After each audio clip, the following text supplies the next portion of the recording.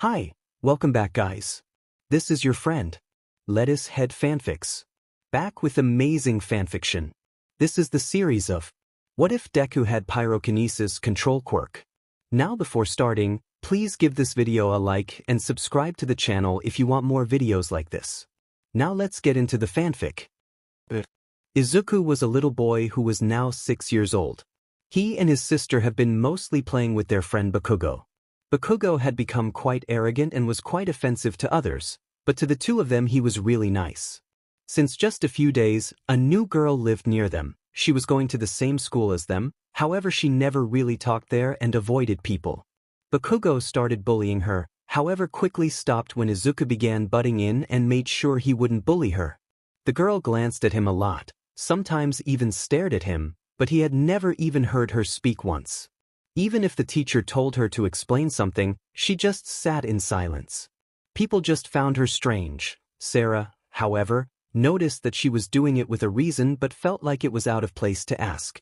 She, however, did make sure no one else would bully her, just like Izuku, of course, and eventually Bakugo joined that group. Some people still kept bullying the girl. However, once Izuku and Bakugo also stopped the bullying towards the girl, they stopped. Everyone knew how scary Bakugo was and they didn't want him on their trail, but they were more scared of the Midoriya twins since they seemed like hell itself when angry. The girl was thankful to the trio for keeping the bullies away, yet never spoke to them until a sudden encounter. Izuku was walking through a forest on his own. Sarah was doing some homework at home which Izuku had already finished. They might be twins, but Sarah rather skipped out on homework, yet since she had to finish it by tomorrow, she just had to make it. Izuku kept going through the woods until he suddenly heard some noises. He didn't know what it was but walked towards it. He hid himself behind a tree and looked. Once he got there, he saw the girl. She was practicing her quirk. Izuku looked at her. She had long silver hair and red eyes, and she certainly wasn't ugly. Izuku actually thought she was really pretty. However, it was a shame she never spoke to him. He would love to get to know her better, and she seemed interested in that as well, yet something was holding her back. Izuku kept watching as she trained her quirk. He even got a smile on his face while watching, although he felt like a creep. He was interested in how she trained her quirk, but he also didn't want to disturb her. Eventually, however, she wanted to take a break. She grabbed a towel she brought and wiped her face, but then she saw Izuku sitting there. "Sorry, I heard you training and didn't want to disturb you," Izuku stated as she sighed in relief. "Are you always training here?" he asked as she just nodded. "Always alone?" he asked as she nodded again. She then sat down against a tree. "Is it all right if I sit with you?" Izuku asked. She looked a bit surprised at him and hesitated for a bit but then moved a little and nodded. Izuku walked towards her and sat next to her. "This spot is really nice and quiet. I can see why you picked it for training," Izuku stated with a smile as he looked up at the leaves in the trees. Eri didn't say anything and just stared at him. "You feel uncomfortable, don't you?" Izuku asked as she slightly and sadly nodded. "Is it because of me?" he asked as she shook her head. Izuku then saw something in her eyes, sadness and a lot of it. "Something is bothering you, isn't it?" Izuku asked as she looked surprised, jumped up, and stepped away from him. "I'm sorry, it wasn't my place or intention to start talking about something that's a sensitive topic to you," Izuku stated with guilt.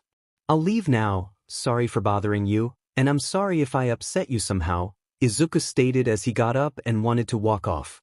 Suddenly he was grabbed by the arm. Izuku turned around and saw the girl looking towards the ground with a sad look. "Please don't go," he heard her say. He was surprised that she spoke for the first time. However, he felt really sad as he heard her voice crack with only those 3 words. "All right, I'll stay," Izuku stated as they sat back down. However, she didn't let go of his shirt. She was afraid that if she did, he'd leave. "Sorry to ask, but why don't you ever speak?" Izuku asked. "No offense, if you don't want to speak to any of us, I can understand, but I was just curious. You don't have to answer if you don't want to though," Izuku stated. "It's not that I don't want to, it's just I'm afraid of bonding," she stated. "What do you mean?" Izuku asked. "I ran away from home. I'm an orphan now although I was adopted. However, my adoptive stepfather is a really dangerous man. I'm actually not with him anymore and am a real orphan," however, he still sees me as his daughter, the girl explained. I see, you are afraid that if you bond with someone he'll hurt the people you care about, or you'll have to leave them eventually because of it, Izuku stated as she nodded. Well, if that's the case, I'll just have to train harder and get stronger so I can protect us both. That way you won't be alone and you won't have to worry about him, Izuku stated with a smile as she looked surprised and also shocked. You're an idiot, she stated. Maybe, but I'm aiming to become a hero anyway, and I won't stop any lower than the top spot, so I'll have to be stronger anyway, and my first checkpoint to getting to the top is getting strong enough to protect the girl right next to me, Izuku stated with a smile. The girl actually had a slight smile on her face because of it. You sure are a strange boy, you know that? She asked. I know. I also know you wanted to talk to me numerous times yet never did. I'm glad we got to talk now though, Izuku stated as he placed his head back against the tree, closing his eyes. I'm glad too, she said as she leaned her head against his shoulder. He feels so warm and he's so kind. Also cute but still. Normally once I tell people this, they get scared and run away from me, yet he stays and says he'll become stronger to protect the both of us, she thought. I'm glad he came, and I'm glad I started to live here.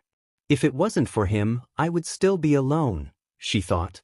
By the way, can I ask? What's your Eri, she stated, cutting him off. Well, hi Eri, I'm Izuku, Izuku stated as he smiled at her. Hi Izuku, she said with her own smile. Izuku felt happy to see her smile as well. Suddenly, Izuku noticed someone sneaking through the bush in front of him. He saw an older man with a mask over his mouth, only revealing his eyes. He also held a knife in his hand. Stay still and don't panic, Izuku stated as he got up and walked forward. Eri was surprised to hear him so seriously all of a sudden. Stop hiding and come out. I know you are planning something to attack either me or the girl. Izuku shouted. Eri was surprised at first but shocked when she suddenly saw a man walking from out of the bush. His eyes just screamed murderous intent, his face was covered by a mask, and he held a knife in his hand. Quite a confident brat, aren't you? The man spoke up. Izuku, however, didn't respond. Izuku, watch out. That man is dangerous. He even has a knife. Eri yelled at him. Izuku looked back. Don't worry, I'll be fine, he stated softly with a smile. Looking away while someone is ready to kill you? You've got a death wish? The man shouted as he tried stabbing Izuku. Izuku, however, jumped back as the flames in his feet boosted him. He then jumped forward, boosted by flames, and gave a spinning kick to the man's neck, crashing him against a tree. Izuku then turned to Eri and smiled again softly. Looked at him. He looked so gentle, but she also noticed his green eyes glowing. Eri also noticed the flames he was using. The man got up again. You little brat, you'll pay for that, he shouted as Izuku opened his fist and a flame appeared on his hand palm. If you want to play with fire, you'll have to be prepared to get burned, Izuku stated seriously. The man actually got scared after Izuku's kick and how serious he was. He was even more shocked that a kid of 6 years old could be this determined, but also this strong and scary. Fine. I'll go, the man stated as he ran off. Wow, Izuku, you are amazing. Eri yelled excitedly. Really? I only gave him one kick. I never thought he would get scared of that, Izuku stated bluntly. But you have a fire quirk, don't you? She asked. I do. It's called Pyrokinesis. It seems every time I use it my eyes start to glow. I can use it to power up, speed up, but also long range, Izuku explained. I can also use it to regulate the heat around me and in my body, Izuku stated with a smile. You already can do all that with your quirk? Eri asked. Yeah, I have this friend Bakugo and my sister Sarah. We mostly play around with our quirks. Well, mostly while hiding somewhere because we always get scolded, but since we mostly play around with our quirks, we've managed to get a considerable amount of control on it already, even if we're just 6, Izuku stated. Why don't you join us next time? We're mostly in this forest as well, just not this part, Izuku stated. Is it really alright? You guys might get targeted as well, Eri stated. Like I said, if that's the case, I'll just have to get stronger to protect both of us, and don't you underestimate Bakugo and Sarah, they are both skilled as well. Sarah is the most skilled though, Izuku explained. Do they want me around them though? Eri asked sadly. Why wouldn't they? The three of us kept bullies away from you, and Sarah also noticed something was up. She just felt like it wasn't up to her to pry, Izuku explained. Bakugo has respect for everyone that can keep up, although that's barely no one. Only Sarah and me so far, but as far as I could see in your training just now, you'll be able to as well, Izuku answered with a smile. When are you guys going to play again? Eri asked. Probably tomorrow after school. If you tell me where you live, I can come and get you before we leave, Izuku stated. I'll show you when we walk back, Eri stated. That's fine as well. Could you show me now though? I'll have to head home now, Izuku stated while scratching his head. Eri just smiled at him. Under one condition, she stated while blushing a little. Sure, what is it? Izuku asked curiously. Could you activate your quirk? She asked. Izuku looked surprised, then smiled and activated his quirk. Small flames lightly shot from his body while activating his quirk and his eyes started to glow. So what now? Izuku asked with a soft smile. Nothing, I just wanted to see it again. You have appealing eyes, but they are even prettier when they glow like that, she stated, blushing. Izuku looked surprised but smiled again. Thank you for the compliment, Izuku said. You look really appealing yourself though, Izuku stated as he scratched his cheek with his finger while lightly blushing and looking away. Eri didn't believe her ears though. She was bright red from blushing. Well, let's go, Izuku said as he snapped her back to reality. Eri nodded with a smile and quickly ran after him. They walked through the forest back to the city. She then showed where she lived. It was an orphanage around the shopping mall. Izuku, however, lived around the edge of the city as he lived a few minutes away from Dagoba Beach. They were quite a bit away from each other. However, Izuku didn't care about that. Thanks for walking me home, although it was for showing you where I live, Eri stated with a smile. Don't worry about it, I'll see you tomorrow at school, Izuku smiled and then ran off. See you tomorrow, Izuku, she said softly as if she was in the clouds. The next day, she was being quiet in class again. However, during lunch break, Eri quickly ran towards Izuku and his group and greeted them all. Sarah and Bakugo both looked surprised as they then looked in surprise at Izuku, who just talked with her like it was normal. Izuku then explained to them that he found her in the woods and they managed to talk. He also explained the situation to them, and they had the same reaction that he had, which made Eri smile even more. Eventually, after school, they went to the forest again. Their playing actually started with a race to the top of the forest. The forest was on the side of a hill, and the top of the hill was actually the finish line. They all used their quirks to move as fast as possible. They started with just running, however, eventually, Sarah took the lead as she started to fly with her quirk. Izuku and Bakugo smirked and quickly followed.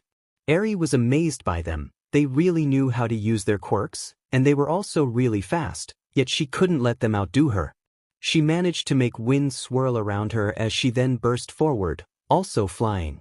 She actually managed to make a draw with Bakugo as Izuku was still a bit faster than the both of them. However, Sarah had won like usual. Afterwards, they began training their moves and their own training, and even sparred together. It was mostly Izuku and Bakugo sparring and going too far just to end up getting their butts beaten by Sarah to stop them. But they all had fun in what they did together. 10 years passed. Izuku, Eri, Bakugo, and Sarah were all 16 and were about to give the entrance exam to UA a try. Alright, here are the papers for your options on what you want to do next. Oh, who am I kidding? You all want to become heroes, don't you? The teacher asked as most of them cheered. Just SCKS for those DM extras that they don't get further than sidekicks in their life, Bakugo stated, cocky like usual, which angered everyone. Sarah just had a playful smile on her face as she found it amusing. Eri was holding back her laugh as Izuku just laughed out loud. You never change, do you? Izuku asked. You think that's funny, you sheet? Another student stated as Izuku just glanced at him with a serious look. The student gulped and sat back down. Izuku, Eri, Bakugo, and Sarah actually dominated the school, not really in a wrong way. Well, apart from Bakugo that is, they were leagues above the rest of the school in terms of skill, ability, power, and speed. They only once angered the Midoriya twins, and it didn't end well for them. Sarah just smiled even brighter at Izuku. Really, Izuku, I think Bakugo is rubbing off on you, she stated playfully. You are one to talk, you are even scarier, Izuku stated. Might be true, Sarah stated with a chuckle. If someone is really scary, it's Eri though. She looks harmless but can really rough people up, Sarah stated as she placed a hand under her chin and looked at Eri. Eri looked curiously and just smiled. Well, can't argue with that, Izuku stated. School was over and the group was slowly walking towards the shopping mall. They wanted to grab a drink before heading home. So we're all going for UA? Izuku asked. Of course, it's the most prestigious hero school, everyone would aim to get in there, Sarah stated. Would be a waste of my talent if I went lower than that, Bakugo stated. Well, I want to be a hero and don't want to be separated from you guys. I don't know if I'll be as good as you guys and manage to get in, but I'll certainly try my best. Eri stated. Girl, you shouldn't underestimate yourself, you really have talent, and you really are fast and strong, Sarah stated. You even beat Bakugo once? That was dumb luck and you know it. Bakugo shouted. Sure, that's why you kept refusing to fight her again, Sarah stated with a chuckle. The hell did you just say to me, you bye? Choose your words carefully, you might get to talk like that to others, but not to me, Sarah stated with a cold glare. Honestly, the appealing and deadly type, Izuku sighed. Ah? Thanks, little brother, Sarah said as she suddenly tackled Izuku in a hug. What for? Izuku asked as she playfully rubbed her cheek against his. To call your sister appealing, she stated. Well, appealing and deadly, Izuku corrected. Who cares? You called me appealing. It makes a sister smile to get a compliment from her little brother, Sarah stated as she showed a blinding smile. When Sarah smiled, Izuku knew immediately why he wanted to become stronger in the first place. Even if she was his sister and even if she was stronger than him, he'd give everything to keep that smile on her face. Izuku really loved his sister. Even when there was a new love in his life, he still cared more than anything for his sister, and her smile made him forget all his worry. Eri and Bakugo always smiled at Sarah's smile, but mostly when they saw Izuku staring at it with a loving gaze. They knew it wasn't love like lovers, but they knew how much Izuku loved his sister. They saw him lose his mind once when a villain pulled a sneak attack on her. Izuku badly beat the villain and managed to calm down afterward, but they did know how much he cared for his sister. They sat at a terrace and ordered a drink. Afterwards, they brought Eri back home. Eventually, Bakugo takes his own turn towards home. Once Bakugo leaves, Sarah suddenly clings to Izuku's arm happily with a bright smile. Sarah? Izuku asked. Shush, just let your sister enjoy time with her brother. I know you love me as your sister, but then again, I love you too, little brother, she stated. Sometimes I want to do things like this as well and just be close with you too, she stated with a chuckle. Izuku just accepted it and walked home with her. A lot of people looked at the two, some curious, some surprised, and some smiled. Izuku didn't really mind at all. She was right, he loved his sister, and she loved him as well. Izuku, Bakugo, Sarah, and Eri trained a lot for the coming months until it was finally time for the entrance exam. They learned that the entrance exam would be split into 2 groups. However, Izuku's group was made up of 4 people, so it was 2 in each, and they had to promise not to help each other since it would be unfair to other students. Saving them was another story if the situation needed it, but aiding in just getting points would disqualify them on the spot.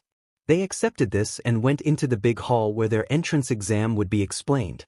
They learned that there were 4 sorts of robots to destroy to gain points. Their points scaled from 0 to 3. They could best avoid the 0 points because it didn't have any meaning in fighting that.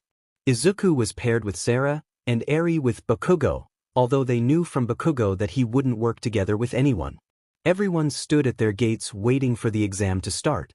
Izuku walked towards Sarah but was stopped by a tall guy who moved his arms like robots. Are you trying to distract someone before the exam starts?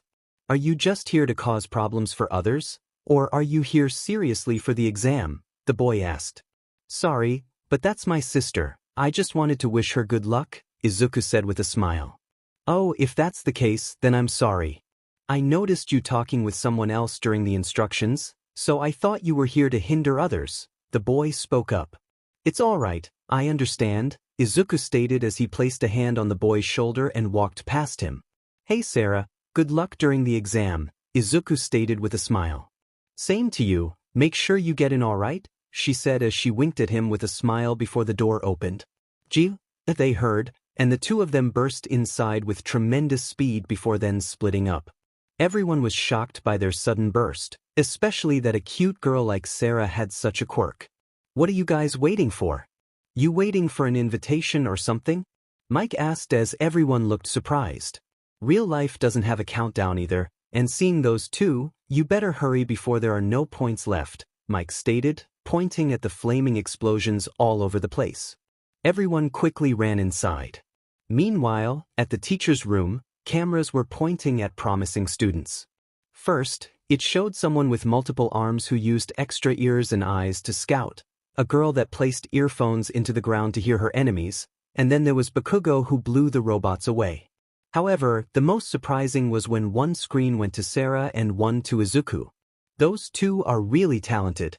Even though they came together, they don't show interest in helping each other. It's more like they are making a race against each other, and I have to say that Bakugo and that girl Eri that came, all four of them show amazing talent, a bear-slash-mouse-like creature called Nizu said. You are right, they certainly are exceptionally skilled. I won't be surprised if they make it in, a girl in a skin-tight suit named Midnight stated. Aizawa, another teacher from UA, was watching them closely through it all. All Might, the #1 hero, the symbol of peace and the newest teacher, was watching intently as well. There are a lot of promising students, how about we put them to the test? Nizu stated as he slammed a red button. At both fields, a lot of noise could be heard. Izuku was really close to it and turned around to see a giant zero-pointer. There was no point in fighting that thing, but if that thing starts attacking randomly, it could injure a lot of people, Izuku thought. He then noticed most of the students running away, also the guy that spoke to him at the entrance. Izuku was just staring at the robot calmly, however, his eyes slightly widened when he heard someone wince in pain. He looked down and saw a girl with brown hair on the ground. He noticed her leg was stuck, and the robot was about to slam its foot on top of her. Izuku quickly burst forward, leaving a crater on the ground from the force, and flew towards its head. The teachers were surprised by this action. However, when they looked to the screen that showed the foot and the girl, they noticed another girl standing underneath the robot's leg. She used her flames to stop the leg from crushing the girl that got stuck. Meanwhile, Izuku went upwards and created a powerful fireball, which he shot at the robot's head, making it fall backward and explode. He immediately shot down, managed to pull the rubble off of the girl's leg, and Sarah then grabbed her as they both quickly shot away before the robot completely blew up. Afterwards, the exam was over, and Recovery Girl entered the field. She kissed the girl on the head, and her leg immediately started healing. Good job there, Izuku, Sarah said. Same to you, Izuku smiled at her. Then the girl walked towards the two. Hi there, I just wanted to say. Thank you for saving me, she stated. Don't mention it, Izuku stated with a smile as Sarah smiled as well. What are your names? The girl asked. I'm Sarah Midoriya, Sarah stated. I'm Izuku Midoriya, he stated. What about you? Sarah asked. I'm Ochako Uraraka, she stated. Well, Uraraka, let's hope we'll all make it in and see each other again here at UA, Sarah stated as she turned around and left with Izuku. Izuku, Sarah, Eri, and Bakugo met up at the gate again and went for another drink just to relax and talk about how the exam went. Afterwards, they all went back home to rest. A few weeks later, the letter from UA came. Izuku and Sarah both opened the letter in their own room. Eventually, they learned that they had the same amount of points and that Izuku and Sarah had both passed. Once those words were spoken, Izuku heard running approaching his room. Izuku! Sarah shouted as she burst into his room. She kissed his cheek and hugged him. We both made it in. We're going to UA, she yelled in excitement. We sure are. It's our first real step to becoming heroes. Izuku and Sarah were beyond happy that they both made it into UA. They learned that class would start next week, and they were already wondering who would be in their class. They knew the two of them would be in Class 1A, as All Might explained it in the letter. But they were wondering who else was in their class and if Eri and Bakugo were in it too. They were planning on going to Bakugo and Eri again tomorrow so they could ask then. For now, it was time to celebrate. Inko, the mother of both Izuku and Sarah, had prepared katsudon since the twins strangely held a love for it. Izuku and Sarah decided to stay home for the day and just enjoy their day with their mother. The day itself, however, flew by crazily fast. The next day, they met up with Eri and Bakugo as Eri had a bright smile while Bakugo held a confident smirk. "Good morning, guess you two made it in as well," Sarah said with a smile. "Sure did," Eri said happily. "What did you expect?" "Of course, someone with my talent would get accepted," Bakugo stated. "Stop being so arrogant all the time, my god," Sarah stated as she sighed. "I have a reason to be, I mean come on. I'm me. I'm a big deal," Bakugo stated.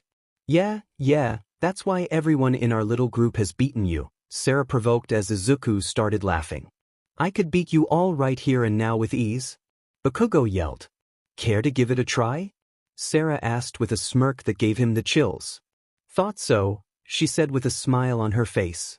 Sarah could really tease and provoke someone and yet still look so innocent and soft. Her attitude could also change in a matter of seconds.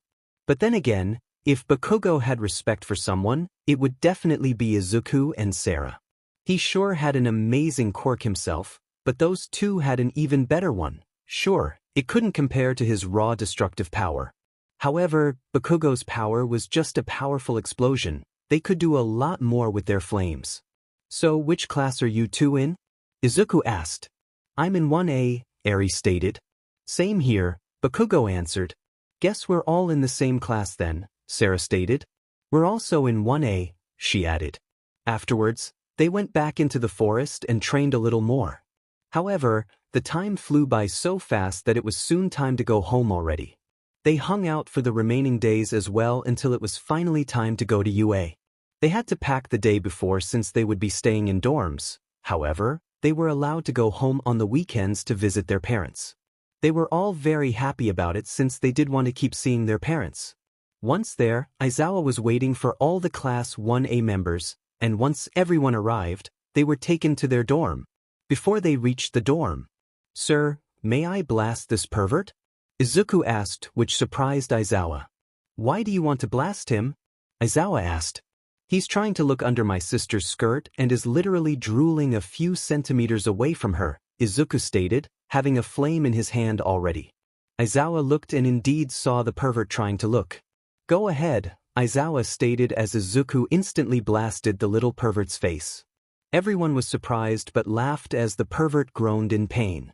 "All right everyone, this is your dorm from now on. This is the common area. It has a living room big enough to hold you all. It also has a dining room and the bathrooms are down here as well," Aizawa explained as he walked inside and explained it all. "Do my ears deceive me? The bathrooms are in the common area?" the little pervert stated with a drooling face again. "You sure you want to give it a try?" Aizawa asked. Pinetta, the little pervert, had an ominous feeling and looked around.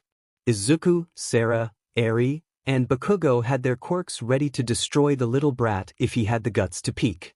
"I won't have to tell you to behave, because if you don't, they'll have your head," Aizawa stated with a smirk, which scared the little diaper boy. "Wait, Bakugo? Why are you ready?" Izuku asked, surprised. "I hate that twerp already, and besides, can't let him spy on my friends, can I?" Bakugo stated with a smirk. "You are right about that," Izuku stated with a smile. "Alright, here is the layout of the rooms. The boys are on the right, and the girls are on the left," he stated as he handed out the papers for everyone's rooms. "You can put your stuff in your room, then I want you all to come to the classroom," Aizawa stated as he walked off. Everyone walked off to their room, quickly placed their bags there, and left again. Once Izuku got to the class, everyone was already sitting there. "Alright, now that everyone is here, it might be sudden, but I've got an announcement to make," Aizawa stated. "First, today we'll hold a test to see what you guys are capable of, and if you have any promise to become a hero. Second, I know it's sudden, but on Friday, we're holding the sports festival," Aizawa stated. "What?" a few students shouted. "The sports festival already?" Uraraka shouted. Yes, it's because right now you barely know anything about each other's powers, except for a few of you, Aizawa stated as he looked at Izuku, Sarah, Eri, and Bakugo. That way everyone should have a bit of a fair chance, he stated. What do you mean fair chance? Kaminari asked. So far, no one knows anything about your quirks, except if you know them from outside school, so you don't know others' strengths or weaknesses, which makes it fair, Aizawa explained. He has a point, some of us might be way stronger than others, but if they don't know our strengths and weaknesses, the others won't know what to be careful of and can't exploit any weaknesses right from the start, Momo stated. Alright, enough chatting, put on this gym uniform and meet me outside, Aizawa stated as he handed the uniforms out. Everyone quickly changed and got outside. Alright, we'll hold some sort of fitness test to see how good you guys really are. I don't want to see anything else but your 100%, Aizawa stated. This seems so fun. Mina suddenly stated as Izuku face-bombed. Fun, you say? Fine, the last person will be expelled. Is it still fun for you now? Aizawa asked a bit angrily. What? You can't do that on our first day, Mina shouted. Here at UA, we can teach however we want, and I for one do have the authority to expel anyone if I think they don't have any promise to become a hero, Aizawa explained. Most of the people gulped as the fitness test started. Izuku, Sarah, Eri, and Bakugo were usually in the top 5, with Sarah leading, of course, Izuku close after, then Bakugo and Eri. Sometimes someone else made it to the top spot. So did the pervert take the top spot by side jumping? He bounced off between two of the ball from his head and made an amazing score. Uraraka won the ball throw since she got infinite. The ball literally left the earth and was somewhere in space. The speed course was Ida at first, however, when it was time for Izuku's group, they all beat his score, although Bakugo and Eri were just barely able to pass it. Eventually, Sarah, Izuku, Bakugo, Eri, and Todoroki took the top 5 in that order. Mineta was last, but then Aizawa explained that he lied about the expelling part, which shocked most of the students. You actually took that seriously? Izuku asked. Wait, you knew he was lying? Kaminari asked. Well, I noticed the moment she said it would be fun. Aizawa wanted to see our best, and if you see it as a game, you won't be giving your best, Izuku explained. The class sighed that they fell for that. Afterwards, normal classes started, and afterwards it was time to unpack at the dorms. After everyone was done, they met up again in the common area where everyone sat talking until some of the students turned to Izuku. So, Izuku, which one of your group is the strongest? Uraraka asked. Sarah, that's not even up for debate, Izuku stated as Eri and Bakugo nodded in agreement. Sarah looked proud by that statement. Really? You two don't seem far apart, Ojiro stated. Maybe in skills, but trust me, in combat it's very different. I mostly get my butt handed to me, Izuku sighed as he remembered the last time she beat him. Yeah, the last time was hilarious, Bakugo stated. Shut up, Bakugo, you haven't even touched her in battle, Izuku sighed as everyone got wide eyes from that. You yourself can barely do any damage against her, Bakugo stated. Shut up, or I'll beat you both at the same time, Sarah said playfully to stop them arguing. Both of them gulped, and this made everyone laugh. All jokes aside, Sarah is really strong. I don't know if it's that I'm unconsciously holding back not going serious against my own sister, or if she is just so much further ahead than me, but she's certainly far ahead in fighting ability, Izuku stated. Ah, you care for me that much that you unconsciously hold back? How sweet, she said teasing him as she jumped on his neck with her arms around his neck. Are you two really brother and sister though? Mina asked. What do you mean? Izuku asked curiously as Izuku and Sarah held the same curiosity on their face. Well, it's not like you don't look similar, it's just the way you act around each other, Mina stated. We're just really close, we've always had a close bond, and we also really love each other. As brother and sister, of course, it would be weird if it was something else, Sarah explained. Besides, someone else has gotten my brother's heart already, although he doesn't realize this yet, Sarah teased. She then gave a quick look at Eri, who was a blushing mess. So? Momo asked as she looked at Eri, then at Izuku. Izuku looked curiously at Momo as Sarah held a big smile. Uh-huh, Although one is afraid to admit it, and the other doesn't realize it yet, Sarah stated. It's about DMN time they do, Bakugo stated. Wait, even you know about it? Kaminari asked. Yeah? Why is that so surprising? Bakugo asked. You just seem hopeless in terms of feelings, Kaminari blurted out, making Izuku spit out the drink he just took. Everyone started laughing as Kaminari ran away, followed by Bakugo. The days passed quickly like that, just school and having fun at the dorms, although Izuku and his group also started training again. Then it was finally Friday, time for the sports festival. Everyone arrived early and put on their gym uniforms like they were supposed to. Then they walked towards the field. Everyone was getting ready until Midnight asked Bakugo to say some encouraging words on the stage. Don't you dare, Izuku said as he left. Bakugo got on the stage. He grabbed the mic and said, I'll become number one, as everyone began shouting at him. Idiot, Izuku said as he face-bombed. Suddenly, Sarah jumped on his neck. Good luck, little brother, she stated as she kissed his cheek playfully. Same to you, sis, Izuku smiled confidently. They then heard Bakugo again. Struggle as best you can, I want some worthy pebbles on the road, he shouted towards the people. Izuku just walked up to the stage, lifted him up, and literally threw him off the stage as he sighed and walked down. Midnight wanted to continue, but then Bakugo started again. What the hell was that for? Bakugo shouted. You brought this upon yourself. You can't just go there and be so damn arrogant. Izuku shouted back. I can be as arrogant as I want to, they'll never beat me, he shouted. Now I just hope someone grinds your face in the dirt, Izuku sighed. Are you two done? Midnight asked. Yes, they both shouted in unison. All the students and audience started laughing. Alright, with that out of the way, let's start the first part of this year's sports festival.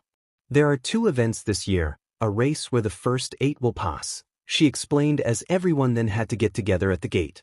Sarah had been poking Izuku in the side the entire time. Even though she was an appealing innocent girl, and she looked really mature, she could be very playful, especially with Izuku. Ready? Go! Midnight shouted as the door opened. Izuku and Sarah both shot off using their flames. Eri quickly followed them, surrounding herself with wind. Bakugo blasted after them with his explosions. Todoroki froze everyone, then he froze the field while pushing himself forward over the ice by shooting his flames. Kirishima, Momo, Azui, and Ida made it past the ice and were in pursuit after them. Tokoyami had been a little in front of Todoroki as he started running the moment the gate was opening to avoid Todoroki's ice. However, Todoroki easily passed him as he glided over the ice. It didn't take long until they reached the first obstacle, which showed the robots from the entrance exam, the 0-pointer. They all passed them fairly easily as they were too fast for the robots. Next was a giant hole in the ground with ropes above it, but since they were flying, that didn't really bother them. Izuku, however, started running afterwards since flying would just avoid the obstacles. Sarah did the same and so did Eri. Bakugo, however, was being petty and kept flying. Izuku noticed a minefield and gained more speed through his flames. He burst through the field, creating explosions. I can charge more power, but like you said it's untrained so I can't control it, so I can't control the power I use with it, it's literally all or nothing, Todoroki stated.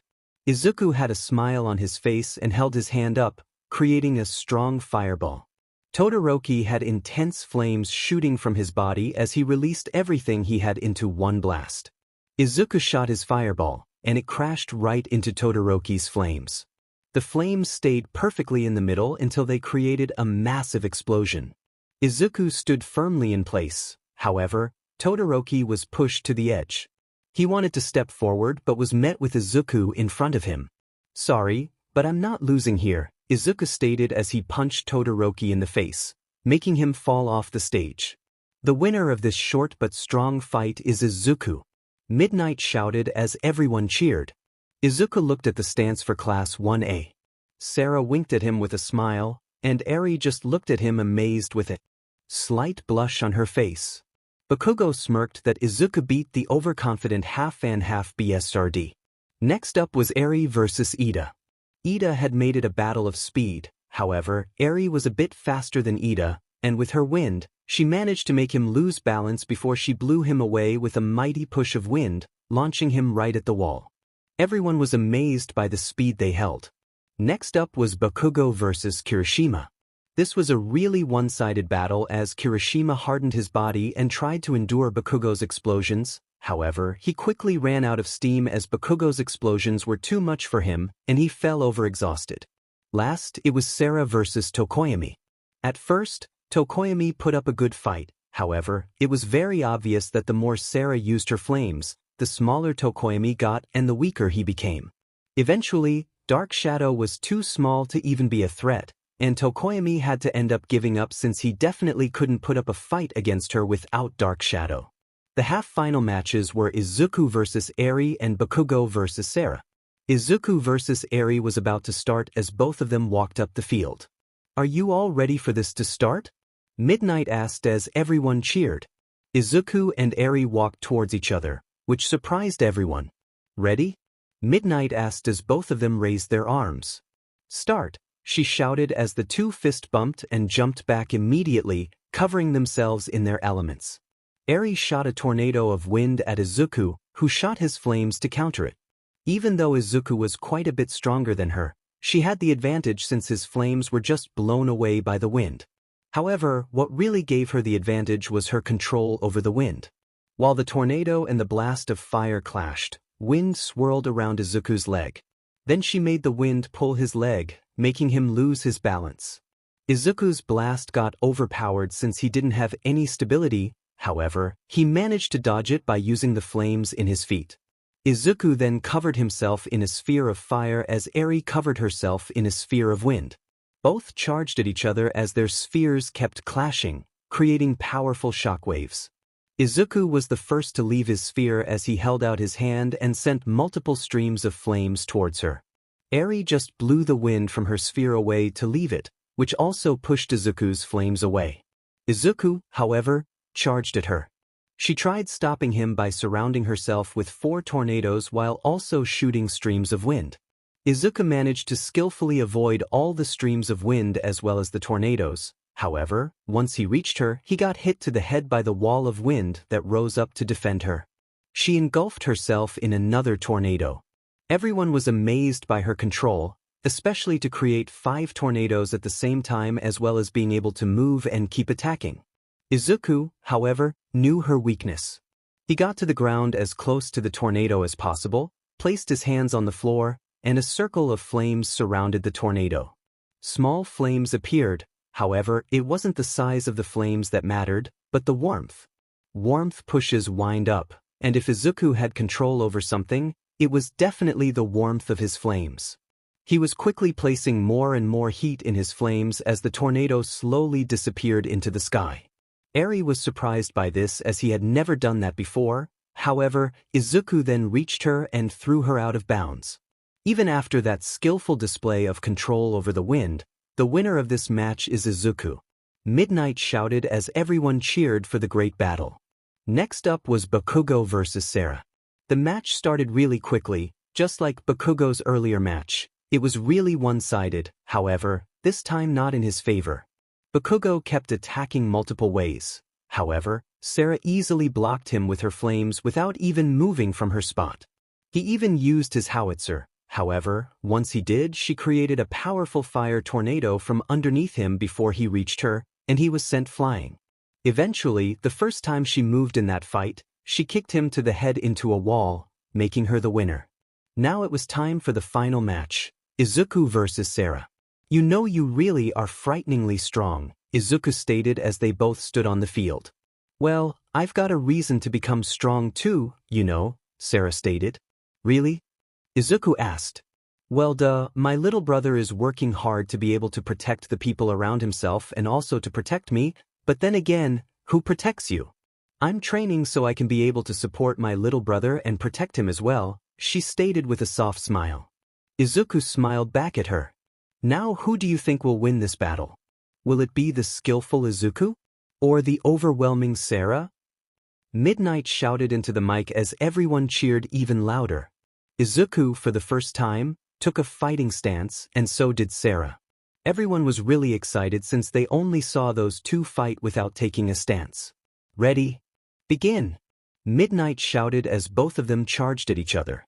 Their fists covered in flames clashed, and an enormous explosion followed, launching both of them back. Izuku then flew up from the smoke as he blasted multiple streams of fire at her. However, those were cancelled out by a big tornado of flames. Izuku went around it to find her. However, she was nowhere to be seen. Then suddenly at least 10 streams of fire were shot from the tornado directly at Izuku. Izuku jumped backwards and sideways to dodge the streams one by one. However, in the meantime, Sarah got behind him and blasted him in the back. Izuku was sent flying as he then pushed his hand against the floor to push himself up. He then spun around and landed on his feet facing her again. "Not bad, you are doing better than before," Sarah stated, still smiling, but the look in her glowing eyes was serious. "Still, you are as overwhelming as ever," Izuku answered. He then charged at her again. However, before he got halfway, he completely engulfed himself in flames, and his flames suddenly split up into 5. However, the flames didn't become smaller, they all stayed the same size. Sarah was surprised by this and was deflecting the first 3. However, he wasn't there. She dodged the 4th and went to the 5th. "You are here then," she shouted as she destroyed the flame. However, he wasn't there. "Sorry, but I'm here," Izuku stated as he shot an incredibly powerful blast from up close.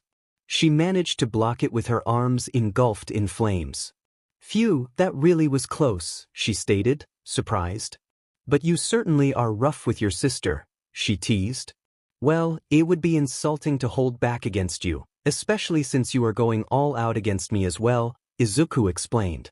"Well, that's true, you still won't win though," she stated. Izuku then jumped back and placed his hands together in front of him.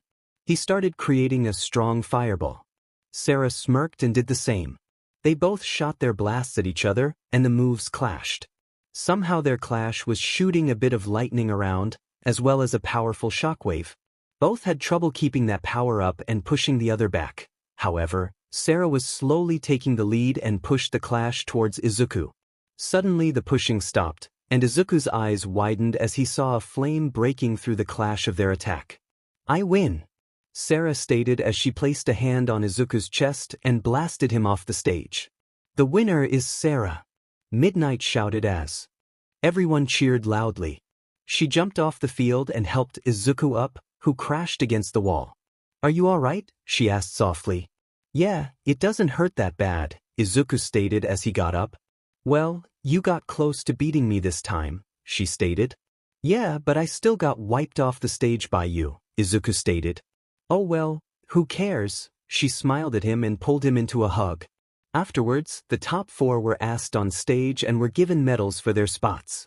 First, Bakugo and Eri were given the medals for 3rd place. Then Izuku for 2nd place, and Sarah for 1st place.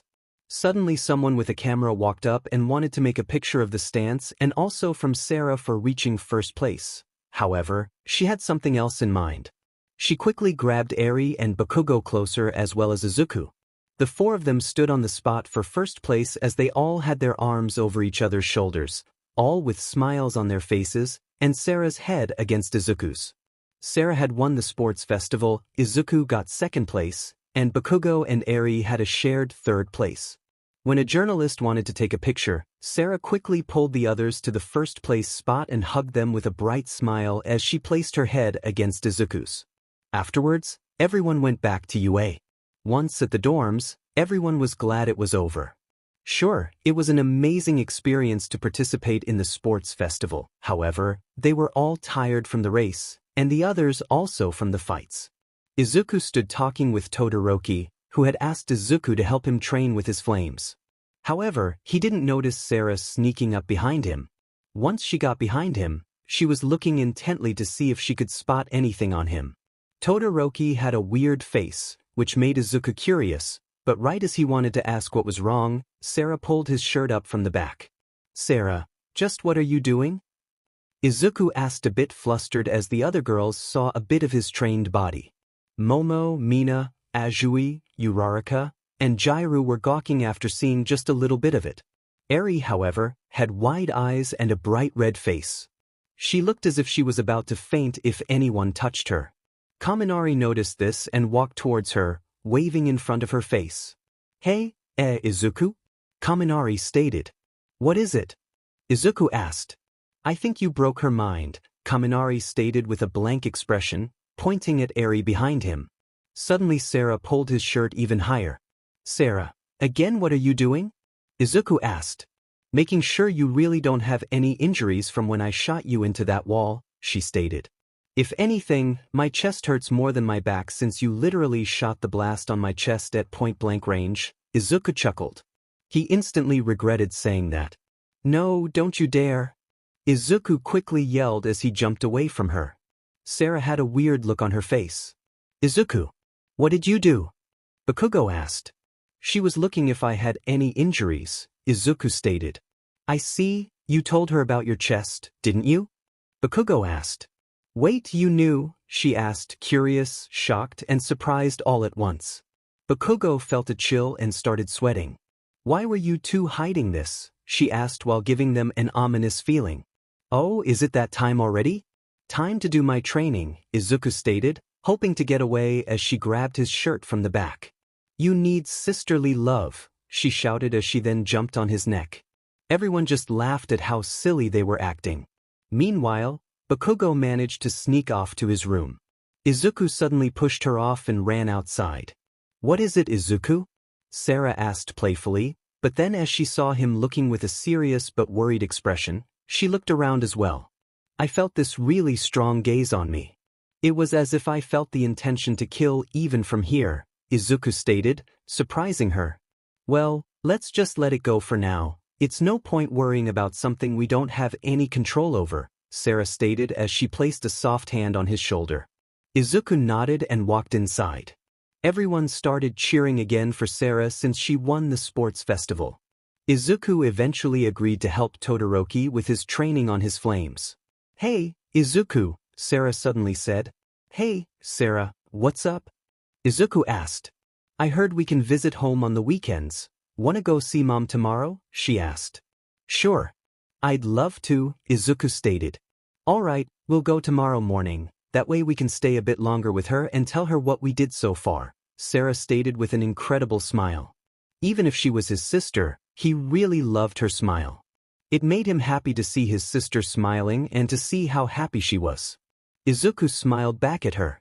Come on, tell him already, Uraraka stated as she pushed Eri forward. Izuku noticed this and looked curiously. Eri stepped towards him, blushing madly.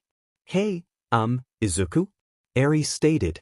Hey, Izuku, come here a sec, Kirishima suddenly shouted. Sorry, Eri, I'll talk to you when I get back, Izuku stated as he placed a hand on her head and left. Don't worry, Eri, Sarah stated with a soft smile. He'll notice eventually. I know how you feel about him, and I know how close the two of you are, Sarah stated. Well, not as close as you are though, she stated a bit sadly. Please don't compare it to between Izuku and me. We're twins, we've been together all our lives, she stated. It's only natural that we are so close and have such a bond, but don't worry, you won't lose him. She smiled at her and gave her a hug. Thanks, Sarah, Eri stated with a sweet smile. Izuku was walking outside with Kirishima and the other guys. They were going to ask if they were allowed to use the pool Sunday to relax before school. At first, they wanted to ask for tomorrow, but Izuku and Sarah would be away almost all day with their mother. Izuku knocked on the teacher's room, and they were allowed inside. What can I help you with? Aizawa asked. Hello, sir, we would like to ask if we could use the school pool Sunday. We wanted to start with training and afterwards relax a little, at least if that's allowed, Kirishima stated kindly. Sure, but why ask now for Sunday? Aizawa asked. They wanted to ask for tomorrow, but Sarah and I will be going home to our mother tomorrow. They only found out about that while walking here, Izuku stated. I see, well, I allow it. You can use the pool till 5 p.m., Aizawa explained as the guys smiled and cheered. Aizawa gave a slight smile and nodded. Everyone then walked back. It was already pretty late, and the girls had ordered Chinese. Everyone ate dinner. However, afterwards, Izuku suddenly started acting strange and said he would be going to bed early. Once Izuku laid on his bed, he was just staring at the ceiling when someone suddenly knocked. Before he could answer, the door opened, and Sarah stood in the opening with her shoulder against the post. "What's up?" she asked. "Oh hey, Sarah, nothing," Izuku stated, avoiding her eyes. "I know when you are lying, something is bothering you. Let me guess, you have the same bad feeling?" Sarah asked. "You have it too?" Izuku asked as she nodded. She walked inside and closed the door. She walked towards the bed, and Izuku moved a little as she laid next to him on the blankets. "I don't know what it is, and I don't know how to describe it. I just have this incredibly bad feeling and I don't know why," she explained. "Same here, but what could happen?" Izuku asked. "Not much. The worst case would be an attack, but we just wipe them out together," Sarah stated, laughing. There fell a silence. "Aren't you scared?" "Of becoming a hero, I mean." "Sure, I'd love to be one, but facing stronger and stronger villains. I heard there is a villain even All Might couldn't beat. It terrifies me thinking of facing off against such a monster," Sarah stated. Izuku felt her shake a little. "Don't worry," Izuku said as he placed his hand on hers. "You'll never face him alone because your brother will help as well," Izuku stated with a smile.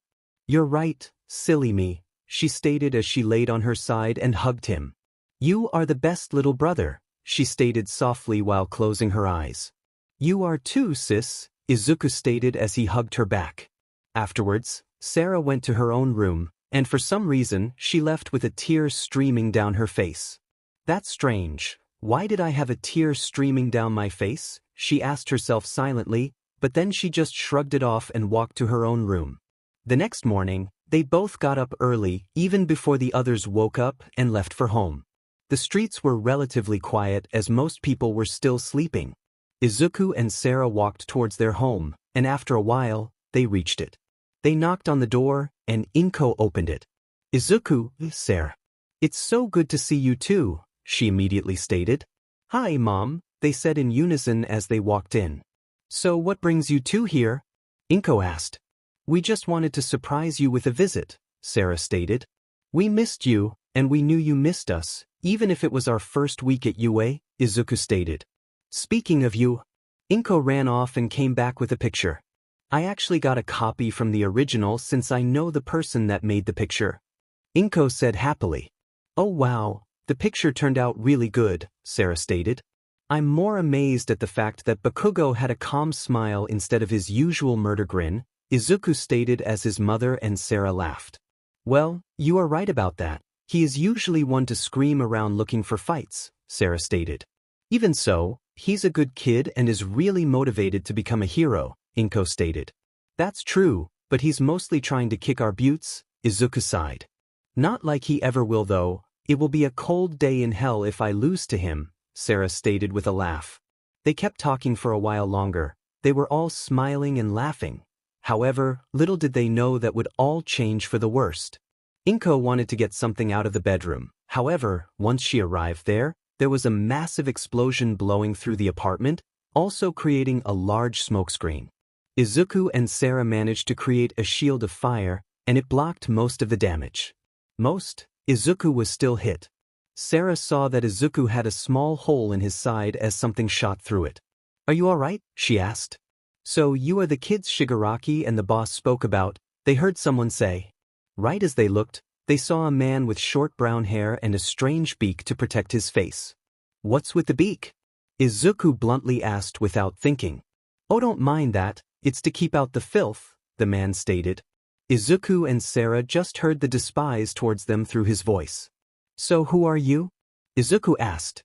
"My name is Kai Chisaki, but I rather people call me Overhaul," he stated.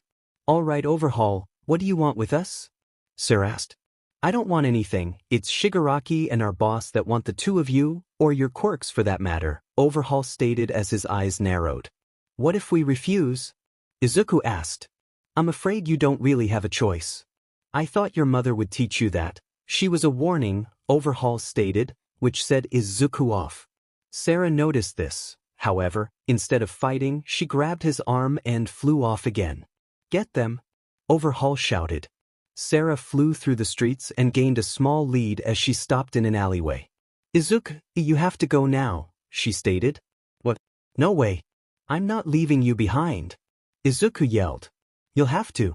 I'm going to hold them back. You have to get to UA to get help, she stated. No, we're leaving this place together. I'm not going to leave you behind here, Izuku stated. Izuku, just please do as your sister tells you and get to safety. I won't be killed that easily, she stated softly as she placed a hand on his cheek. She heard the villains closing in. She kissed his cheek. Get going, I'll hold them off, she stated as she walked towards the street to face them. She immediately shot a lot of flames at them as she then flew at them with attacks. Izuku gritted his teeth and was covered in flames. However, instead of getting to safety, he flew right after her and crashed right into the middle of the group, causing an explosion. I'm not leaving you behind, Izuku shouted as she sighed. Fine, we'll do it together then, she stated a bit sadly that he didn't listen to her. She was very worried about Izuku because she heard the rumors about how strong Overhaul was, but also because she saw Muscular, another very dangerous villain.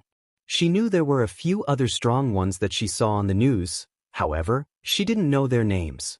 They both got surrounded fairly easily again. However, both Izuku and Sarah were attacking like crazy and were blasting large groups of villains away with their attacks. Izuku then created a fireball above his hand and slammed it down on the villains, blowing some of them away. Sarah shot streams of fire and hit multiple villains as well, however, there were also attacks coming at her back. Izuku quickly flew behind her and blocked it with a shield of fire. Thanks, Izuku, she stated with a smile. Sis, I'm going to charge a strong fireball. Keep their attention for a little bit. Once I give the signal, please get out of the way, Izuku stated confidently as she smiled and nodded. Izuku stood on the ground, placed his hands in front of him, and charged a big fireball. However, he was placing more and more power in it. Sarah was blocking attacks from reaching Izuku as he was charging and using attacks of her own. She noticed, however, that the amount of villains seemed endless. No matter where she looked, there were villains everywhere. Alright, I'm ready, Izuku shouted as she moved away. Izuku then shot the incredible fireball at the villains. However, right as he did, Muscular showed up out of nowhere, grabbed Sarah by the throat, and literally knocked the air right out of her with a punch to the lungs. He swung her around and threw her right in front of the fireball. Sarah, Izuku shouted as he wanted to move his fireball. However, right as he did, 3 warp gates appeared in front of him, with 2 behind it. The villains in front of him were Magna, Spinner, and Toga. Magna and Spinner used their weapons to give a heavy blow to Izuku's chest and head as Toga slashed the right side of his chest. Dabi and Compress appeared behind the group.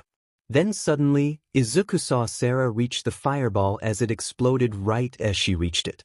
Sarah, Izuku shouted from on the ground as he saw her body flying high up in the air before it landed on the ground.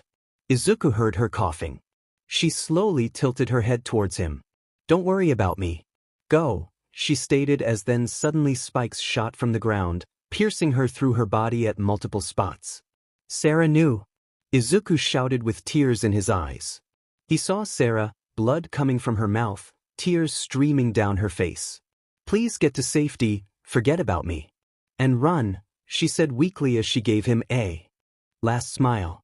Poor thing, let me get you out of your misery, Overhaul stated as he walked out of the group. No. Sarah? Overhaul, leave her alone. Don't you dare hurt her. Izuku shouted in anger. Then the other villains all got in front of Sarah, the League of Villains and Overhaul. Izuku managed to get up, blast the villains in front of him away. However, Dabi, Muscular, Compress, Spinner, Magna, and Toga had disappeared.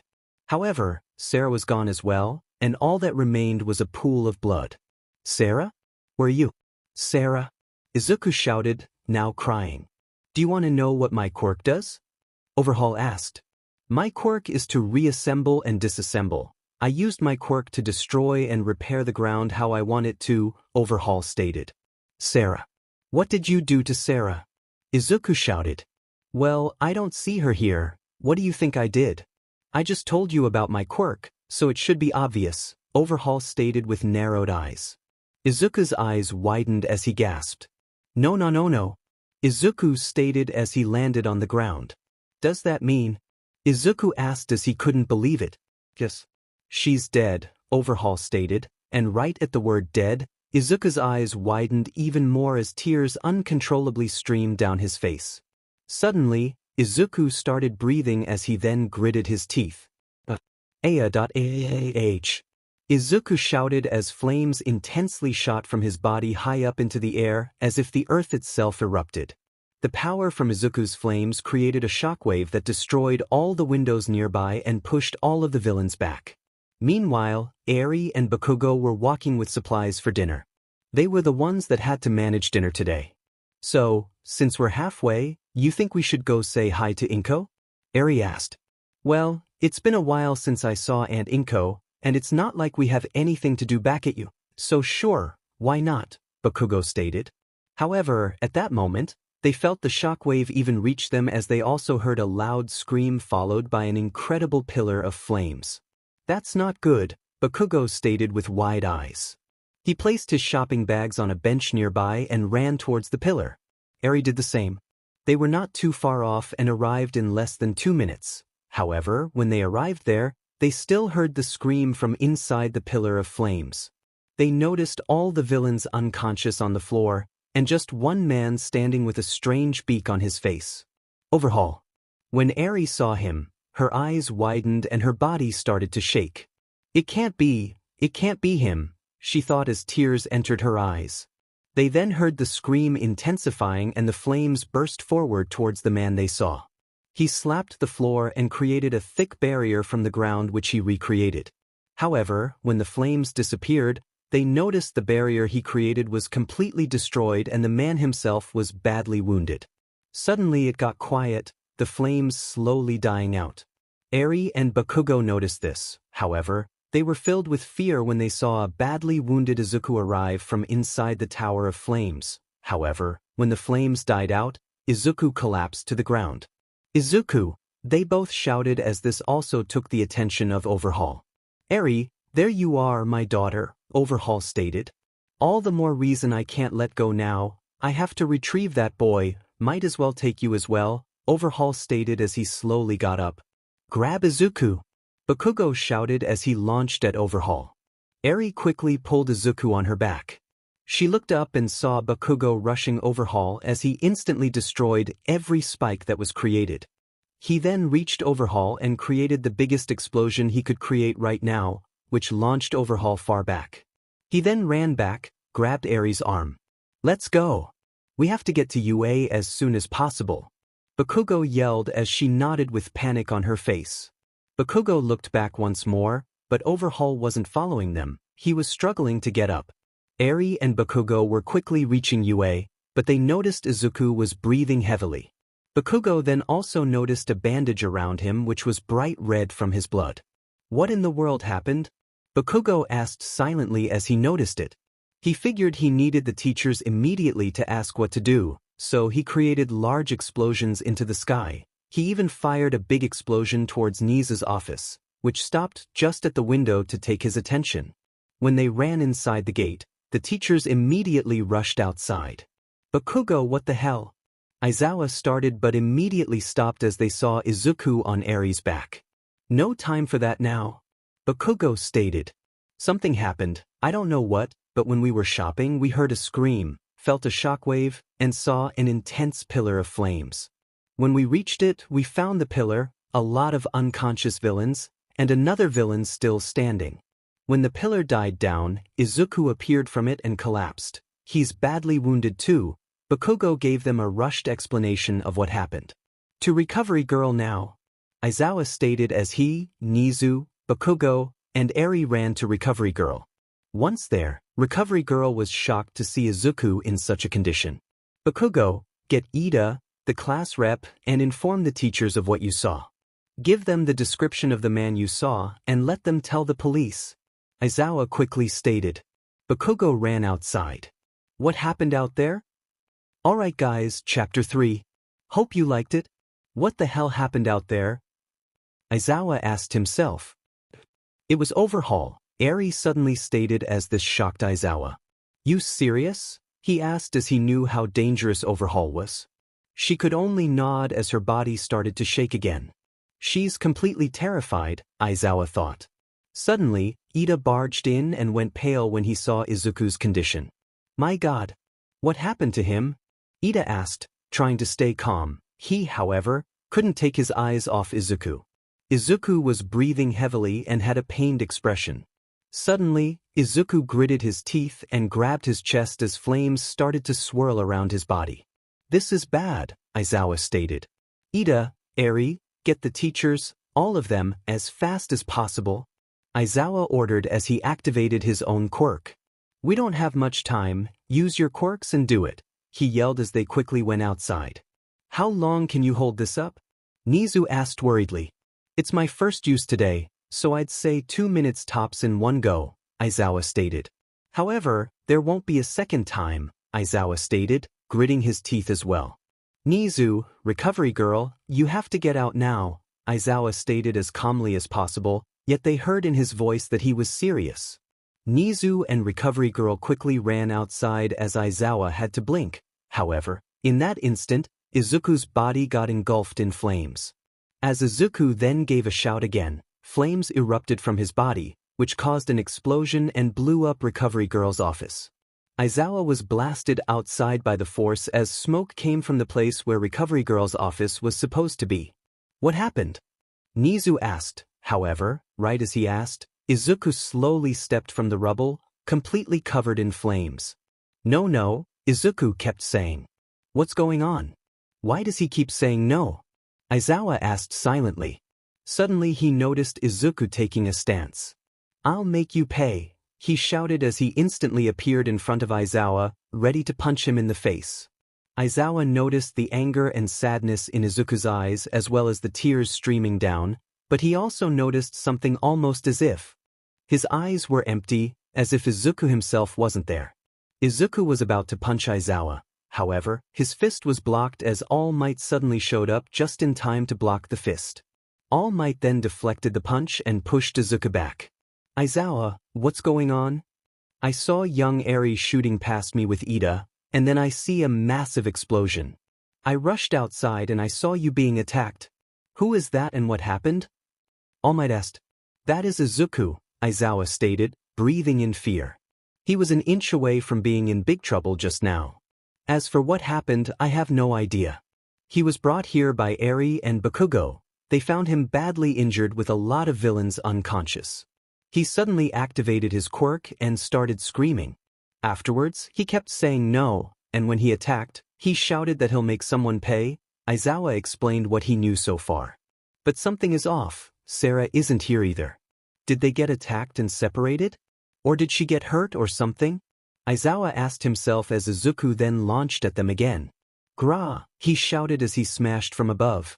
All Might quickly grabbed Recovery Girl, Nizu, and Aizawa and pulled them away just in time. Izuku's fist crashed into the ground, creating a large crater. They noticed him looking up. They couldn't see his body, yet they saw the glow in his eyes through the fire. Aizawa, can't you erase his quirk? All Might asked. I can't, I'll have to be able to see his actual body. His flames engulfed him and are way too thick to see his body, Aizawa explained as the other teachers got outside as well, with 3 other people. Eri, Bakugo, and Ida also got outside. However, they were shocked to see Izuku engulfed in flames attacking teachers. They then saw Izuku place his hands on his head as he growled in pain. No, he shouted as he gave another scream, and his flames burst even more fiercely. Aizawa? What's going on here? Mike asked. No time to explain. We have to find a way to calm him down or to get his body to show. I have to erase his quirk, Aizawa stated. What even is that? Midnight asked. That's Izuku, Bakugo stated as everyone saw the fear in his eyes. But I've never seen him lose his mind like this. Something terrible must have happened, he stated. Anyway, we have to keep him from attacking and moving around. Cementos stated as he tried capturing him in cement. However, once it grabbed onto Izuku, it also immediately got destroyed. Mike tried his scream. However, the scream didn't even reach him as the flames somehow blocked it. Midnight managed to sneak up and use her quirk on him. However, even that didn't work. Izuku kicked towards Midnight, and she managed to block. However, she was sent flying and crashed into a wall. Ectoplasm created 10 clones which all rushed at Izuku. The clones were immediately destroyed as streams of fire were shot down from the Tower of Flames. Mirio, Tamaki, Nijire, can you do it? Aizawa asked.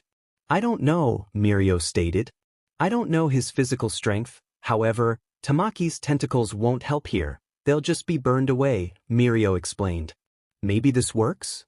Nijire asked as she flew up.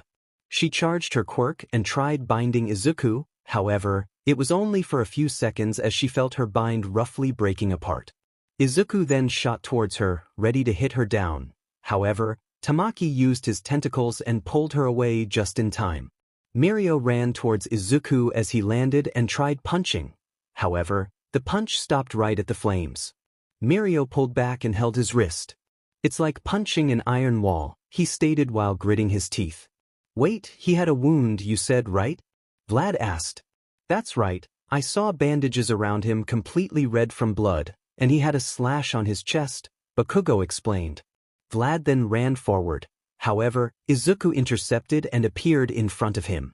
Izuku punched, but this was caught by All Might, who was pushed firmly into the ground with his feet from the blow. Hurry and do what you were planning, All Might stated.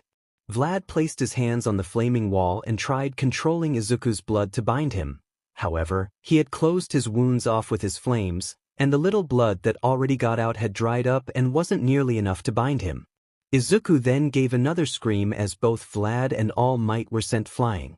They then saw Izuku falling to his knees in the flames. They saw his body as if it was a shadow, however, it still wasn't enough for Aizawa. Nijire charged her quirk again. However, this time it was for an energy beam. Bakugo followed her lead and used his explosions. However, that wasn't nearly strong enough to break through. I won't let you get away. Especially after what you did. Izuku shouted in anger as he charged forward.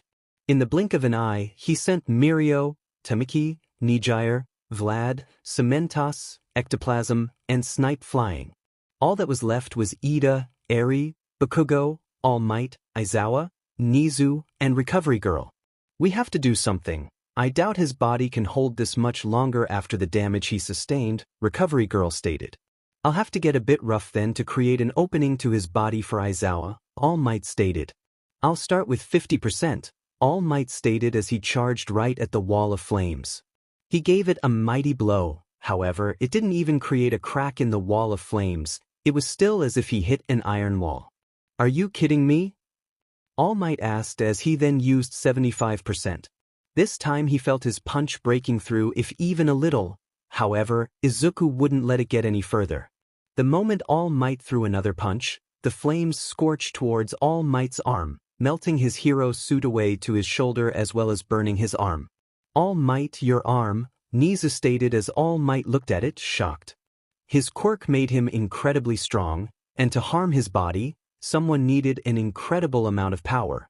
Yet Izuku did it just by making his flames scorch. It's dangerous to let this go on, All Might stated as he charged 100%. No, wait, Eri shouted as she ran in front of him. Please move aside, young Eri, All Might stated. I won't. If I do, you'll hurt Izuku, she stated. What did you say? Bakugo asked, shocked as if he didn't hear right. Cut the CRP. Tell us what really happened. Bakugo shouted as he grabbed Izuku's shirt and pulled him up. She's dead. Sarah is dead and it's my fault. Izuku shouted as he broke down again. He didn't even have the strength to stand anymore, he couldn't even move a muscle. Bakugo let go of Izuku and took a few steps back before he fell on his back, looking in disbelief. The teachers all knew Sarah and also how she was, as well as the bond she shared with Izuku. Midnight had tears streaming down her face as she heard. Eri stood up, eyes covered by her hair as she sat down in front of Izuku and pulled him towards her softly while placing his head in her neck and patting his head as she hugged him. Is she really? Aizawa asked. Aizawa, stop. Look at the state he's in. That would tell you that he's telling the truth, Nizu stated as he too felt terrible about it. Izuku, I'm sorry, But I have to ask, could you please explain everything that happened? Nizu asked. Izuku kept silent but then silently nodded. Is it all right if I record it? I can let the police hear it so you won't have to tell it again, Nizu stated as Izuku nodded again. Everyone sat down around Izuku as Nizu grabbed a recorder from his pocket. Luckily I had one with me. Could you please explain what happened? Nizu asked as he sat in front of Izuku. Eri sat behind Izuku with her arms around him as he leaned against her. He felt really weak, but at this moment he was really weak and fragile. Izuku was broken. Sarah and we decided to surprise our mother with a sudden visit. We thought it would be fun to surprise her like that, and it really was. We laughed a lot and also made jokes. We told her our stories from UA so far and about the people, Izuku stated very calmly, which surprised everyone. My mother wanted to pick something out of the bedroom. However, there was a giant explosion.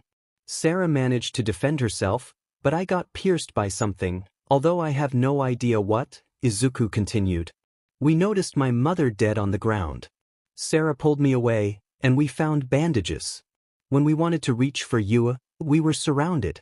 Sarah grabbed me and flew away. She told me to leave her behind and go get help at UA, but I just couldn't leave her behind there, so I joined the fight, Izuku stated. Everything was going well, we had the upper hand and defeated many villains. However, I was losing too much blood, and we wanted to wrap it up. I charged a powerful blast of fire. She covered me. However, when she moved out of the way, we got jumped on by another group of villains. I remember the names of a few, Muscular and Dabi. I've heard them in the news recently, Izuku stated. Muscular grabbed Sarah's throat and punched the air out of her as he then swirled her around before throwing her towards my blast. I wanted to stop my blast or change its path, but I got attacked by two weapons, and then a girl cut my chest, making me unable to stop the blast, Izuku stated, gritting his teeth. Sarah got hit by the blast. She was first sent flying high up in the air before she fell to the floor. She told me to run. When spikes shot from the ground and pierced her body. Tears streamed down her face, blood streamed from her mouth, but she was still smiling at me, Izuku said as tears started streaming again. Overhaul showed up. The crowd of villains got in my sight for a second. However, when I was able to see him again, I only saw a little pool of blood. Sarah was gone. He told me his quirk was disassembling and reassembling. He could destroy and repair things or people however he saw fit. He killed Sarah. Izuku gritted his teeth, clenched his fist, and flames swirled around his body again. Eri held him closer and placed her head against his. Why was she smiling at me? It was my fault. If I had listened to her, if I hadn't used that giant fireball, she wouldn't be hit by such a powerful blast, and she would have never died like that. Izuku stated, crying. Bakugo sat with his back towards Izuku and the group, but Izuku could tell it hit him hard as well. Eri was crying behind him as well. Thank you for explaining, Izuku. I'm really sorry to hear about your losses, Nizu stated as even he had tears in his eyes. He knew Izuku well. He also knew how powerful he was and the bond he had with Sarah, but to lose both Sarah and his mother in the same day while blaming himself for her death, he could see why Izuku lost control. Why not go back to your dorm room and get some rest? Nizu asked softly as Izuku nodded. He and Eri both got up. Bakugo got up as well as he walked to Izuku. The three of them walked back while supporting Izuku, who was still too weak to walk on his own. Aizawa, please come with me. We'll have to inform the others of this as well, Nizu stated as Aizawa nodded. Nizu looked around and saw Midnight silently with tears streaming down her face from what she heard. Nijire was sobbing as well, while Mirio and Tamaki tried to calm her down. The others all looked sad as well. Nizu and Aizawa then quickly walked after Izuku, Bakugo, and Eri. The three entered the dorm first, and everyone quickly ran towards them. They had noticed the giant pillar of fire in the city as well as at UA. Ida also got in together with Nizu and Aizawa. Hey guys, what's going on? Kirishima asked. They saw Izuku wounded but also the shape he was in, being supported by Bakugo and Eri. All three of them had their eyes covered by their hair as they walked up the stairs to Izuku's room. What's going on with them? Why does Izuku look so beat up? And where is Sarah? Ajui asked. Can you all sit down please? Nizu asked. Everyone looked at him confused, but they all walked to the common area and sat down on couches and chairs they pulled closer. What I'm about to tell you isn't going to be easy, Nizu stated. Why so grim? Did someone die or something? Kaminari joked. However, he got a glare from Aizawa. Wait, he stated as Nizu nodded. Yes. Sarah won't be coming anymore, Nizu stated as everyone gasped with wide eyes. We just heard news that she's been killed by villains, Nizu stated as he closed his eyes. Then Izuku is so beat up. And those pillars of flames, Momo stated as if she wasn't able to find the right words anymore. She got killed right in front of Izuku's eyes. The pillars of fire you all saw in the city and at UA were Izuku losing his mind and control, Aizawa stated. My god, Momo stated as all the girls had tears in their eyes. Even all the guys felt broken now, especially since they knew the bond between the group of four, but mostly because of how Izuku must feel right now. Nizu then let them hear the conversation he just recorded, and they were all left speechless at the end, mostly because they heard how sad and broken Izuku was, but also the way she was killed and how Izuku blamed himself for it. Meanwhile, in Izuku's room, Izuku sat on his bed with Eri against him. She had placed her legs over his while laying her head against his. Bakugo sat with his back against the door, knees high up to his face with his arms over his knees and his face buried in his arms. No one was saying a word. Sarah might have been Izuku's sister, and even though they would never get the bond with Izuku or Sarah like the two of them had, Sarah was a sister also to Bakugo and Eri. They were broken as well by the death of their sister, but also by the broken Izuku. Eri, Bakugo started as he broke the silence. She didn't say anything as she looked at him. That guy Overhaul, he knew you, didn't he? And you knew him too, Bakugo stated. Yes, Eri said silently as she tightened her grip around Izuku's arm, but he was too much in a daze to notice. Who or what was he to you? Bakugo asked. He's the man I ran away from. My adoptive father. I meant it when I said my adoptive father was a dangerous man. I didn't become an orphan because I wanted to, but it was better than staying with him, Eri stated, sobbing. So your adoptive old man killed Sarah. How does that make you feel? Bakugo stated, almost blaming it on her. Stop this. It's not Eri's fault. She's not to blame for a villain's actions. If you want to blame someone, blame me. She died because of my attack. Izuku suddenly spoke from his daze. I know it's not her fault, but it definitely isn't your fault either. It's just, I don't know what to think or say or do, I just don't know. Bakugo stated, almost freaking out. Truth be told, I never thought it was possible for Sarah to get beaten, let alone be killed, Bakugo stated. She was a very strong girl, but she was a sister to all of us, Eri stated. Damn it. I hate that Overhaul guy. The next time I see him, I'll kill him. Bakugo shouted as he then jumped up and left. Eri felt guilty. When she met Izuku, she warned him about that man. Overhaul, and now Overhaul took his sister from him. Izuku, I'm so sorry, Eri stated as she began crying. I really am, she stated as she pulled her arms around his head and pulled him closer. Please forgive me. It's all my fault because you know me. You lost your sister, she stated, crying even more. No, he wasn't after you, he was directly after us. He didn't even mention you, Izuku stated from his daze. This shocked Eri. You mean he attacked you too directly? Eri asked as Izuku nodded. He was working under orders from someone named Shigaraki and a boss, Izuku said, emotionless. Eri didn't know what to think or say anymore. She felt so afraid, alone, cold. She felt despair rising up in her own body. Izuku noticed her tensing up and curling herself in a ball next to him. Izuku looked at her and pulled his arm around her. Once he placed his hand around her, he felt her trembling heavily. Izuku pulled her close and slightly activated his quirk to warm her up. Suddenly, she started crying a lot, and as a reaction, she pushed him on his back as she fell on top of him. She started crying more and more while holding his shirt as if her life depended on it. She had placed her eyes on his chest. Izuku placed his arms around her and started crying as well. Eventually, they both fell asleep laying like that.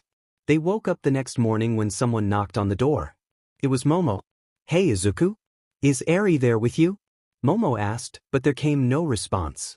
We still wanted to go to the pool, just to relax our bodies. We know it might not be the right time right now, but we still wanted to ask if you two wanted to come as well. It might be a nice distraction, Momo stated. Eri then stood up and walked to the door. Izuku still laid on his bed limply, staring at the ceiling. Eri opened the door. We'll meet you in a bit in the common area, Eri said to Momo, who looked concerned. She noticed how dark it was in the room. She also noticed Izuku laying there without saying a thing or moving. She also saw Eri's swollen eyes from all the crying she did. Alright, well, see you downstairs then, Momo said as cheerfully as she could be, hoping it would help. However, Eri just looked away and closed the door. Come on, Izuku, you are coming too, Eri stated as she pulled him up. I know you don't want to do a thing, but you really have to leave your room for a bit, Eri stated. I don't want either, honestly, I'm forcing myself. I just feel like I could lay down and cry my life away right now, she stated as she finally pulled him up. Izuku finally started to cooperate, however, he still looked in a daze as if he was on autopilot. Eri felt heartbroken again seeing him like this. She felt so much pain, sadness, and frustration. However, the pain and sadness she felt made the frustration seem like nothing. She grabbed Izuku's swimming stuff and pulled him out of his room, and again he acted as if on autopilot. She then walked to her room and grabbed the bikini she bought when she found out that they wanted to ask for permission to use the pool. Izuku and Eri walked downstairs, and everyone was waiting for them. Sadly, Bakugo seemed around the same state Izuku was in. He looked towards the ground, almost in a daze. However, just like Eri, he just forced himself to get out of his room to try and get some distraction. If it was going to happen, was still a question. She noticed in his eyes that Bakugo had cried as well. Hey, Izuku, Uraraka stated with a weak smile as she tried to see how he was holding up. However, Izuku didn't even give her a glance. He kept looking towards the ground without saying a thing. Momo and Mina had their hands in front of their mouths. They knew it would hit them hard, but never did they imagine it would be this bad. They walked towards school and even encountered Class 1B. At first, Class 1B was cheerful and started a nice conversation. Minoma wanted to join in and make a dumb joke. However, they then noticed the state Izuku was in. He still had the bandages with blood on and he also still had the shirt on which he was slashed in. They also noticed even Bakugo didn't care about them. He had been silent the whole time. But what shocked them most was the silence from Izuku and the emptiness in his eyes. This was enough to even shut Minoma up. Are you guys going to the pool? Kendo then asked Momo as she kept looking at Izuku. Yeah, what about you guys? Momo asked as she also kept looking at Izuku, then at Bakugo. Well, we asked as well, and they told us you asked first and we had to ask if you would allow us to come. However, seeing them like this, Kendo stated a bit sadly. Don't worry, please come, it might be a good distraction, Eri stated. Kendo looked at her and noticed Eri had also cried a lot. Eri then walked back to Izuku. She's holding herself strong, she feels the same as Izuku and Bakugo. However, she's forcing herself to keep going also because she feels she has to take care of Izuku, Momo explained. Just what happened to make them like this? Kendo asked. I'll explain at the pool, Momo answered as Kendo nodded. Everyone then walked to the pool. Minoma kept glancing at Izuku, Bakugo, and Eri. At first, he wanted to make fun of them, however, he could just feel that something serious happened, otherwise, people like them would never be turned into that. He loved to make fun of them, but he wasn't such a bad guy that he would make fun of them if something serious was going on. Everyone changed into their swimming clothes and then walked to the pool. Everyone was already there except for Izuku and Bakugo. Suddenly, Bakugo walked out. However, his face, which was close to holding a days earlier, now had a face of shock. What's up, Bakugo? Kirishima asked. Izuku. Bakugo stated as Izuku then walked out. Everyone gasped as he had a big round scar on his side where he was pierced by something, as well as a slash on the right side of his chest. Eri knew he had wounds but didn't know that it would leave such bad scars. Everyone shook their heads and jumped in the water to distract themselves. Bakugo also jumped in, however he was floating on top of the water on his back, just staring towards the sky around the edge away from everyone else. Izuku sat on the edge, just staring down at the water. His eyes were covered by his hair. Everyone really felt bad when they saw him like that. Eri sat next to him and leaned against him as she also placed her head against his. So what happened? They are a wreck, Kendo stated worriedly. You know Sarah and the bond Izuku had with her, right? Momo asked as all of Class 1B listened as well. Of course, every first year knows about her and Izuku and the bond they share, Kendo stated, then it hit her. Wait, you said had? Don't tell me. Kendo stated in shock. Yes. She was killed right in front of Izuku. And gruesomely at that, Momo stated as tears formed in her eyes. Even Class 1B couldn't believe what they had heard. Sarah being killed. To everyone, it seemed impossible, yet it really happened. Kendo then slowly swam towards him as she jumped out of the water. Most would appreciate the sight as most guys knew she had a very athletic body, yet everyone behaved. Even Mineta behaved because they all saw she went to Izuku. Once there, she jumped out and sat on her knees next to him. Eri moved a bit away from Izuku as she knew what Kendo wanted. Kendo then grabbed Izuku and pulled him in a hug. She didn't say anything because she really didn't know what to say, and she didn't want to make it worse. Afterwards, she jumped back in the water, and Eri laid against him again. Eventually, she went inside the water and managed to pull him in as well. Izuku still moved on autopilot, and Bakugo was still laying on his back on the water. When Kendo came back, she also had tears in her eyes. Suddenly, Aizawa walked up, and Ida swam towards him. So, how are they holding up? Aizawa asked. Not so good. Eri is forcing herself to stay with us, but the moment she stops, she is the same as Bakugo, staring off, being quiet. Izuku is the worst off. He doesn't talk and moves as if he's moving on autopilot, Ida explained. That's really not good, Aizawa stated as he seemed worried. Well, keep an eye on them, maybe they can get distracted with you guys. We have to find a way for them to move on. If not, they could end up getting in danger, Aizawa explained. Ida nodded and went back to the others. After a while, it was 5 p.m. and they all had to leave the pool. Once they got back at the dorms, Izuku immediately went to his room and laid on his bed without saying a word and also without eating. For the entire following week, Izuku only got out of his dorm for school. He didn't speak a word even there. At lunch breaks, he would sit at a table somewhere in a corner without saying a thing or even eating. Eri usually sat by him with Bakugo. They learned that he sometimes managed to speak with Eri, however, they were only short responses and all were emotionless. Bakugo had been really silent as well. He hadn't sworn in a week. Even combat-related training was doable without Bakugo's constant shouting and explosions. Aizawa pulled the three along in every lesson, hoping they would eventually come out of it. Eri tried a few times, however, her moves were so sluggish that she almost instantly got defeated. Izuku and Bakugo were even pushed over by the shock from clashing moves as Todoroki trained his flames with Aoyama's belly button laser. Eventually, the week and weekend were over. Izuku hadn't eaten or spoken in all that time. Bakugo was starting to come out. Well, it's a response, it's a start, I'm just not sure if it's a good one, she thought. Class rep, get out of here and get us reinforcements. 13 stated. Ida looked hesitant at first but then nodded and ran outside.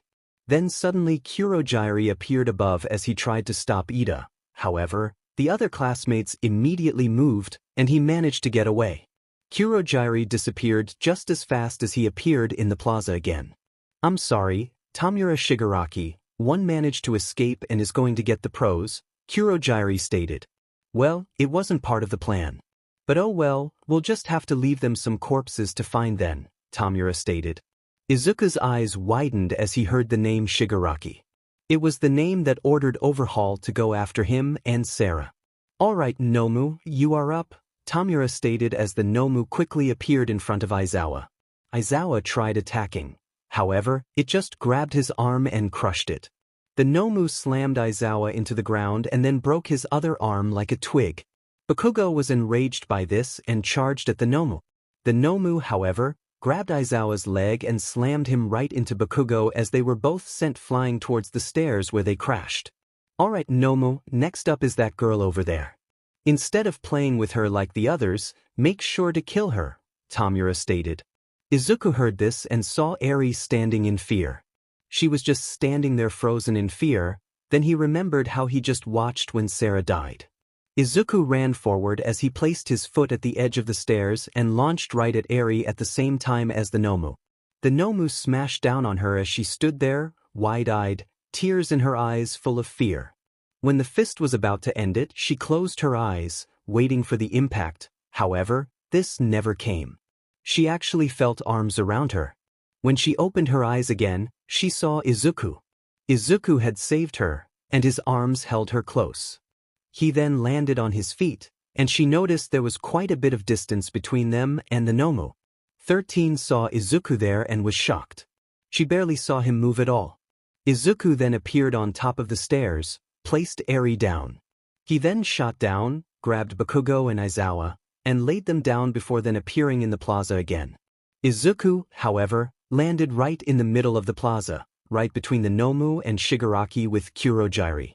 Are you Shigaraki? Izuku asked coldly as his eyes were covered by his hair. I am. What of it?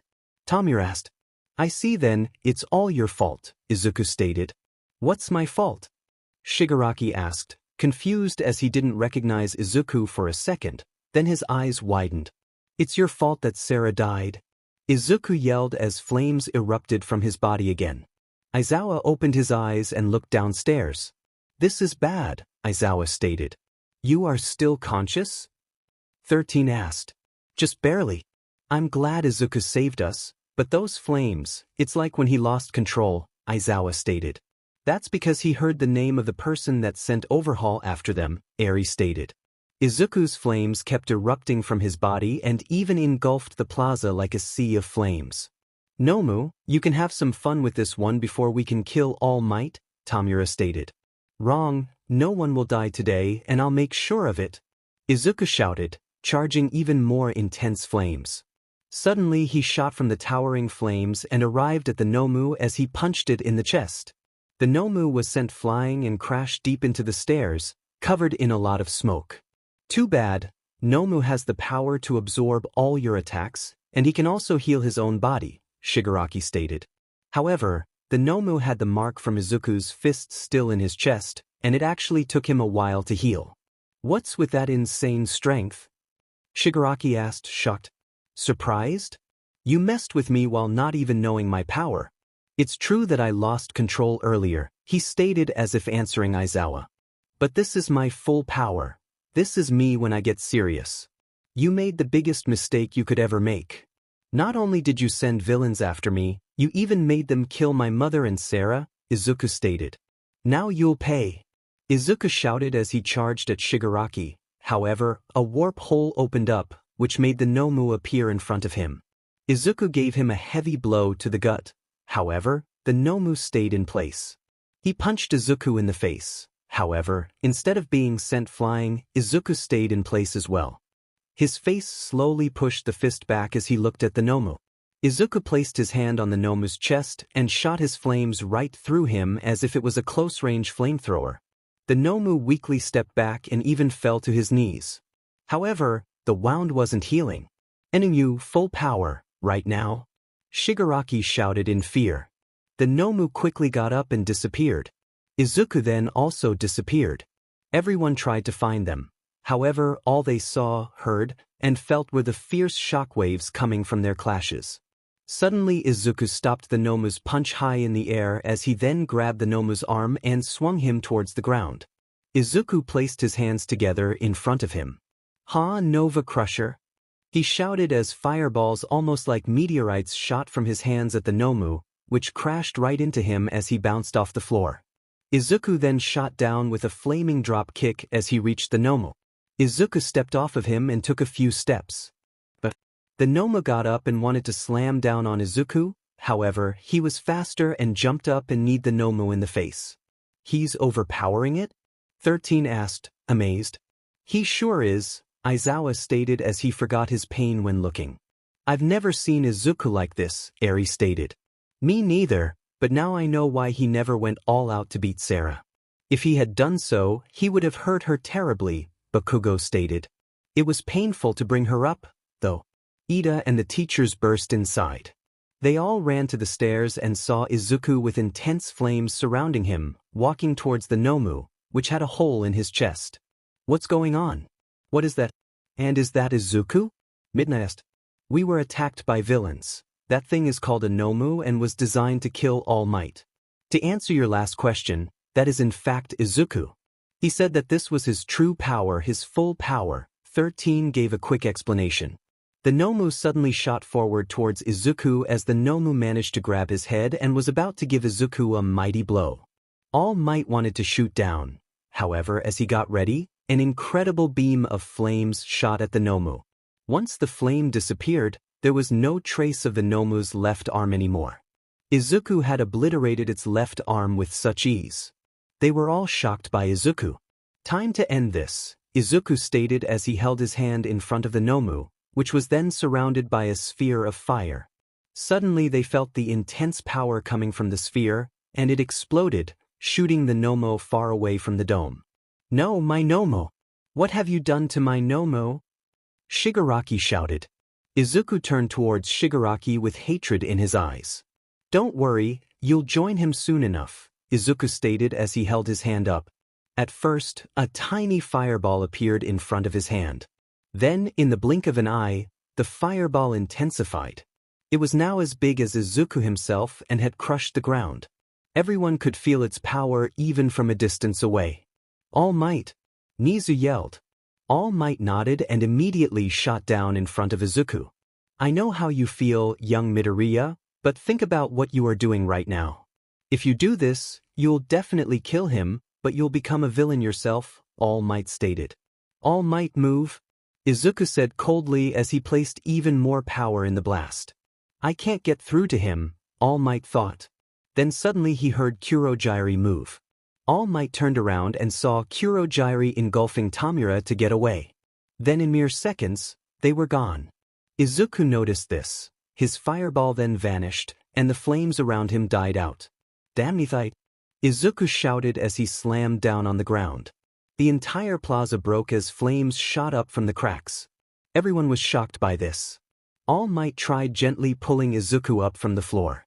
He noticed anger in Izuku's face. However, that was quickly overtaken by sadness as Izuku cried again.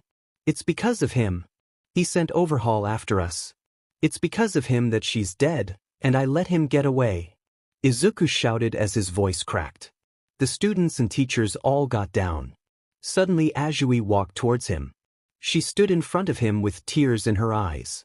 She didn't say anything but her usual ribbit as she then walked closer and pulled her arms around him. Eri followed and did the same. Bakugo strangely followed next, and then the other students did as well. They all hugged Izuku. I saw everything again, how she looked at me. How she died and how I just stood there watching, Izuku stated. If I hadn't pulled that move back then, she wouldn't have been unable to move by the blast, and she wouldn't have died. Izuku shouted as everyone released him. Still, even if you saw everything again this time you moved, and thanks to you, we're all safe. Aizawa is injured, but thanks to you he isn't dead, and thanks to you I'm still alive as well. I was frozen in fear, but you came to save me, Eri stated softly as she then stood in front of him with everyone around them. You are my hero, you saved my life, and even when you were broken, you still moved to save me and everyone else. You had the courage and the power to break free from the cage you placed yourself in, Eri stated as everyone smiled with tears in their eyes. Now it's my time to have some power and courage and let you know exactly how I feel. I know this might not be the right time, but I felt like this for so long, and after I saw how brave you were, I have to be brave enough to explain my feelings, Eri stated. She then leaned towards him and kissed him softly on the lips as most of the people there were surprised. They were amazed by what she said to him. However, they didn't expect her to do that. After a few seconds, she pulled away from him, and she saw surprise through his tears. I love you, Izuku. I always have and I always will. It was one day after the USJ incident. Izuku had gotten a little out of his daze. Even though it was short and mostly emotionless or in a sad tone, he responded again, however, only to answer questions. The only one he really spoke with out of himself were his childhood friends Bakugo and Eri, well, mostly Eri since she mostly stayed with him.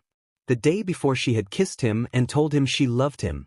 She had expected him to scold her, saying it wasn't the time for that, or even that he would reject her love. However, it was quite the opposite. Izuku had accepted her love, and he actually told her that he loved her too. After that, she had kissed him again with tears in her eyes, and he just kissed back. He had a slight smile. However, after remembering what happened to Sarah, his face got back to a sad look again. He even admitted that he still lost control around the end, and that was the reason that the Nomu's arm got blown off, and also the reason such an intense fireball appeared when he aimed his power at Shigaraki. When all the tension of the moment was gone, Izuku had to sit down since he was tired from such a release of power after barely moving for a week. Now, everyone was at school. "Alright kids, I've got another announcement to make," Aizawa stated with his arms in a cast. "Next week we'll hold an exam here at UA to see how much you've improved. You'll be fighting the teachers as part of your exam. This won't be just to see how you've improved, this will also show you your weaknesses and hopefully you'll find a way to overcome them," Aizawa explained. "However, due to reasons, we've got a problem with the pairing. Either one person has to take 2 exams, or one has to go solo," Aizawa stated. "I'll do it," Izuku immediately stated. Aizawa looked at him, and Izuku kept looking back with a serious face. "Which do you prefer? Solo or 2 exams?" Aizawa asked. "I don't mind either of them," Izuku stated. Aizawa was still looking at Izuku, however, at this point, everyone was. Izuku certainly is capable, however, if we put him together with another student, it might become too easy. So far we haven't spotted a weakness about him, and this might be an opportunity to see the extent of the power that he can control, Aizawa thought. "How about solo? It might become too easy for other students if you were to back them up, and with you there, they won't be able to face their weaknesses," Aizawa stated. "Sure," Izuku said in his emotionless tone again as he sat back down. Afterwards was lunch break. "So, Izuku, how are you feeling?" Kirishima asked. "Doing better," Izuku stated as he slowly ate his food. Izuku still didn't feel like eating, but Eri could be scary in her own way, and she forced him to start eating again, and so he did. Eri softly smiled while looking at him, then when everyone was done eating, she just placed her head against his. This brought a slight smile to Izuku's face. He already knew he felt something for her, however, he never knew what it was until her life was on the line, and especially after she kissed him. The kiss was an amazing feeling for him. It was filled with love, and he swore he felt his body tingle because of it. Eri had decided that she would sleep in his room with him since he had to remember everything. He agreed to this, but he told her she could use the bed, and he would sleep on the couch that was in his room. She, however, didn't want to hear any such things and just dragged him into bed with her. She snuggled up to him with a slight smile on her face. Izuku was a bit taken aback by it. Was Eri always like this? Or was it because she finally told him how she felt about him? He didn't mind though, he loved her too and was glad she was with him. He felt alone since his sister died. He was in a daze, on autopilot, his mind completely sealed off from everything and everyone. His body, even through his flames, was ice cold. And no matter how bright his flames were, he could never get out of the darkness he fell into. However, Eri managed to break through that. She stayed around him no matter what, and when she was in danger, his mind came back to him. When she kissed him, the darkness slowly made way for a blinding light. The light that was Eri. Even now at school, she stayed close to him, not because she had to or because he was too depressed. She stayed by his side because she wanted to. She wanted to stay by him because she loved having him around. Bakugo slowly got to his senses again as well, although he was a lot calmer and didn't swear nearly as much. However, from time to time, even he had a smile on his face. "So, Izuku, you sure you will be alright?" Azui asked. It was the first time she talked to him after the USJ. She had mostly been embarrassed and avoided him because she suddenly hugged him after the USJ. Everyone eventually hugged him, but the fact that she started it, and also that Izuku and Eri loved each other, made her feel awkward. "Yeah, I think I can handle a one-on-one with a teacher even if they are pros," Izuku answered. But you don't even know who you'll be facing, Momo stated. Doesn't matter, I just have to win. I have to get stronger anyway, Izuku answered her. After school, Izuku went to train together with Todoroki. Todoroki had asked Izuku for help on training with his flames, and it would help Izuku get used to using his quirk again. Eri had followed them and was sitting in a tree. She looked at Izuku with a smile on her face and a dreaming look in her eyes. I really have fallen hard for him, she thought, which made her chuckle. Izuku had already noticed she was there too, however, he didn't mind having her around. At first, Todoroki showed what he was able to do. He could even use both his powers to a certain extent. However, this wasn't much, also because he couldn't control his flames very well. Todoroki then concentrated on training his flames to be able to control more and more power with it. Izuku, however, used his usual training.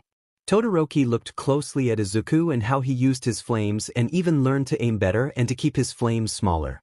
He couldn't do nearly as much as Izuku with his flames, but it still helped. Watch this, Izuku said silently as he disappeared.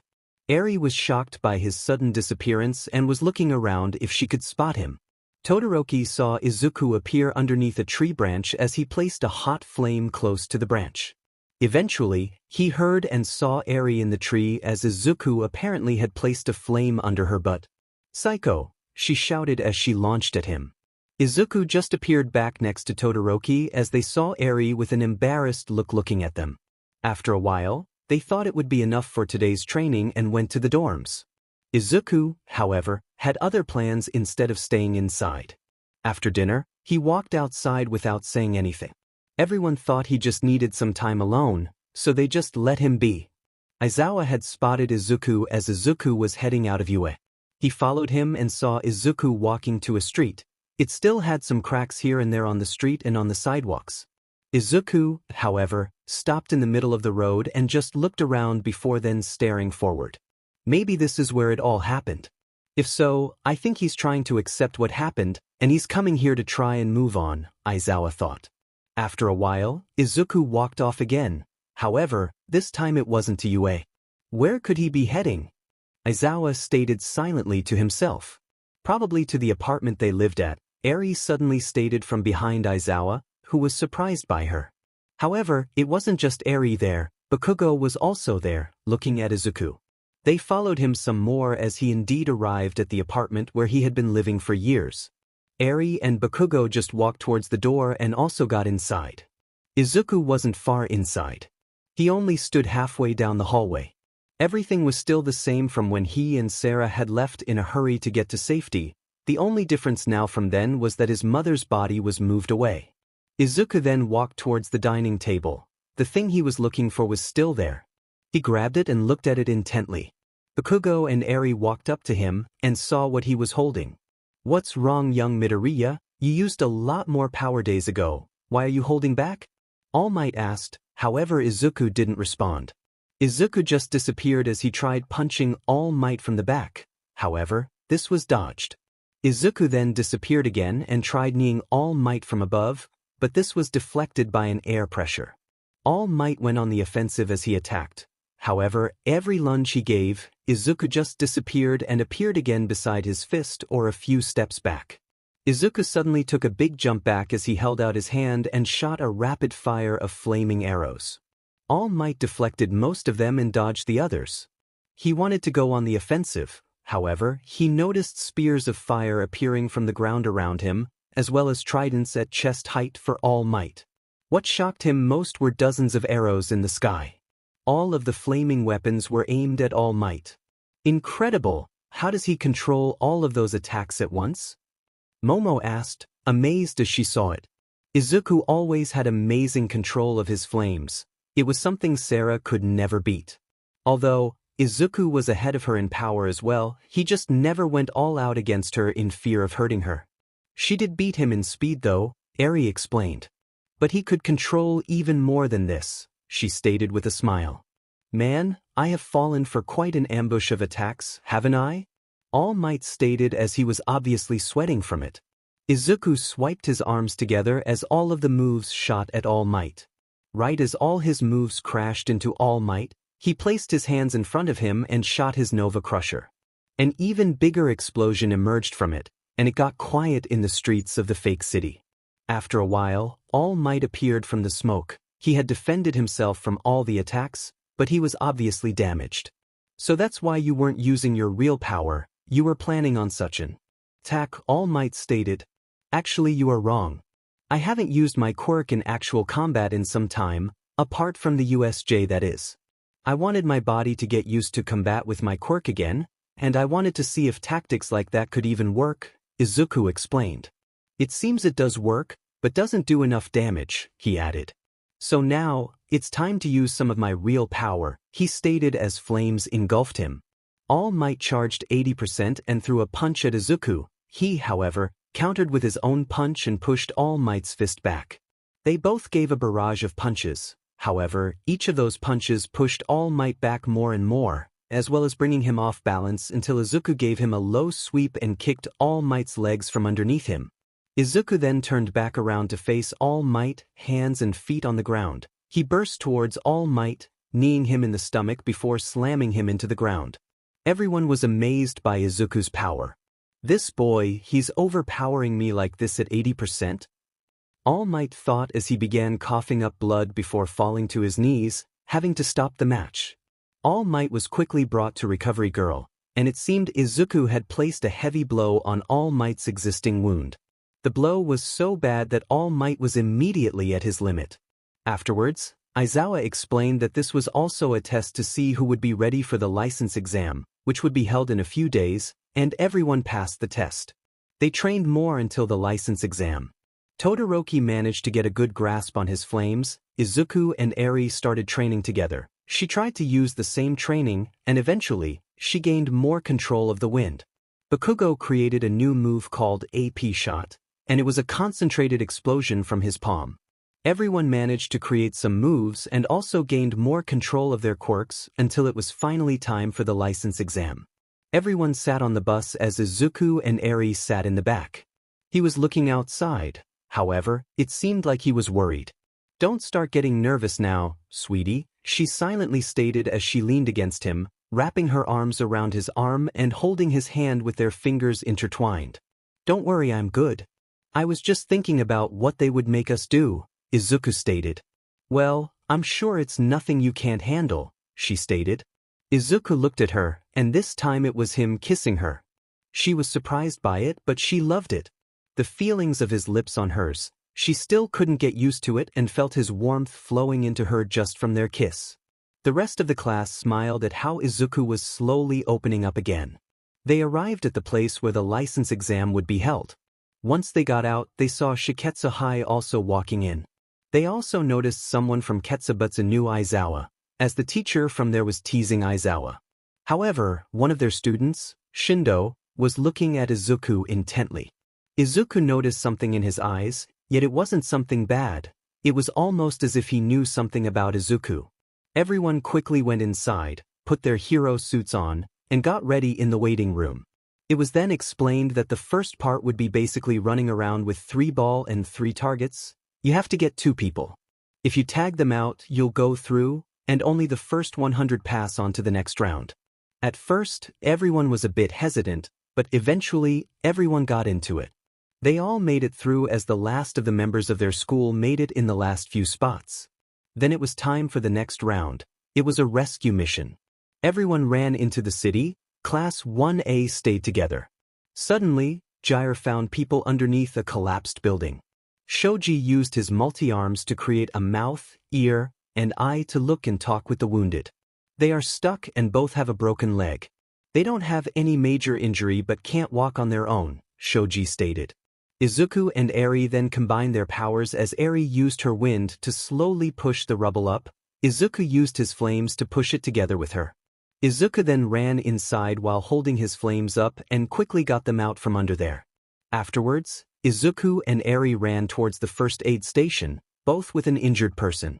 Someone who was examining the wounded ran up to them as they explained the wounds they had when suddenly there was a loud explosion, and the wall broke down.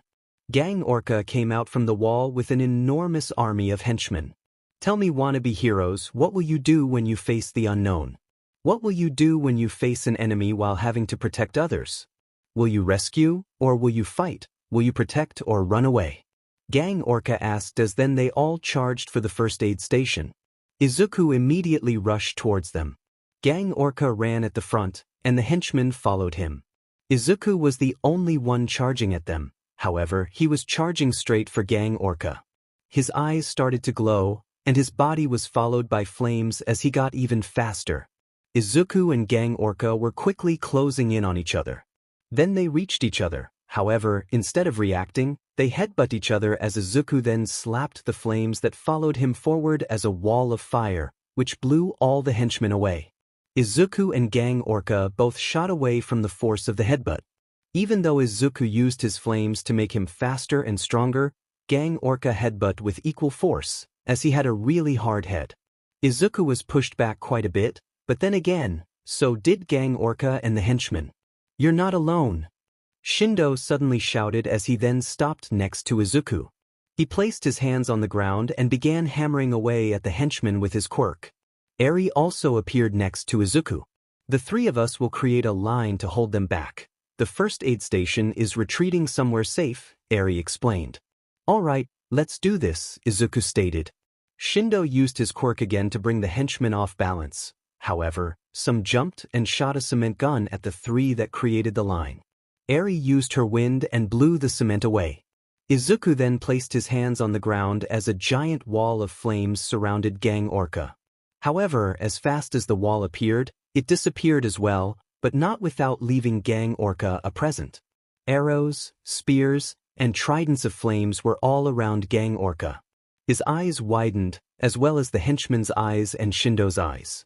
Izuku was controlling so many weapons of flames with ease. "Not bad, I have to admit, your control is astounding," Gang Orca stated. "But this won't get you close to beating me," he shouted as he used intense supersonic waves and destroyed all the flaming weapons that surrounded him as they all exploded. Shindo used his quirk again. However, Izuku added a wave of fire to it as this blew the henchman back even further. Izuku was gritting his teeth as he felt his power pushing, wanting to come out. "No, I lost control because of my anger before. I can't let that happen again. I have to be able to control it," Izuku thought. Izuku then suddenly stood up. "Orcas are weak to fire and heat, right?" Izuku asked. "Yeah, but what does that have to do with it?" Shindo asked. "Eri, use your wind on my move," Izuku stated as she nodded determined. "Heat wave," Izuku stated as heat shot from his hand towards Gang Orca. Eri used her intense wind and surrounded Gang Orca with it. However, suddenly one of the henchmen shot water from his hands on Gang Orca. "It's a weakness." "All right, but with my henchmen here as well, it doesn't really matter. They can extinguish every flame, and they can give me more water as well," Gang Orca stated. "Want to put that to the test?" Izuku shouted towards him. Izuku then whispered his plan in Eri's ear, who looked surprised. "Raging hurricane," Eri shouted as an intense tornado surrounded Gang Orca. "Raging inferno," Izuku shouted afterward as really intense flames entered the tornado. "What are you doing?" "His henchmen can extinguish the flames," Shindo stated. He then saw the henchmen shooting water.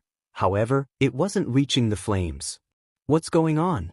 Shindo asked, surprised. "By mixing our fire and wind, we can overcome that weakness. My flames alone might be dealt with easily because of the water, and Eri's wind might be blown apart easily by the sonic waves," Izuku stated. "But by mixing our attacks, we destroy both those weaknesses. By adding my flames to the tornado won't get destroyed that easily. And by adding Eri's wind to my flames, it can blow away the water before it reaches my flames," Izuku explained. "You guys really are amazing," Shindo stated. "But then again, I knew you were from then," Shindo added silently. "What do you know about me?" Izuku asked as he knew that Shindo knew something about him. "I saw what happened to you and that girl," Shindo stated as Izuku's eyes widened for a little. "My parents live on that street, and we heard all the commotion. I looked out of the window and saw everything happen. I was too frozen in fear to even move, and by the time I could move, I saw Eri and a spiky-haired blonde guy take you away," Shindo explained. Izuku didn't respond to that. Instead, he placed his hand more firmly on the ground as strings of flames shot from the ground towards the henchman. Eri then charged forward and started to attack from close range. Shindo used his quirk to crack the ground again and launch them up. Izuku's flame covered Eri's back, and Eri herself was using her wind to move at incredible speed, knocking all the villains out. Then Izuku heard Gang Orca. I have to admit, this combination is intense. Any normal villain would give up on the spot, but what do you do if this doesn't work? You'll always have to plan your next move, Gang Orca stated as he used extremely powerful sonic waves to destroy the tornado, which left him breathing. However, once the tornado disappeared, he noticed burning pillars surrounding him. Game over, Izuku stated as he held his hand towards Gang Orca, whose eyes widened. Izuku clenched his hand into a fist. Burning slash. Izuku shouted as the pillars turned into slashes that shot at incredible speed at Gang Orca. It exploded on impact, and once the smoke cleared, Gang Orca was unconscious on the ground. This made the henchmen give up, making the students the winners. Everyone was asked to come to the middle of the arena as all the names of the students that passed would be displayed.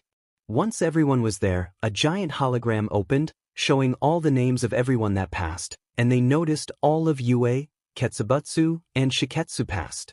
There were only 2 or 3 dropouts from another school. Everyone was cheering as Izuku slightly smiled and looked towards the sky. However, once he did, he saw something on the roof. His eyes widened when he saw it, as he couldn't believe his eyes. He wiped through his eyes, but when he opened his eyes again, it was gone. He shrugged it off. However, Izuku did feel sad again for some reason. On their way back to Yue, Aizawa had to disrupt the peace again with another announcement. Now that you've all got your licenses, we can start working for real. The summer vacation will be here soon, but instead of vacation, I want you all to join a training camp to train your quirks and power up for real, Aizawa stated seriously as everyone then cheered. Eri noticed a change in Izuku. Something was off. She could feel it. She hugged him, and he placed an arm around her. He smiled at her and kissed her head. You know, I'm a lucky guy to have an amazing girlfriend like you, he stated, making her blush. He looked back outside. A training camp to power up our quirks, huh? It's time for me to power up as well. I won't let anything like that happen ever again, Izuku thought as he looked outside with a serious face as Eri snuggled up to him, still blushing from the compliment. A week had passed and the summer vacation was about to start. However, everyone noticed Izuku had been different since the license exam. He became more distant, and no one knew why. Eri noticed it too, and she tried getting it out of him even with force once, however, he didn't tell her. Eventually, they all just had to accept it but were still thinking about how they could help him. Izuku and Todoroki still trained daily, and Todoroki even gained more control in both his quirks, and he could control the power of his flames better. Izuku and Eri were still close together, and Izuku tried hiding whatever was bothering him around her. He thought it worked, however, she noticed he was faking that part. But the moments he hugged her, the moments he kissed her, or placed his head against hers, even just grabbing her hand, she felt his love for her, and she knew there was no way he could fake such a thing. Once, however, on a day, everyone felt tremors through Yue. No one knew what it was. Even the teachers felt it as well as the older students. Everyone was wondering what it was. Eventually, the teachers walked around Yue as Aizawa and Nizu, together with Eri, found the reason. Izuku had been charging a lot of energy. Trees were destroyed, the ground was filled with craters. However, Izuku was breathing heavily, sweat streamed down from his face, but his face looked troubled. Eventually, he gritted his teeth and released more energy with a loud growl. What could have happened to make him like this? Aizawa asked silently. I don't know, he's been different since the license exam. He won't tell any of us, but now he's even like this. I'm sure something happened or that he saw something, but what? Eri asked worriedly. I'll try it this time, Nizu stated. He walked towards Izuku, and Izuku immediately noticed him. Hello Izuku, is everything alright? You look troubled, Nizu stated softly with his smile. Hello Nizu sir, I'm just training, that's all, Izuku stated as he looked away. However, before looking away, Nizu saw something in his eyes, and he just couldn't place his finger on what it was. Is something bothering you? Nizu asked. No sir, just training but I have to go now. Sorry, Izuku said as he just walked off. Nizu looked with a concerned frown as Izuku left. Aizawa and Eri walked next to him. Something is definitely off, he can't even look at me and when he looked away, I saw something but can't really say what it was, Nizu stated. They all stood in silence before Aizawa and Nizu walked back to the school, and Eri walked back to the dorm. Once there, she saw Izuku walking downstairs with a towel as he went to the bathroom to take a shower. After a while, he came out, and Eri stood against a wall close by, waiting for him. However, when she saw him, her face turned a bright red. All he was wearing was a towel around his body. Oh hey Eri, everything alright? Izuku asked softly while not knowing he was the reason she was bright red. I aimed at you, she started. Izuku looked curiously. Eventually, the other girls got inside as well and saw Izuku standing there in nothing but a towel. All of them were staring with wide eyes at Izuku. My god, Mina suddenly stated, taking Izuku's attention. Why is everyone staring at me with a red face? Izuku asked. Well, everyone can see your body since you only wear a towel, Eri suddenly said from behind him. Izuku looked down and she was right. He was so lost in thought that he forgot about it. Is that a bad thing? He asked. If you want them to jump you then no, but if you don't put clothes on, I think you'll melt their brains, and they will jump you, Eri stated. Or is that maybe something you want? Eri teased. Not really, Izuku stated as he walked towards Eri. Only if you do it, he whispered teasingly in her ear before kissing her cheek and walking off. Eri achieved a new level of red and almost fainted. Alright, so since no one is saying it, Mina stated. He has such a hot body, she added in as everyone, including Eri, nodded. Sorry girls, he's mine, Eri stated proudly, still blushing madly. True, but we can still give him a hug and feel his body, Mina teased as she ran upstairs. Wait for me. Uraraka shouted as Azui also followed. Don't you dare. Eri shouted as she ran after them. Once upstairs, Izuku luckily had locked his room. It's no fun, Mina stated with a pout as Momo also got upstairs. First giving everyone a show, showing off his body like that, and then locking us out. Mina stated. Seems someone is thirsty, Azui just stated as Mina's pink face turned red before quickly walking off as everyone started laughing. They all ordered dinner later on in the day and went to bed early since the next morning would be the start of the vacation, as well as the training camp. They all got up early as the bus was already waiting for them. Eri woke up next to Izuku again. She managed to sleep next to him without any problems. They, however, didn't know if it was because of what had happened, or if the teachers just didn't know yet, or maybe because they knew each other. Pixie Bob had a warning in her glasses saying high power reading. Mandalay walked towards the edge and saw him standing there, however he was standing at the bottom of a crater he himself created. Izuku slowly walked out, however when he did he was surrounded by the monsters. Everyone else walked towards the edge and were shocked by the crater. When they saw Izuku surrounded they wanted to help him. However, Izuku released a shockwave of flames around him which destroyed the monsters easily. He's doing it with such ease, Pixie Bob stated, surprised. Izuku slowly walked through the forest and everyone else quickly joined him. They would rather stay together than going separately. Aizawa, Mandalay suddenly spoke up when everyone was in the forest. She then saw towering wind, big explosions but also flames here and there. What is it?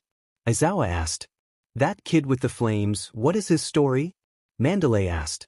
What's this? You interested in that boy? Pixie Bob teased with a grin, however Mandalay looked serious but worried. Izuku Midoriya, he together with the girl that gave him worried glances, Eri, and the boy with blonde spiky hair, Bakugo, and his sister joined UA together. They've known each other for years, Aizawa started. Wait, you named 3 but there were 4, where is his sister? Pixie Bob asked, surprised but curious. She was killed right in front of his eyes, Aizawa spoke as their eyes widened. In the first week, he and his sister went to see their mother, but they were attacked. Their mother died by the first attack, however from what I heard from Izuku as well as eyewitnesses, they were extremely outnumbered. Izuku was wounded as well, Aizawa explained. They were fighting back, and at first, it looked good, however if it continued they would wear themselves out. Izuku decided it would be best to use a big blast to thin out their numbers, Aizawa stated as he clenched his fists. From what I heard, multiple warp gates opened up under the name of Shigaraki. They managed to get Izuku and Sarah by surprise. They threw Sarah in front of his attack and 3 of them had a cheap shot at Izuku which took him away just long enough for Sarah to crash in the attack which immobilized her.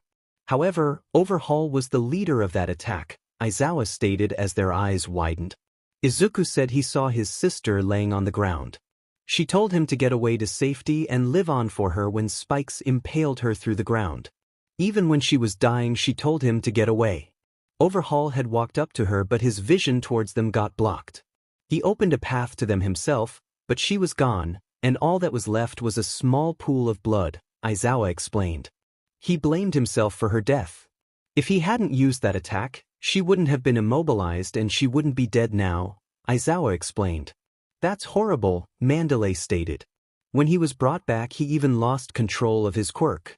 He took down almost all of our teachers in one hit and even wounded All Might, Aizawa explained. You know about the USJ attack I guess so no explaining that now, Aizawa stated as they nodded. Seems something is still bothering him, Mandalay stated as she looked towards the flashing moves above the trees. So you noticed it as well? Aizawa asked as both of them nodded. Aizawa, Mandalay, and Pixie Bob made their way back to camp. When they arrived there, it wasn't much longer before Class 1A arrived at the camp. Most of them were exhausted. Eri and Bakugo were breathing, but what shocked them most was that Izuku didn't seem any different from when he jumped down. He didn't have a scratch, he didn't even seem tired at all. This kid, just how powerful is he, and how much stronger will he get? Aizawa thought. Ragdoll and Tiger came outside as well and were introduced to the class. However, they were also surprised that Izuku was the only one not out of breath without a scratch. I see you made it here in one piece, impressive little kittens, Tiger stated. And what about you? You seem like you did nothing, Tiger stated towards Izuku. Don't compare him to those extras over there. Compared to most people, Izuku is a monster, Bakugo stated as he regained his breath. Don't worry, Tiger, we saw him fighting a lot of monsters ourselves. I think Bakugo is right, Mandalay stated. Heh, I like him already, Tiger stated with a grin. Mandalay showed them the way to the hot spring so they could take a nice warm bath to relax. Afterwards, she and the other pussycats went to prepare dinner. Mineta, however, wanted to destroy the piece and tried climbing a wall. Izuku, however, slammed him into the wall with his flames and just walked off irritated. He dried himself off, put on his clothes and walked outside. Mandalay noticed this and said to the others that she would be right back. They noticed her go after Izuku and figured something was going on with him and she wanted to help him, so they just shrugged it off. Izuku then reached a small cliff inside the forest which looked over it. It wasn't nearly as high as the cliff where they started though. He sat down at the edge and just watched towards the sky. You don't have to follow me. If you want to ask me something, you can just ask, Izuku stated as Mandalay felt caught. She walked up to him a bit red from embarrassment. Is it all right if I sit next to you? She asked as Izuku just nodded without looking. She walked towards him and sat next to him. May I ask you something? She asked as he nodded again. What was your sister like? She asked. Izuku's eyes slightly widened before sighing. Guess Aizawa told you the story then, Izuku stated as he got up and wanted to walk away. She grabbed his arm and stopped him. Please come just sit here and talk with me for a bit. I'm just curious how she was, Mandalay stated. I don't want to bring it up every time. I have enough problems as it is, Izuku stated, pulling away from her grip. I lost my cousin to a villain. It might not be my sister, but we were really close, she suddenly stated as Izuku stopped. I might not know how deep your bond was with your sister, but I do know the pain of losing someone dear to you, she quickly added. Izuku turned around, tears in his eyes. Will it ever stop hurting like this? He asked, his voice cracking and tears streaming down. She stood up and gave him a hug. I can't say that it will. You'll learn to accept it, which will make it hurt less, but the pain will stay, she stated softly. Afterwards, the two sat back down. It was silent for a while, tears still streaming down Izuku's face. She felt bad for pulling that out of him. She didn't know what to say now and didn't want to make him feel worse. My sister was always very kind, Izuku suddenly stated as he took a deep breath in and out. We were twins, we always competed to see who was better. She knew I was stronger, but she always won, Izuku stated with a slight smile. I had more power than her, but I'd have to be serious against her. I didn't want that because of the risk to hurt her, so she always won. She did pass me in speed, but I beat her again in control. That way we kept competing and got extremely powerful, he stated. Most people would mistake us for lovers, but that's because we are really close. She sometimes clung to me even in public. She hugged me whenever she wanted and also kissed my cheek or head sometimes. Normally that would embarrass people, but I didn't mind. She was so kind and sweet, she was really amazing. I also didn't mind because our bond was stronger than anything else, but I guess that's also because of being around each other for so long, Izuku explained. Mandalay smiled after hearing that. I miss her so much. If I hadn't used that blast. Don't blame yourself like that, she quickly said. Your strategy might have worked, it's just that they played dirty by pulling sneak shots and throwing her at your attack, then attacking you before you could redirect it, Mandalay stated. It might have been your attack that immobilized her, but it isn't because of you that she died. It's the villain's fault, Mandalay spoke up. Izuku just looked down. She pulled him closer so he leaned against her as she placed an arm around him. Sorry, it might be inappropriate of me to do this, but you just seem like you need it, and honestly after hearing all that and remembering my own cousin, I do too, she stated. It's alright, she did this too, Izuku stated. I'm sure Eri wouldn't mind as well. She would have done the same as you, Izuku stated with a slight smile. Sometimes it's hard to talk about this to others since they don't know what it feels like. They just say everything will be alright, but they have no idea how it feels, which makes it so hard to talk about, Mandalay stated as Izuku nodded. Then how about we just stay in contact? If you ever need to talk, we can talk, Izuku stated. You sure you want to stay in contact with an old lady like me? Mandalay said jokingly. You aren't that old though. Even though you are quite a bit older than me, still we'll eventually be fellow heroes and we can always just be friends. Even heroes need someone they can lean on and talk to, Izuku stated. Can't argue with that, she stated with a smile. Well, shall we get back before the others get worried?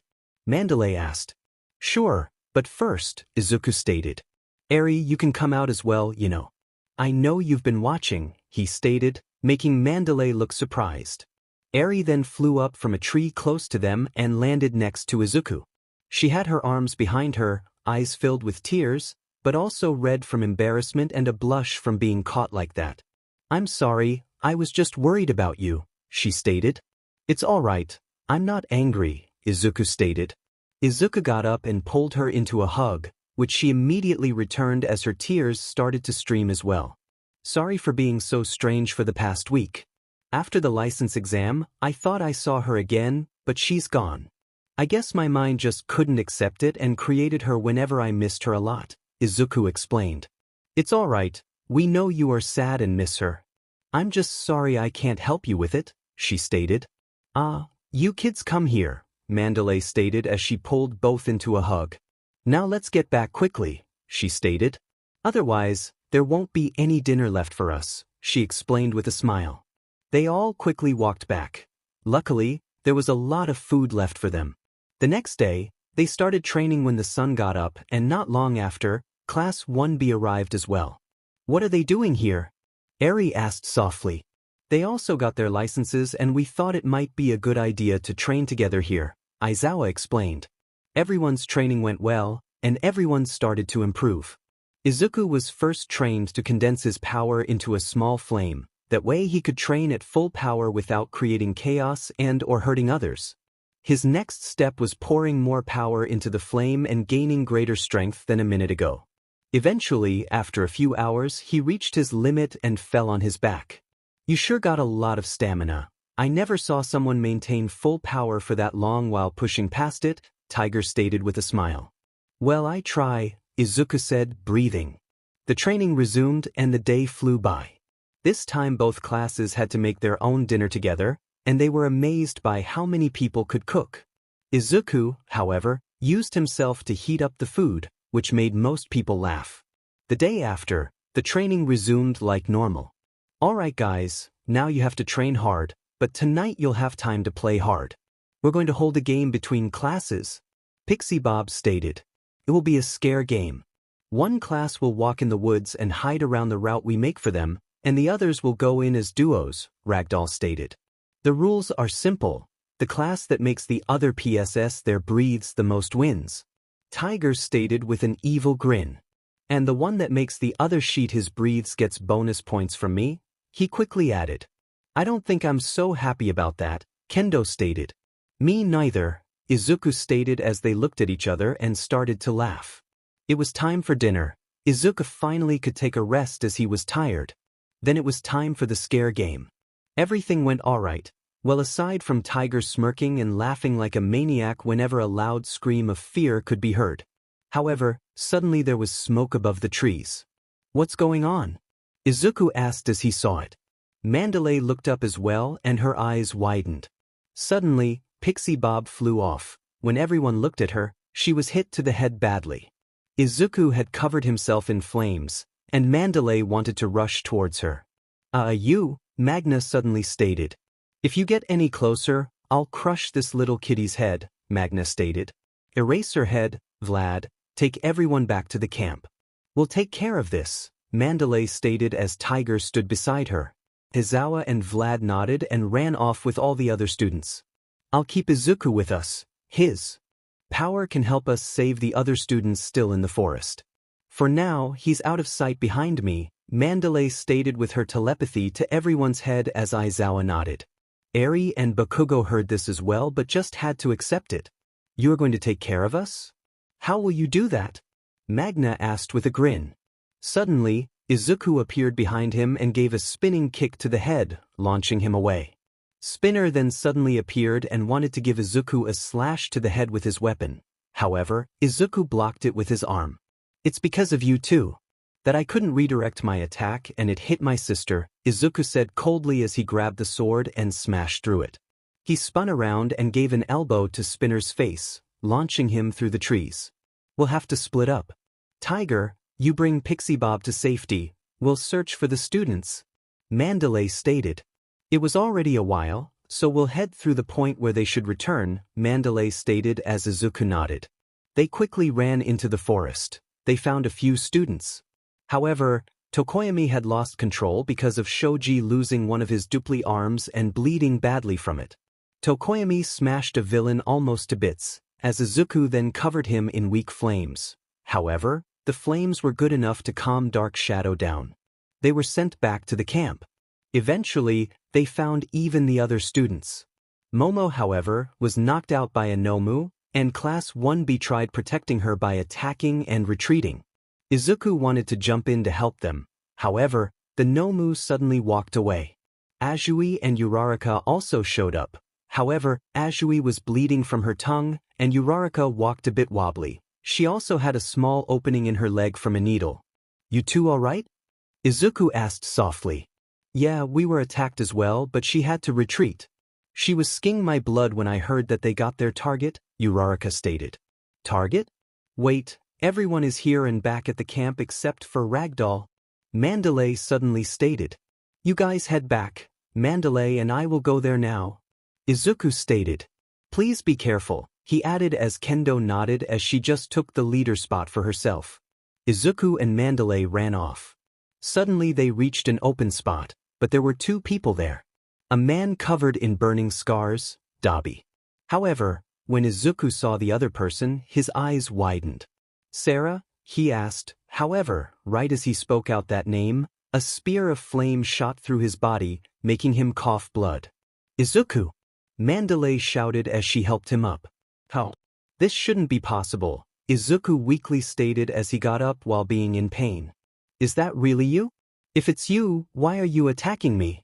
Izuku asked as she attacked again, this time by shooting a fireball which Izuku took head-on and was sent flying.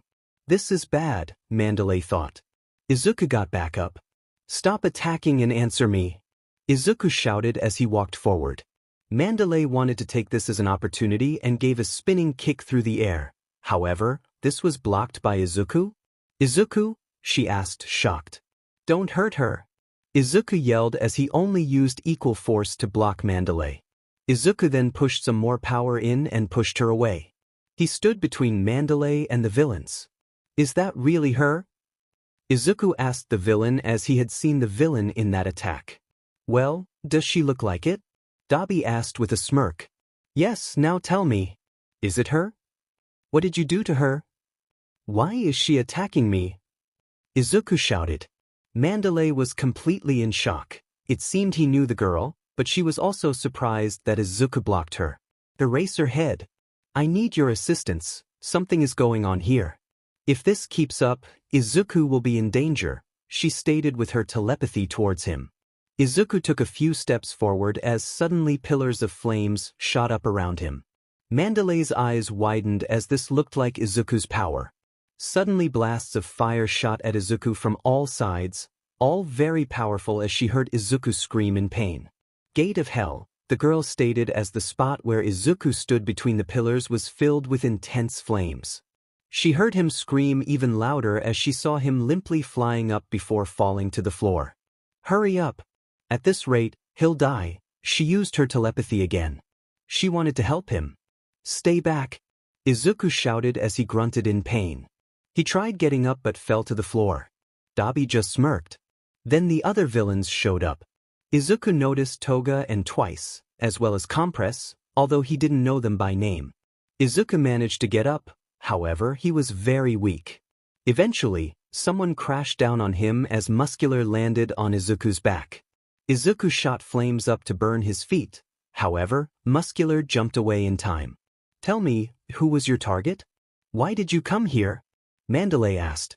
"Our target was one of yours," Dabi told Mandalay as her eyes widened. "Ragdoll," she thought.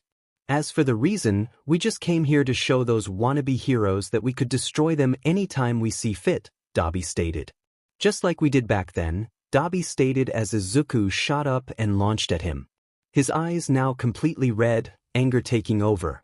However, before reaching Dabi, Sarah jumped in front of Dabi.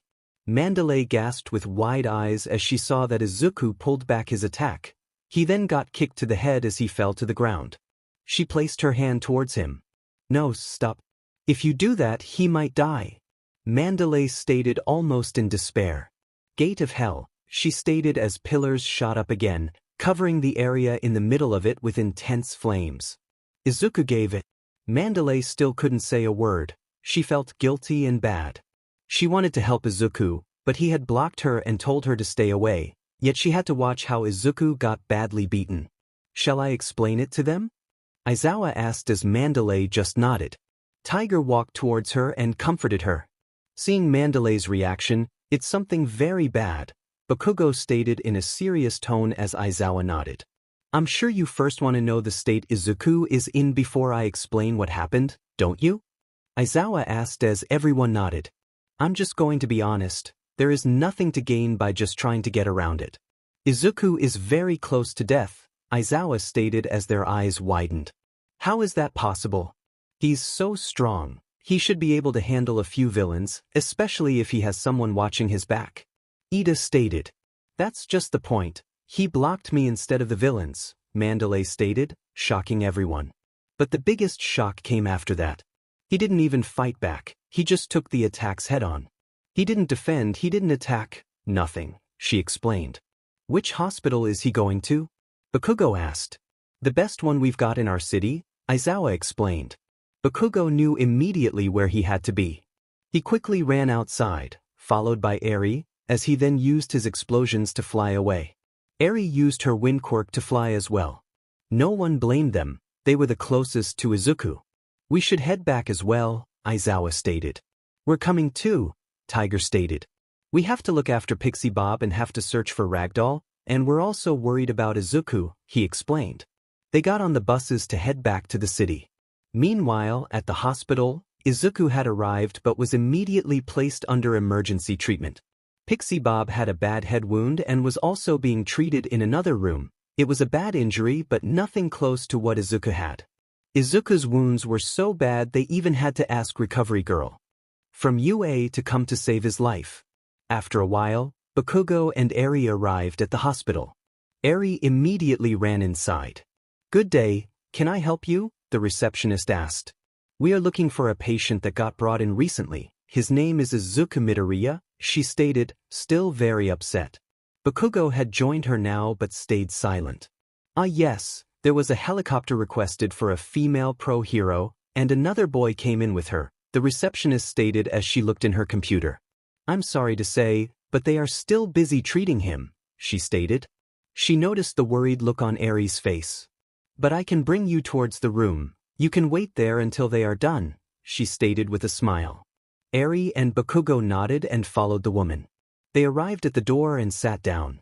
"Don't worry, I'm sure he'll make it.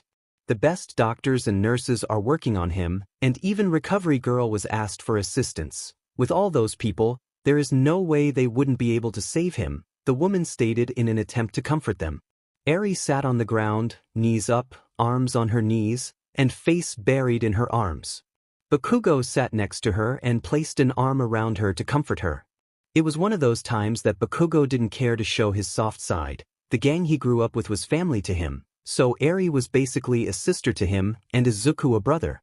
He heard Eri cry as the stress and worry finally arrived. He couldn't blame her though, even though he didn't really show it, he was worried as well. But he was also troubled. "I wonder," he started, taking her attention. "Why would he block another pro from helping him and take the attacks head-on without so much as blocking or trying to dodge it?" he stated. "I don't know," she stated, sobbing. "That's really not like him. I heard he was very fierce against the villains we saw, and he was ready to face the Nomu that was attacking Momo and 1B, so why?" she asked aloud. A silence fell until a while later. Class 1A and 1B showed up with the teachers as well as Mandalay and Tiger. "Are you two all right?" was the first thing Mandalay asked. "We're hanging in there," Eri stated weakly. She was exhausted from worry. A few students from Class 1B went to get some drinks, and when they got back, a door opened up and the doctor walked out. "How is Izuku doing?" Eri immediately asked. "He's out of danger. He's resting right now, but he was in terrible shape," the doctor explained. "He had shattered ribs. He also had a small hole in his stomach. Luckily, it missed any vital organs, but he also had terrible burn wounds. If they were any worse, then we wouldn't have been able to heal that," the doctor stated. Suddenly, Bakugo looked as if he was freaking out. He jumped up and grabbed the doctor aggressively by the coat. "Cut the CRP. There is no way Izuku was badly burned," Bakugo shouted.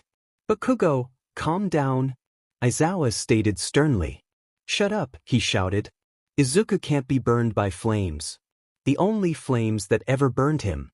That's just impossible," Bakugo shouted again. They noticed Eri's reaction was shock.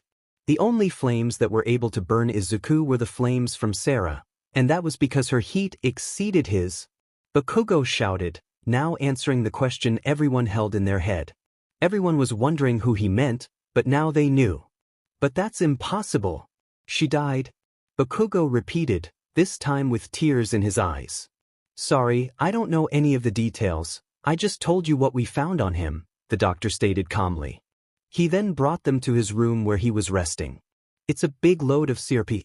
Izuku can't be burned by flames," Bakugo repeated in the room. "Sorry to ask," Mandalay said, taking his attention. "You mentioned Sarah, that's his sister, right?" Mandalay asked as Eri and Bakugo nodded. "Do you maybe have a picture of her?" "I was there. I can verify," she stated. "I do," Eri stated. "After Izuku went back to his house, he made me a copy so I'd have one too," she stated as she took the picture out of her pocket.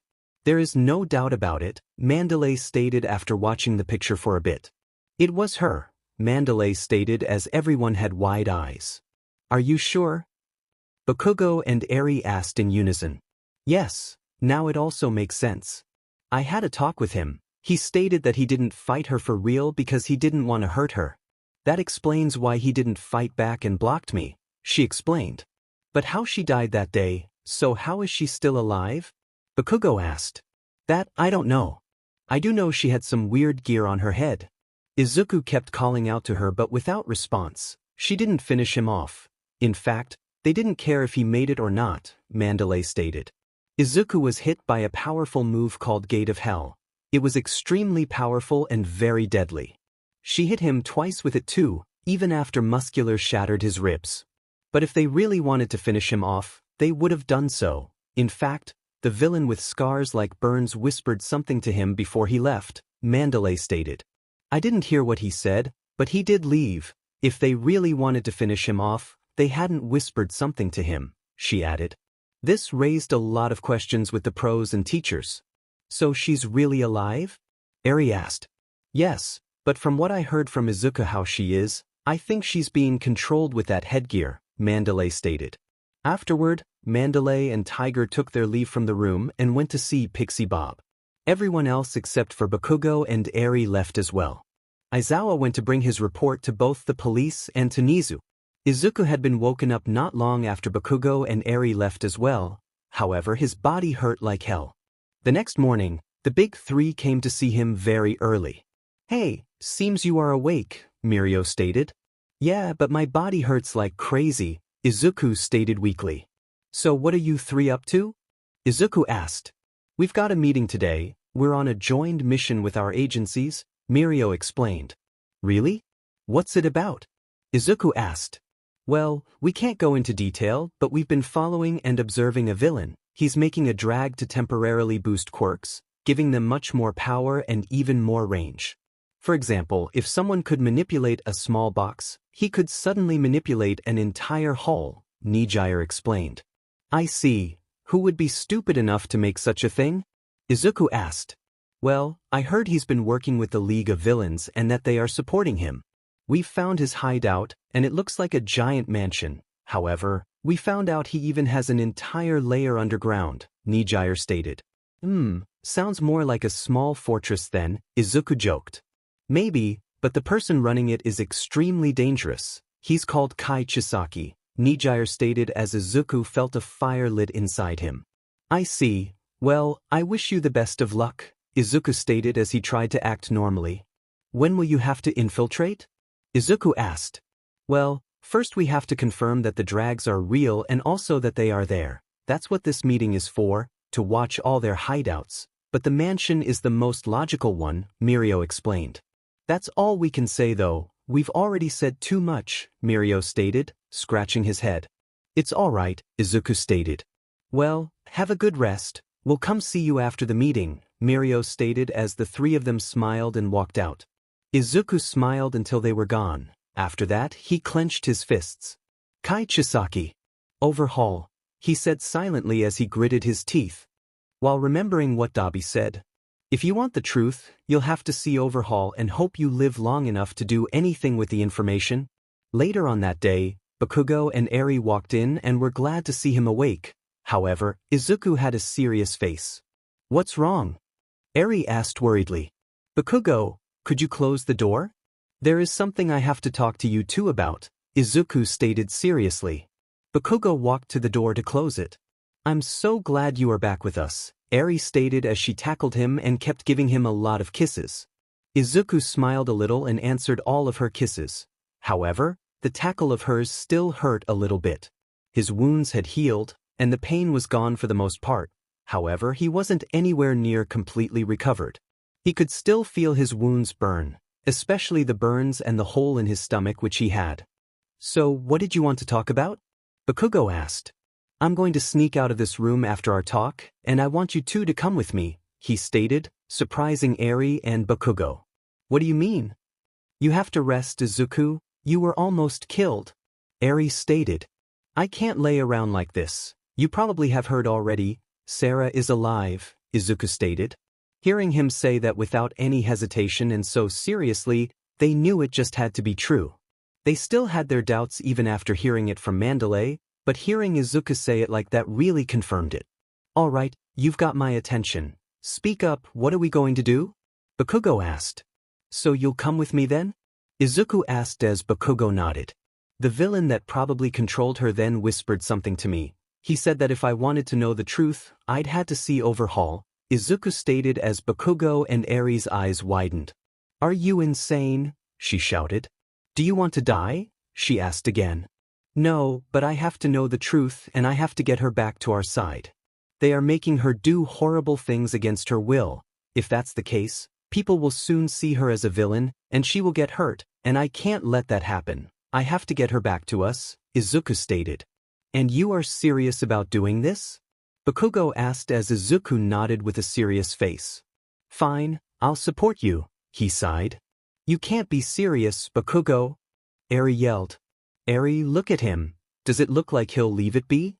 No matter what we do, he'll find his way to get there with or without us, so instead of letting him go alone, I'm going to go too, Bakugo explained. Fine. Then I'm coming too, she stated. I also have to settle things with him anyway, she sighed. So how do we even find him? She asked. Earlier, Mirio, Tamaki, and Nijire were here. They told me they had a secret mission and accidentally spilled too much information, probably because I'm supposed to be stuck here anyway, Izuku stated. They said they were after him because of a quirk-boosting drag and also because he worked with the League of Villains and is gaining power. Today would just be a meeting, but they told me his location, and he told me there is an underground layer as well, Izuku explained. Overhaul is probably below that mansion, he stated. And you want to barge in there and force him to speak, don't you? Bakugo asked. I don't care what others will think of me. The whole world may turn against me. I don't care. I've let my sister down before, and I'm not letting it happen again, Izuku stated. Eri and Bakugo were shocked by his words. However, they agreed with him.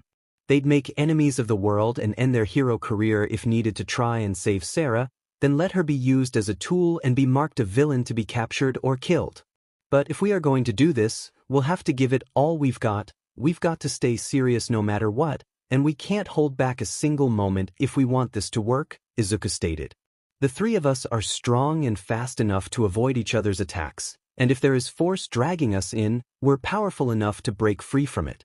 We can't hold anything back, especially not in the enemy's base, Izuku stated seriously as Eri and Bakugo nodded. Izuku got up, Eri turned around as Izuku then changed into his clothes which they brought with them. He was wearing a white shirt with a light blue vest over it and black briefs. You guys ready? Izuku asked. How do we get out though? Bakugo asked. Yeah, if we casually walk out, people will notice you and try to stop you, Eri stated. I'll just start running without hesitation without looking back, Izuku stated. Heh, simple-minded freak, Bakugo stated. Well, guess from who I learned it, Izuku joked. Fair enough, let's go, Bakugo stated. Izuku opened the door and immediately ran outside through the halls.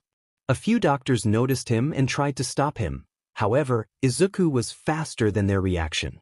Bakugo and Eri followed him as they were close behind him. They found stairs and quickly made their way down. Once they arrived at the ground floor, security was waiting for them. Bakugo and Eri stepped back. However, Izuku just stepped forward. I'd like you to step aside, Izuku stated seriously. Patients should keep resting, especially those who were near death. We have our orders to keep you inside if you wanted to get out, the leader of the security stated. Izuku activated his quirk. He looked at them with a cold gaze as his arm was being covered by flames. It wasn't a request, Izuku stated.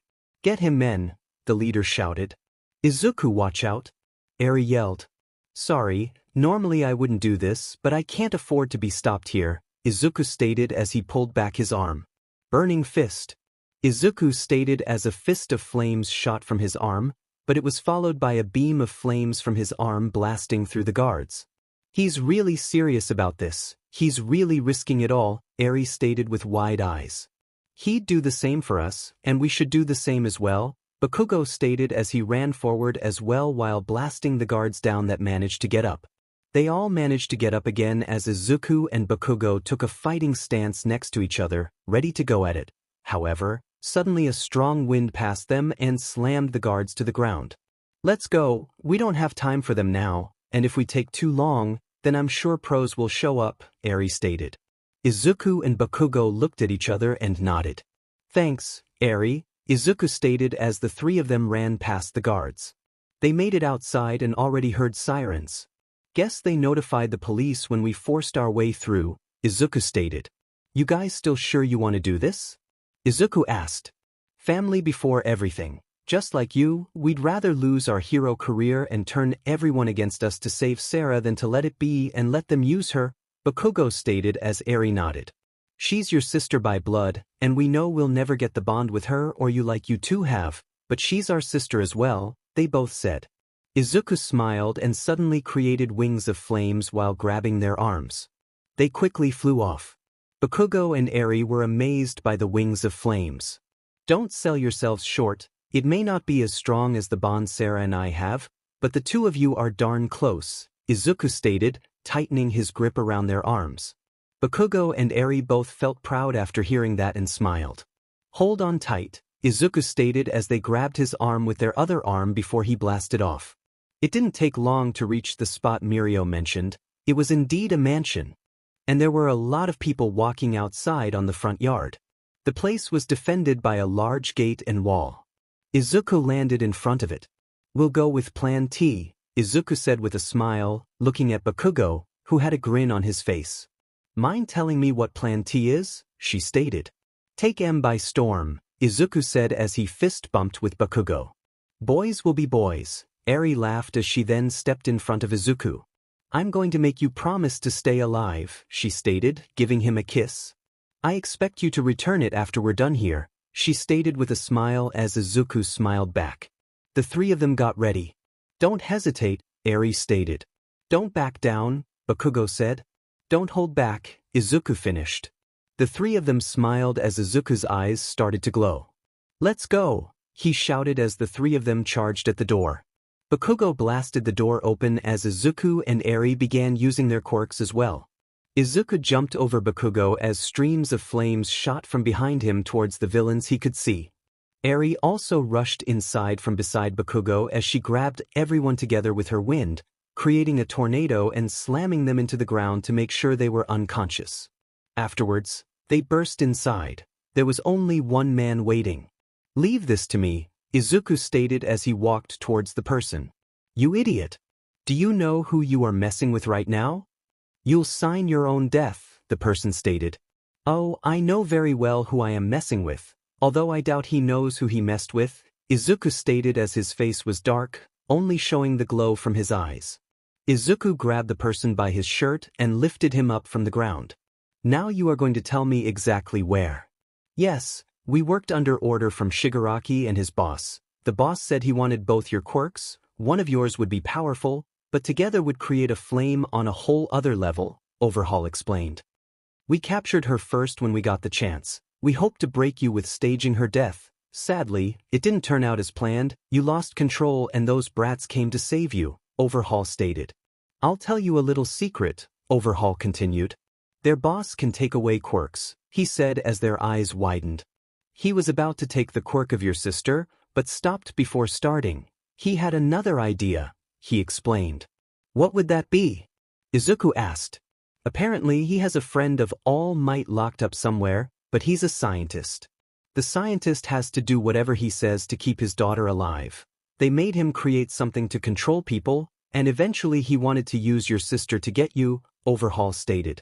I left them after hearing that. I might be a villain, but I do have things that I am against. One of those is using a family member to capture or kill another family member, Overhaul stated. So that's why you killed my mother, huh? Izuku asked. To be perfectly honest, she wasn't in the plan to die. We did plan the explosion, but we would leave her only hurt, not killed. We didn't know she was so close by the door, Overhaul stated. You'll have my apologies for that. She was an unnecessary death, he stated. Bakugo growled and stepped forward but was stopped by Izuku. Why did you say that you killed her as a warning? Izuku asked seriously. Well, you have to come off scary if you want to capture and break someone. I couldn't have said oops, it was an accident. Sorry for that at that time since it would take the threat away, Overhaul explained. I see, I'll believe you at least on that, Izuku stated. That doesn't take away the horrible things you've done, Izuku stated. That's right, and I don't regret them. I'm rotten to the core and I'll do anything to achieve my goals, Overhaul stated as Izuku gritted his teeth. So where is Sarah now? Izuku asked. She's alive, but the leader of the villains has her under his command. You'll only see her if he wants you to see her, Overhaul stated. I'll find my way to them, Izuku stated. Thank you for the information, Izuku stated as he turned around. You think I'll let you just walk out? You destroyed my gate, beat my men, broke down a few walls, and stormed my house, and you are even trying to leave with my daughter? Overhaul stated with venom in his voice. They've found the League of Villains hideout and they are making a team to capture them, All Might stated. Is it really necessary to create such a team? I mean, if it has you in it, how many others will they even need? Kaminari asked. It seems you forget the situation, Kaminari, Momo stated with a bandage around her head. Or did you already forget that they attacked the training camp we were at, which normally no one should know about, she stated. And did you already forget what they did to Izuku? Azui suddenly asked as everyone looked at Izuku. He still looked banged up from what happened.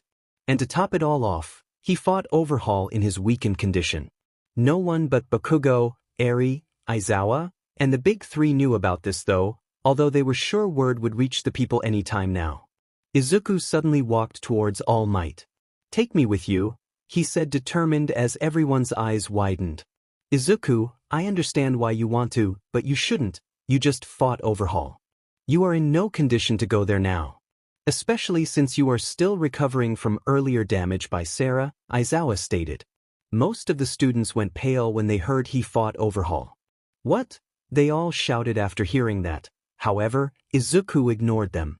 Please, All Might, take me with you, he asked again. I'm sorry, young Midoriya.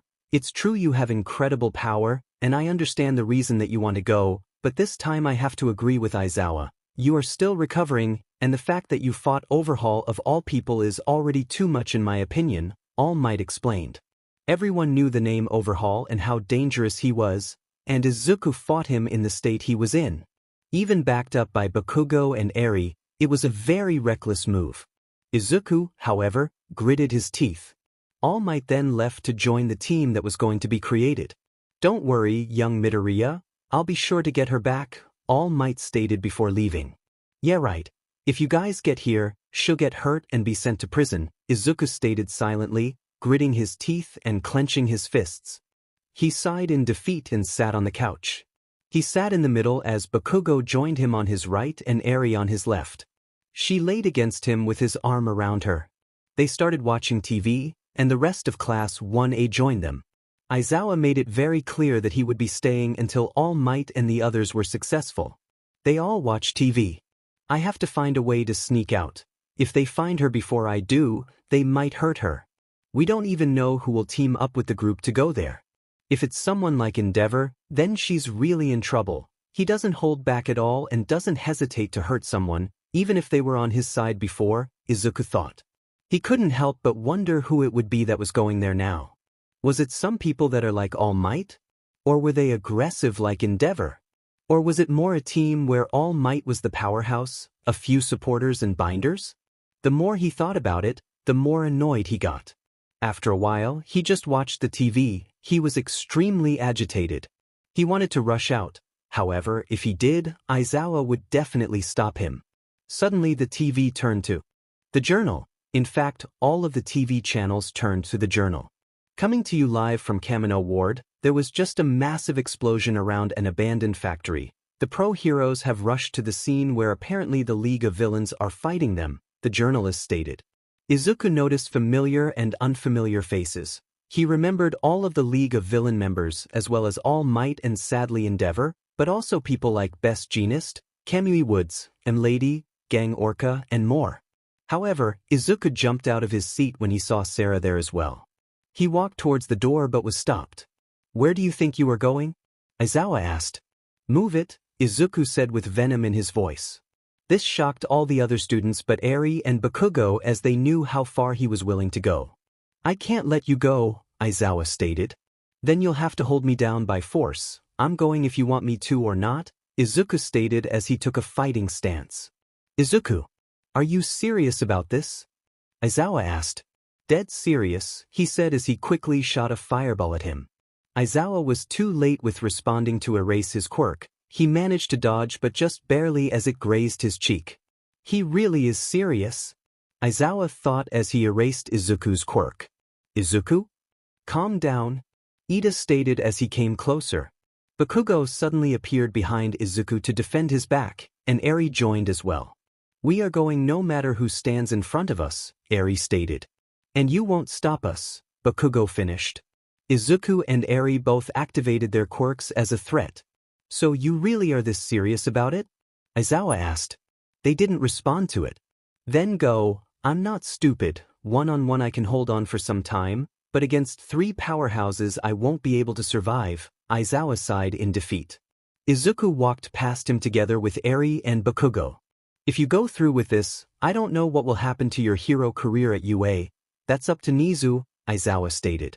Screw that, if I can't even save my sister, then who cares about my hero career? I failed her once, and I won't again. I'd rather lose everything around me and have the whole world against me than lose my sister again, Izuku stated with a serious look. Everyone gasped after hearing this. Well, don't say I didn't warn you, he said. Izuku, Bakugo, and Eri were at the door. Before you go. Good luck. I know I shouldn't be saying this, honestly, I'm just following orders, but I hope you get her back, Aizawa stated. Even if Aizawa looked like he didn't care, he cared about all his students. This includes Bakugo, Eri, Izuku, and also Sarah. Thanks, Izuku said softly. I'm sorry, Aizawa, I just have to do this. If I don't go, they'll hurt her and throw her in jail, Izuku stated. Aizawa nodded at this. They walked outside. Let's go, Izuku said as the door closed. He stepped forward, however, Bakugo and Eri saw the sweat dripping off of him. They knew he was tired, he hadn't recovered from the damage at the camp, he then fought Overhaul at full power, or close to it, and now he was heading into another battle. You go on ahead, you are a lot faster than us, and making it there in time is important now, we'll catch up to you, Bakugo stated.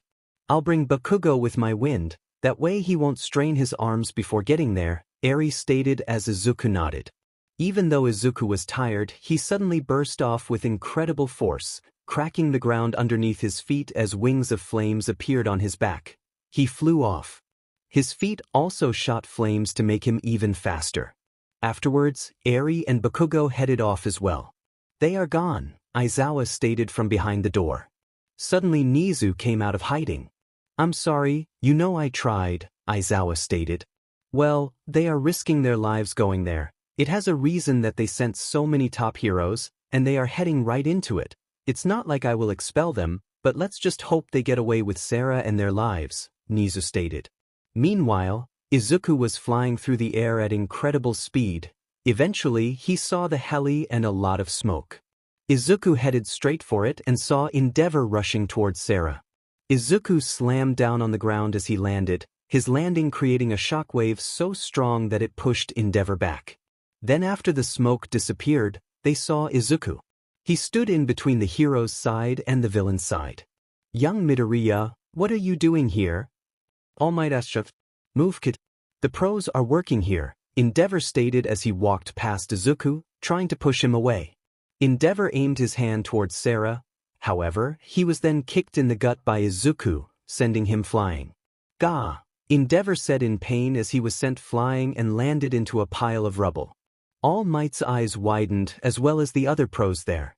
Sarah sent flames towards him, however, he turned around and blocked those flames as well. Even though Izuku was exhausted, he flew at tremendous speed, making it there in mere minutes. And now he was fighting. Dabi shot his flames as well at Izuku as Spinner and Magna attacked him. He countered by shooting a fireball at the flames, as well as stopping the two weapons and pushing them back. Meanwhile, Endeavor tried getting past Izuku's back to fight Sarah. However, Izuku had his left hand underneath his right shoulder and blasted Endeavor away with incredible power. Everyone was shocked to see this. Izuku, the hero in training, was fighting against both heroes and villains right now. What the hell do you think you are doing? Are you aiding those villains? If you do, you'll be named a villain as well, Endeavor stated. Does it look like I care? I'm not aiding villains, I'm protecting my sister, Izuku stated as everyone's eyes widened. I don't care if you fight the League of Villains, but you'll keep your hands off of her, Izuku said, pointing towards Sarah. She's part of the League of Villains, so either you move away now or we will force our way through, Endeavor shouted as he took a fighting stance. Ah, now this is a sight, they heard someone say. A hero in training facing off against both sides, while the symbol of peace is too surprised to even move. I wonder, will he help the heroes or will he help the boy? The voice said. Izuku immediately found where it was coming from and looked up. There was a man with a weird face mask and a black suit. All for one, he heard All Might shout. Hello, All Might, it's been a while, All for One stated with an evil grin. Right at that moment, Bakugo and Eri appeared as well and landed next to Izuku. Bakugo? Eri, please leave now. It's too dangerous, All Might yelled.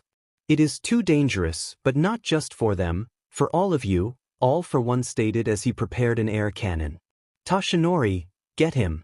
We'll handle this. Gran Torino shouted. All Might immediately launched at All for One, blocking the air cannon with his left fist, then pushing him back with his right. Can you two handle the League of Villains? Izuku asked Bakugo and Eri. What about you? Bakugo asked. I'm going to save Sarah, and I'm going to stop them from trying to hurt her, Izuku stated, getting ready. They could feel the heat coming from his body and the determination from his voice. Will you be all right? Bakugo then asked. Izuku just nodded. Let's go, Eri, Bakugo stated after that. Eri looked at Izuku and the pros but then followed Bakugo as they started their clash with the League of Villains except Sarah. Izuku Midoriya, I saw you at the license exam, is this really the path you will take? Gang Orca asked. I still want to become a hero, but if I can't even help my sister get back to us, if I can't even protect her from getting hurt, if I can't even save my own sister right now, I won't be a hero anyway, Izuku stated confidently. Sorry kid, right now she's a villain, she sided with the League of Villains, so she'll have to be treated that way and she'll have to go to prison, Best Jeanist said. If that's the case, you'll have to go through me first, Izuku stated as their eyes widened. He would throw everything away for his sister, even facing top pro heroes. You sure you can take all of us on yourself? Kemi asked. It doesn't matter if I think I can or not, I'll just have to pull it off. I'll fight you, block her, and save her altogether, Izuku stated as their eyes widened again. Endeavor, however, had heard enough. Then that makes you my enemy as well, he stated as he shot forward, then throwing flames like a flamethrower. However, suddenly Izuku appeared through his flames and kicked Endeavor to the face. Best Jeanist tried to capture him. However, Izuku burned the threads away. Kamui Woods tried to bind him, but the flames also destroyed this. Ni Lady grew to Titan form and tried grabbing him. However, Izuku shot a small fireball. This smashed into her gut, sending her flying and falling on her back. Gang Orca then followed up with sonic waves. Izuku placed his hands together and shot meteorite-like fireballs to break through it and clash into him. Izuku then was barely able to dodge Sarah, who attacked him from the back. She tried punching him, however, he quickly jumped to the side. However, while still in the air from her punch, she quickly shifted and almost kicked him to the face. Izuku then saw a female hero named Mirko ready to kick Sarah to the head as Izuku burst forward, kicked her in the gut while pushing Sarah away. Round 1 went to Izuku, however, he was breathing heavily. I don't care that you named her a villain, right now she's being controlled. If she wasn't, she would be just like me, and if you are ready to hurt someone who wants to be a hero, well, I won't approve of that. I get that people see her as a villain right now, but still, I won't let anybody hurt her, no matter who it is, and no matter who will become my enemy, Izuku stated. As for you, Izuku stated, turning to Sarah. Sarah, I know you are still in there, show me that you are still in there. Izuku yelled, taking everyone's attention, villains and heroes alike. Everyone watched curiously. You are strong, Sarah. I know you are strong enough to at least break the control and show me that you are still there. Izuku stated.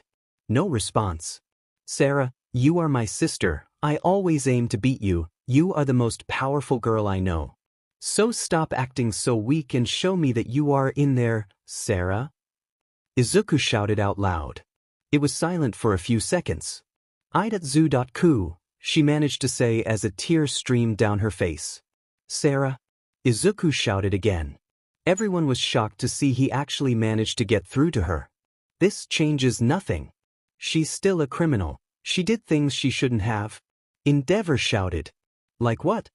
Izuku asked, looking at him sideways while standing in a threatening way.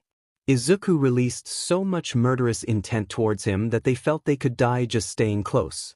She attacked the camp you guys were at, and she attacked us when we arrived. She sided with the League of All People, Endeavor shouted.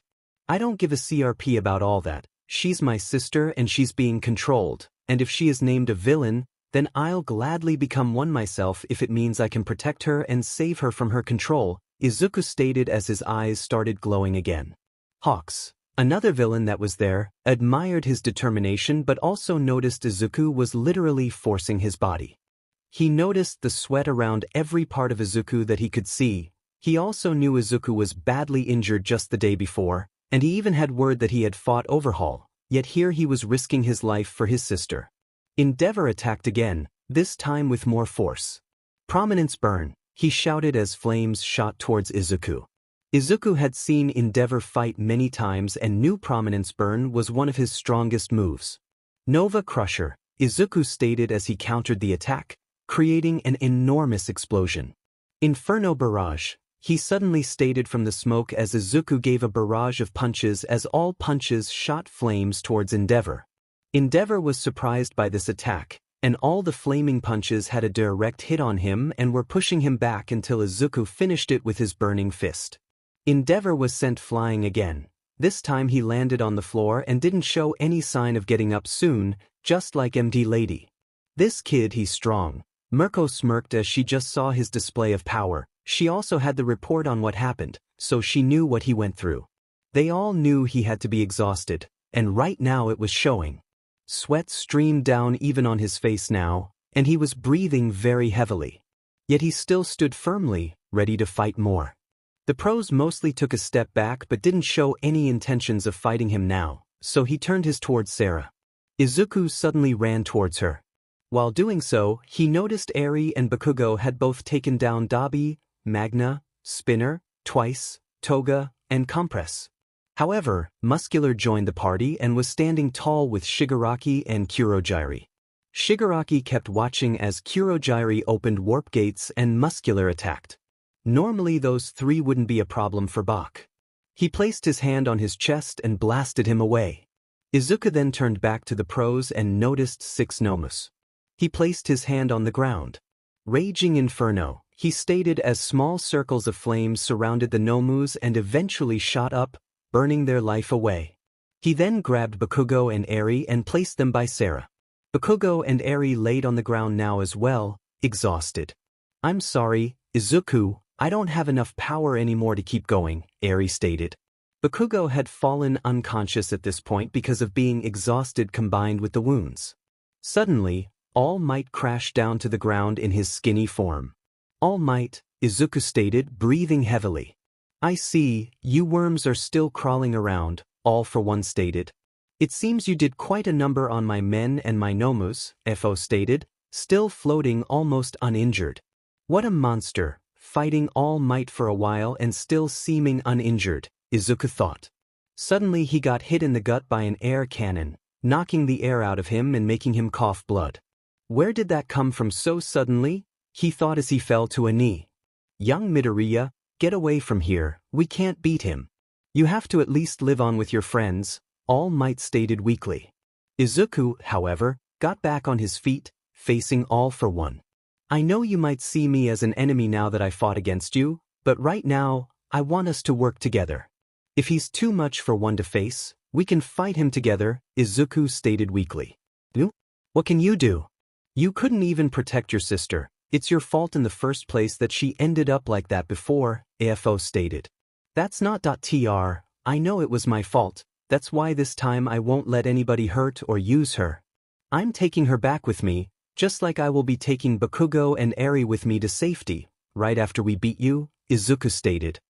Ha, how amusing, All for One stated. You can barely stand on your feet, you've reached your limit, so what can you do? All for One stated, amused. He's right, young Midoriya, you are in no way to fight anymore, All Might stated. Shut up, both of you. It's not for you to decide when I reach my limit. Izuku shouted as flames burst from his body right into the sky. Izuku. No, you are in no way. To use such power, Sarah stated weakly. I don't care, my body can break apart after this. Right now we have to beat him no matter what. Izuku stated as flames kept shooting up. If you die, you better get the job done first, right? Mirko asked as she stepped beside Izuku. I'm in, she stated with a grin. Hawks joined in as well, together with Best Jeanist, Gran Torino, and Kamui Woods. You guys, All Might stated. Kurogyri, AFO said. Retreat with Shigaraki and the others, he stated. What? But you are winning. Shigaraki stated. That might be so, but this fight will get intense, AFO stated, looking at Izuku with a wide grin. A man with the longing to protect his loved ones standing ready to fight on his last leg. That's when he's the most dangerous, AFO stated. This might get too intense, and you might get hit by stray attacks, so just hurry and leave this place. I'll join you once I'm done here, All for One stated calmly. Kurogyri quickly warped the unconscious members away, then himself and Shigaraki. You won't be getting away, I'll make sure of it, Izuku stated, taking a step forward. All Might forced himself into his muscle form and walked toward the group as well. Endeavor managed to get up as well and stood next to All Might. I won't forget what you've done, but for now, I guess he's the biggest threat here, Endeavor stated. The big pillar of flame around Izuku disappeared, and only an aura-like flame stayed around him. His eyes looked fiercely at All for One. I like the look in your eyes, All for One stated. Everyone could see Izuku was completely exhausted but were amazed he was still standing. Even everyone watching on the screens admired him, no one knew why he fought the pros before. However, when he broke the gear on Sarah's head, they all understood she was being controlled. She was someone close to him whom he just had to protect. Aizawa and all the students from all classes as well as all the teachers were watching the screen closely. Both Class 1A and 1B as well as the Big Three had all been sitting there looking focused only on the screen, sweating buckets full just from the tension and worry. They were glad Sarah was freed from their control. However, they saw the state Bakugo was in, Eri exhausted on the ground, Sarah weakly on the ground, and an exhausted Izuku who was literally forcing himself through willpower alone. I'm glad they freed her, but how are they going to get through this? Aizawa asked out loud. Everyone was worried while looking at the screen. We'll just have to hope for a miracle, Nizu stated with a big frown on his face. You want to know something?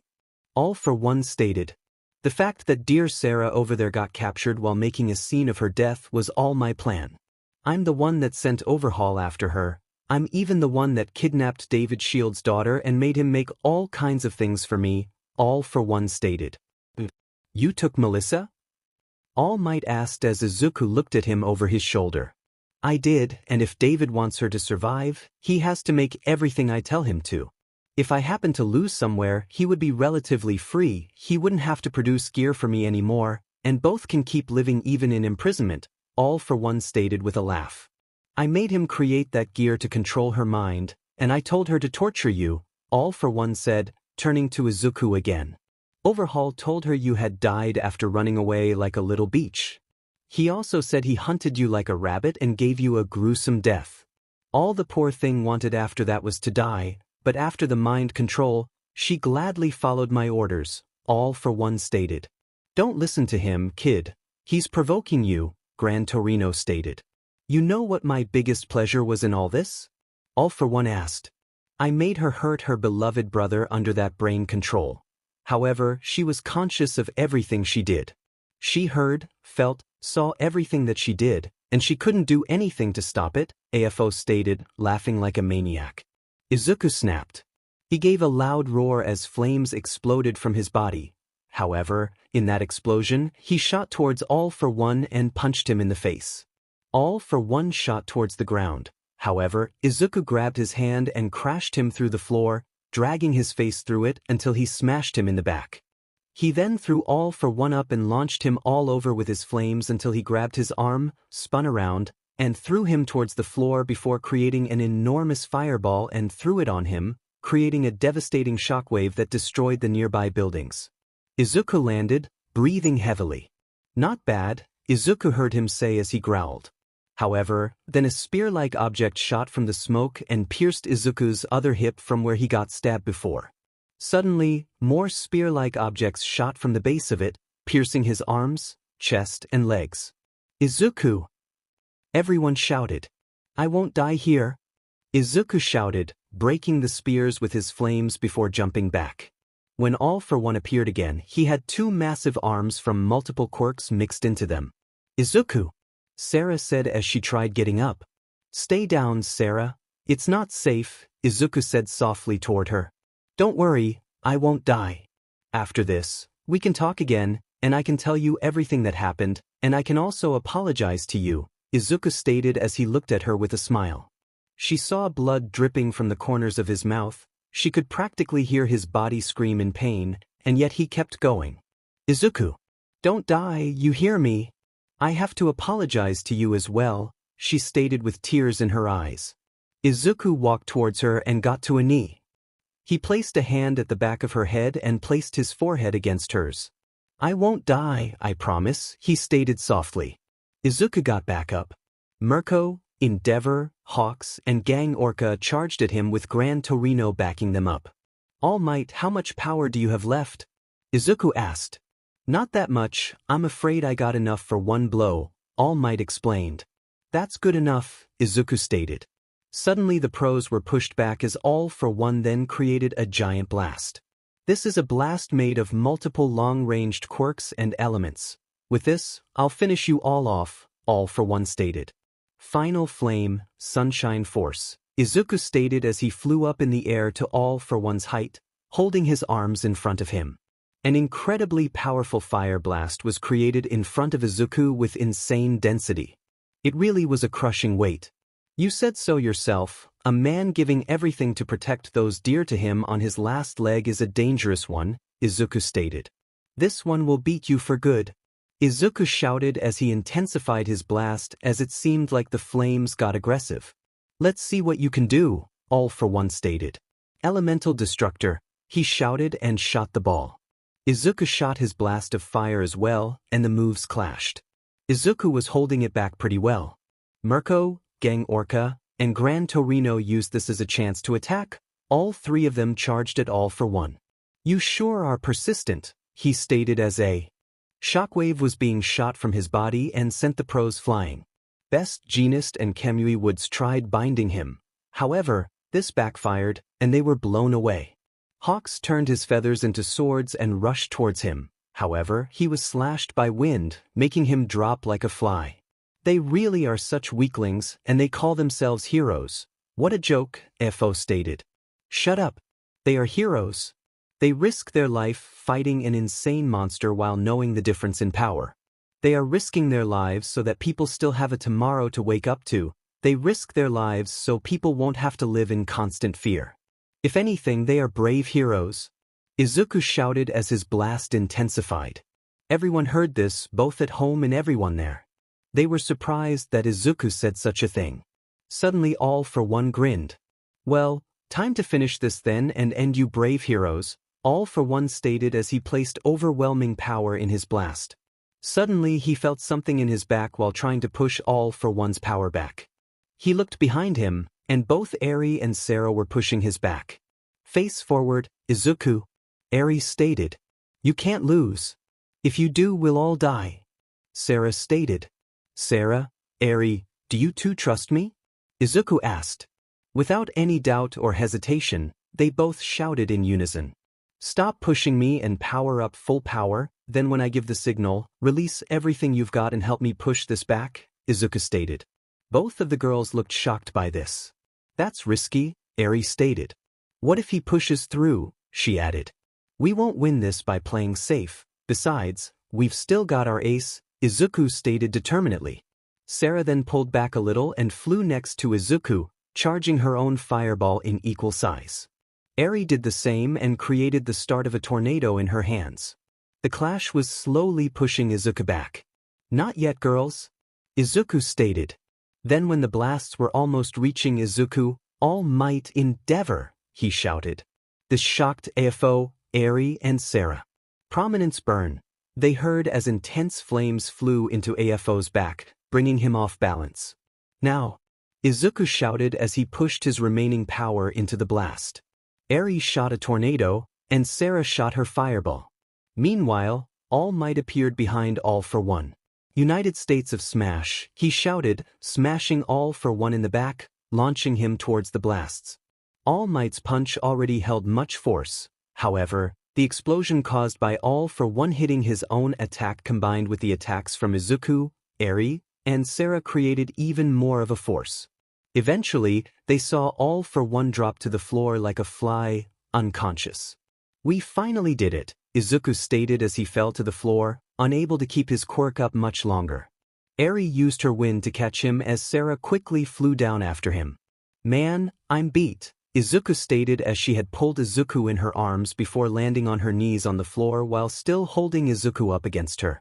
"You reckless idiot," Sarah stated softly as she hugged him while crying. "Sarah, I'm so sorry for everything that happened back there. If I hadn't made that blast..." Izuku started, but Sarah stopped him, placing a hand on his mouth. "You don't have to apologize, I never blamed you. You tried to finish it and help me even though you were wounded. The villains took us by surprise, and they threw me at it. It's not your fault," she stated. "If anything, I should apologize to you. I mean, look at you, you are a mess, and to top it off, I nearly killed you," she stated, starting to cry a lot. Izuku managed to move his arm as he wiped the tears from her face. "I was the one taking those hits head-on, and I don't blame you either. You were controlled, so don't blame yourself over it, you hear?" Izuku stated. Eri got down as well and landed next to Izuku, grabbing his hand tightly while smiling with tears in her eyes towards Sarah. "All right then, we both don't have to blame ourselves then," Sarah stated. "Welcome back, sis. I missed you," Izuku said as slowly his eyes got hazy, and both Sarah and Eri saw this.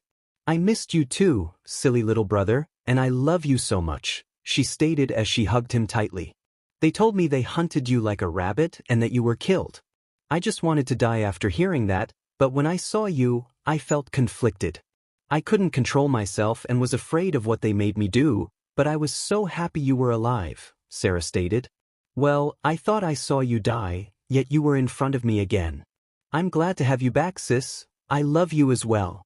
"Nothing can break our bond," Izuku stated. Suddenly Endeavor walked towards them. Izuku suddenly tried to get back up. However, every movement he made was very weak. He managed to get to his knees and even tried standing up but was stopped by Sarah. "It's all right, I don't want you to force yourself any more than you already have," Sarah stated. "I won't let them take you away, not after you finally returned. I'd rather die right here and now than let them take you," Izuku stated as he struggled to get to his feet. All the other pros looked with shock towards him.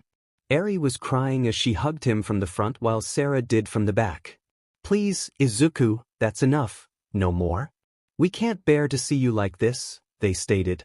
Endeavor walked closer and stopped just in front of Izuku, holding out his hand. Izuku looked confused. "I'm not going to take her away. You saved the day today, and you risked your life to save her. If she really was a bad person, she would have used her opportunity to kill us just now, but she supported us. You guys are the real heroes today. Good job," Endeavor stated. Sarah and Eri shifted themselves to each support a side of Izuku, holding him on his feet. "You promise you won't take her?" Izuku asked as Endeavor nodded. Izuku then grabbed his hand and shook it.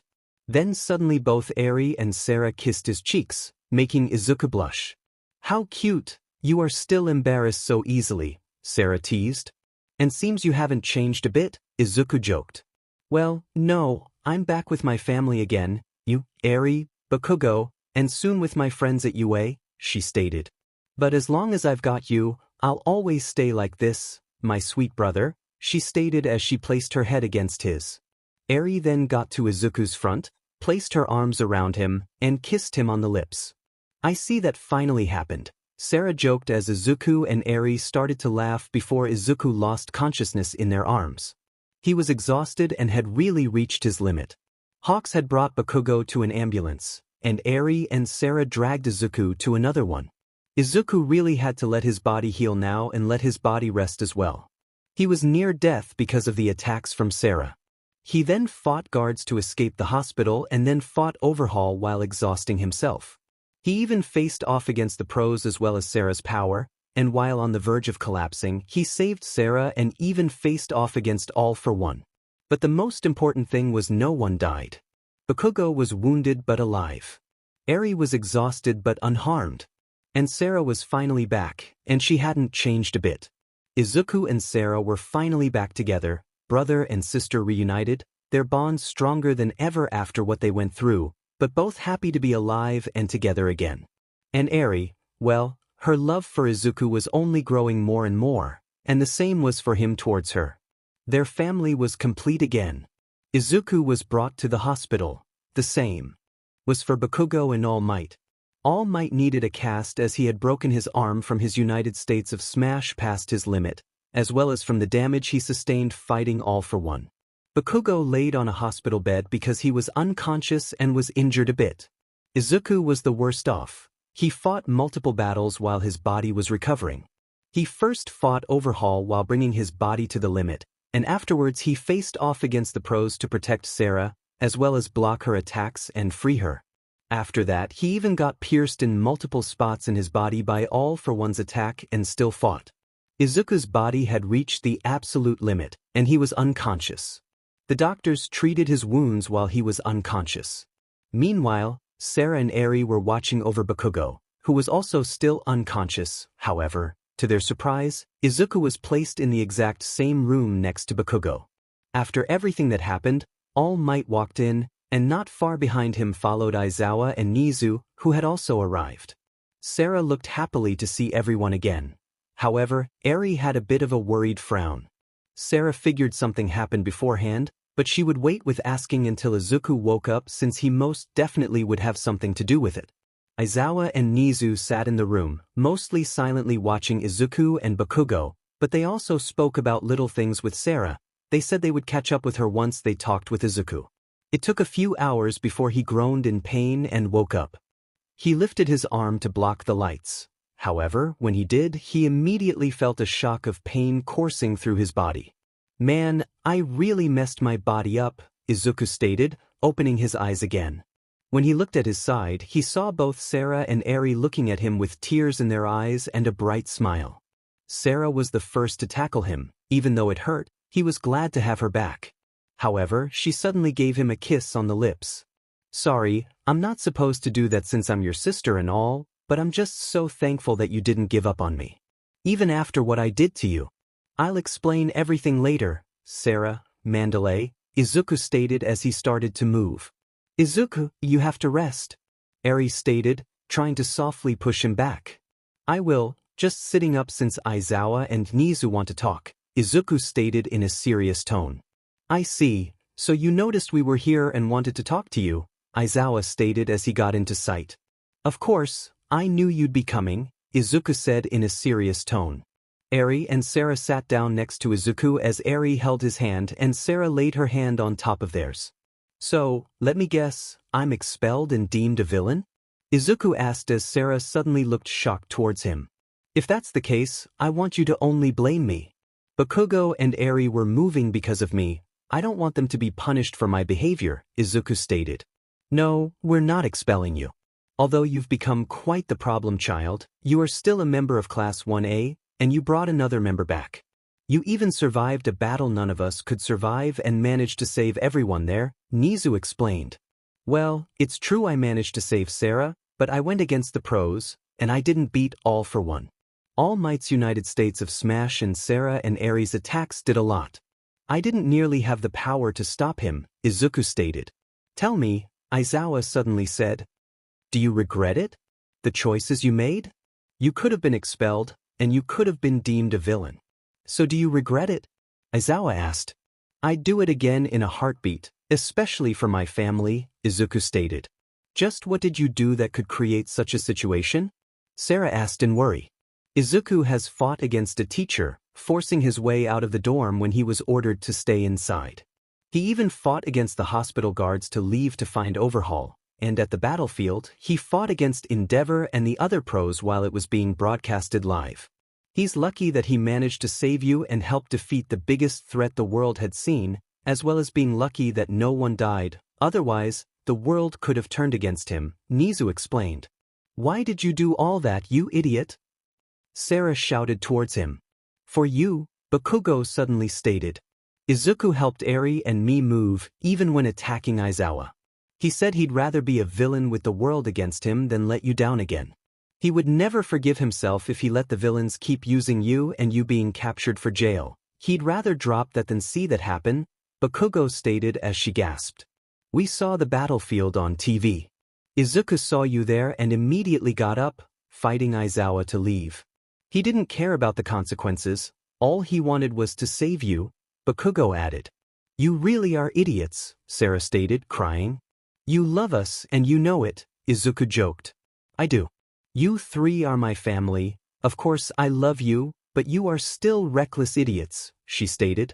After a while, Sarah calmed down. So, what are the consequences for what I did? Izuku asked. Well, you guys? No, not you guys. I did, I brought them into this, so I'll face it alone, Izuku stated sternly. Well, alright. You did beat up the guards and attacked a teacher.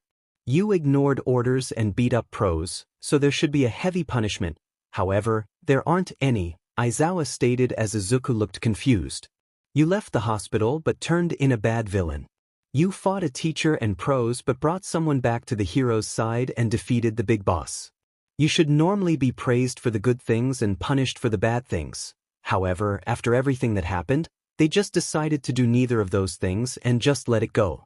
They left the punishment to you, Aizawa stated as he then looked at Sarah.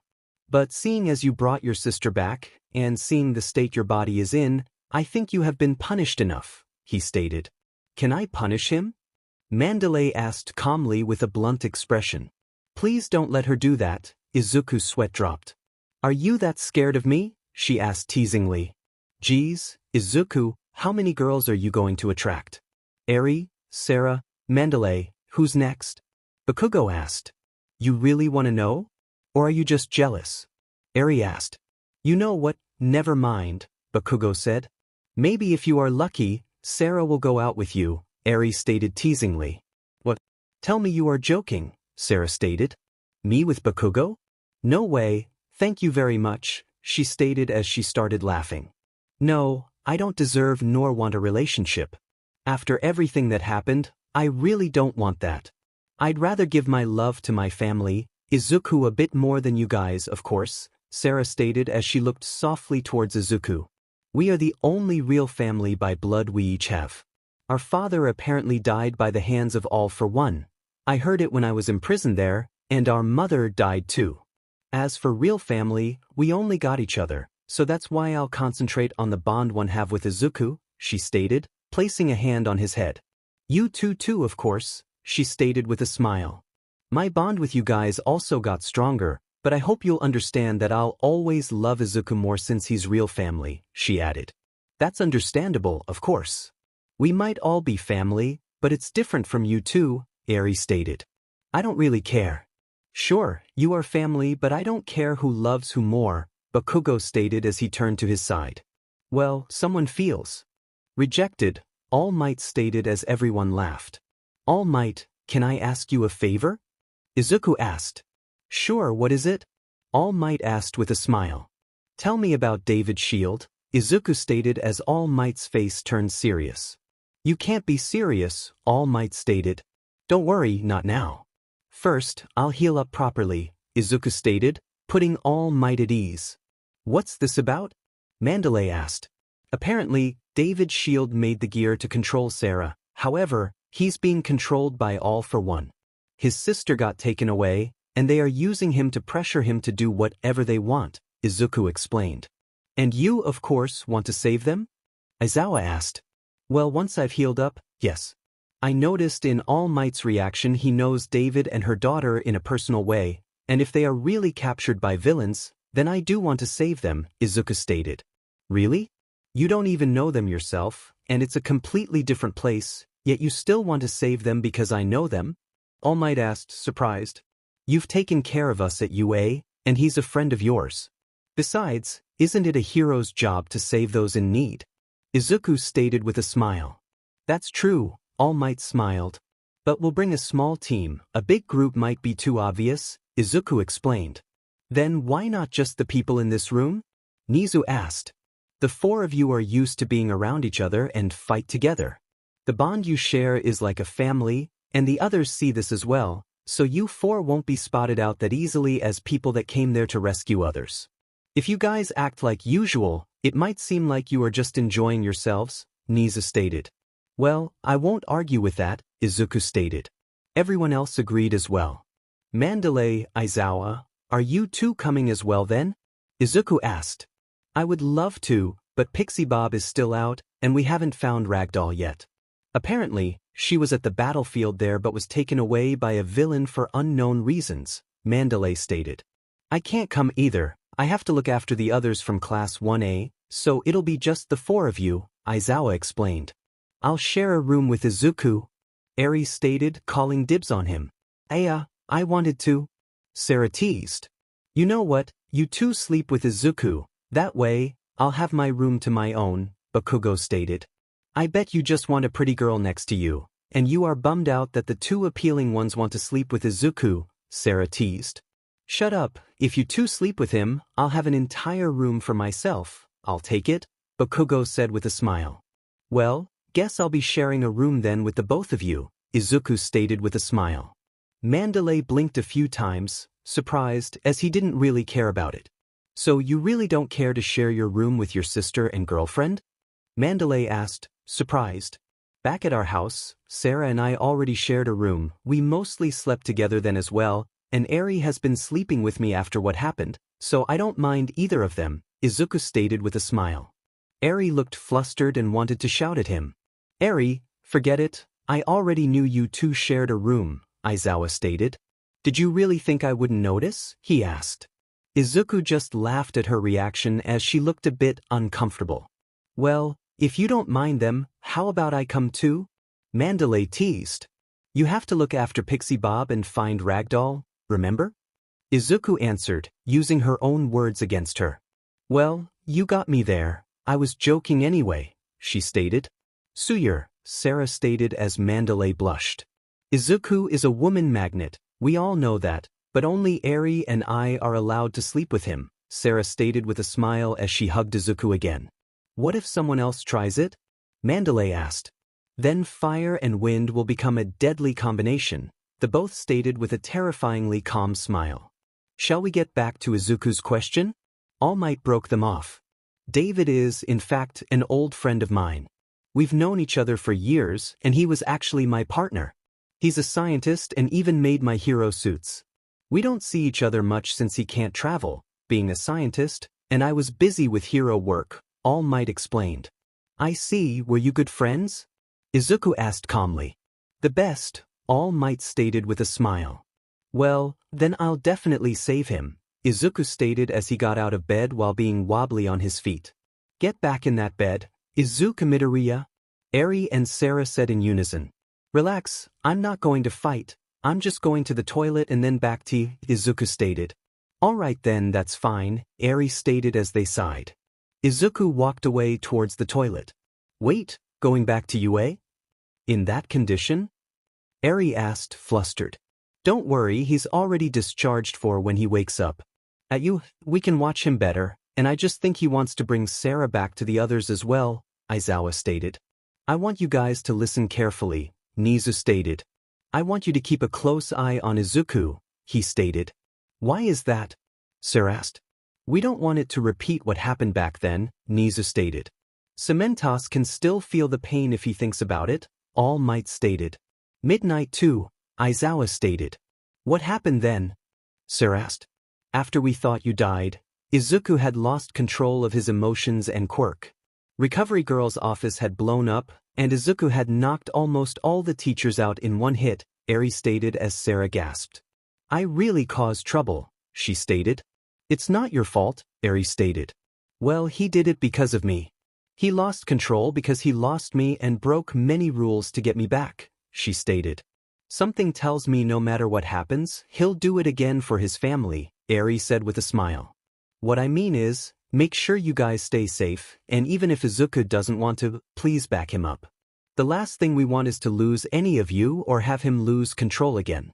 He's strong, far stronger than any of us imagined, but he can't face everything alone, Nizu explained.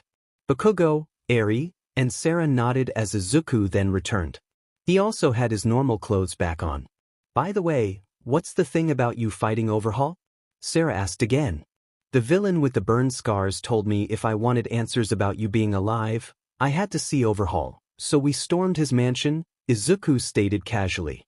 Sarah just facebombed. Were you that desperate to die? She asked.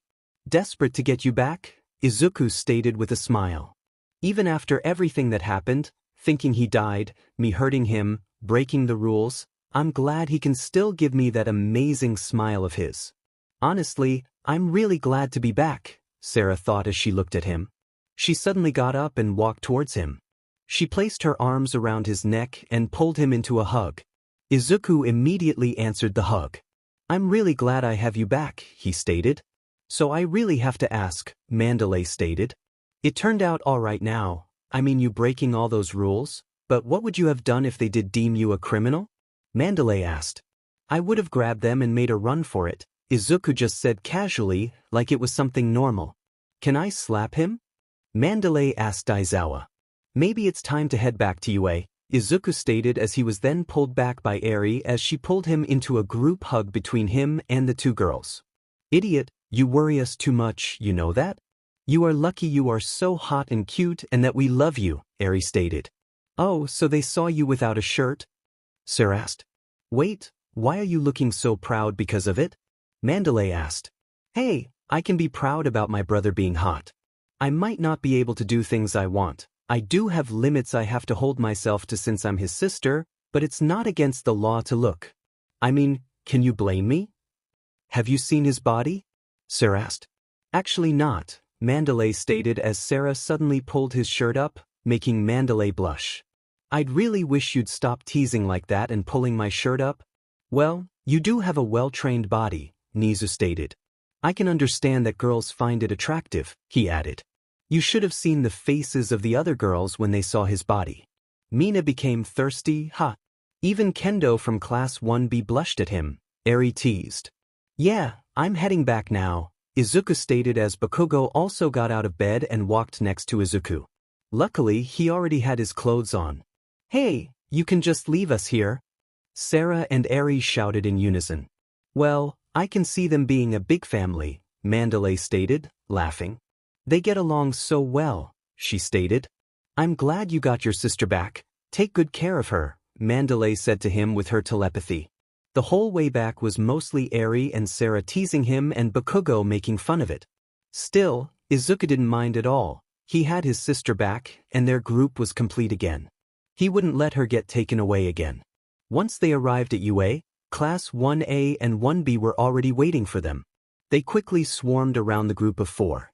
Bakugo broke away from them, saying he didn't like them and certainly not being swarmed by extras, but Izuku, Eri, and Sarah knew he was glad that Sarah was back and that his classmates cared. He just had an ego to hold up high. They pulled Izuku, Eri, and Sarah into a group hug, as some were happy to see Sarah back, others were glad to see them back on their feet, and others were checking out if Izuku was really doing well. Even on TV, everyone could see how badly injured he was. So, Izuku, how was it to kick my father in the head? Todoroki asked. Izuku answered, not really knowing what to say. How much do I have to pay you to do it again? He asked. Todoroki, no. Ida shouted. If he doesn't want to, I will, Sarah stated. Sarah? Izuku asked. What? He wants it and he pays, so why not? Sarah asked as a joke, as everyone laughed. They all stayed together for a bit longer to talk. Everyone was just smiling and happy to see that Izuku and the others made it back alive, as well as Sarah being back. The small family of four as well as Class 1A was complete again. Sarah was finally back home where she belonged. It had been a week now since the battle with All for One and Sarah's return. Izuku had recovered quickly and nicely with the help of Recovery Girl. Sarah and Eri had both been stuck to Izuku like glue, and they watched his every move. They even both slept in his room as they laid underneath the sheets, and he on top of it. They always snuggled up to him. He didn't really mind it. He loved both of them, although in different ways.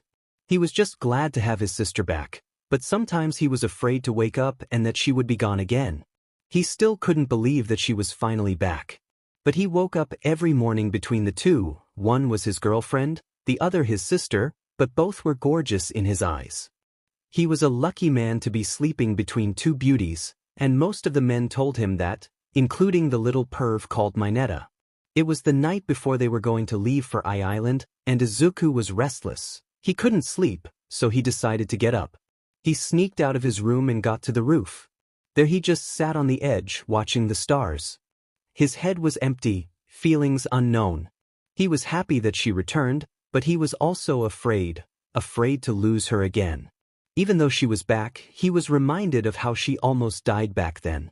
Suddenly, he felt a pair of arms around his neck. "So what got you up at this hour?" He heard a whisper in his ear. Izuku glanced back and saw it was Sarah. She looked at him with dreamy eyes. "Oh hey, Sarah, did I wake you up?" Izuku asked. "Well, if your pillow is suddenly gone, you'll notice, and it was empty between Eri and me," she explained.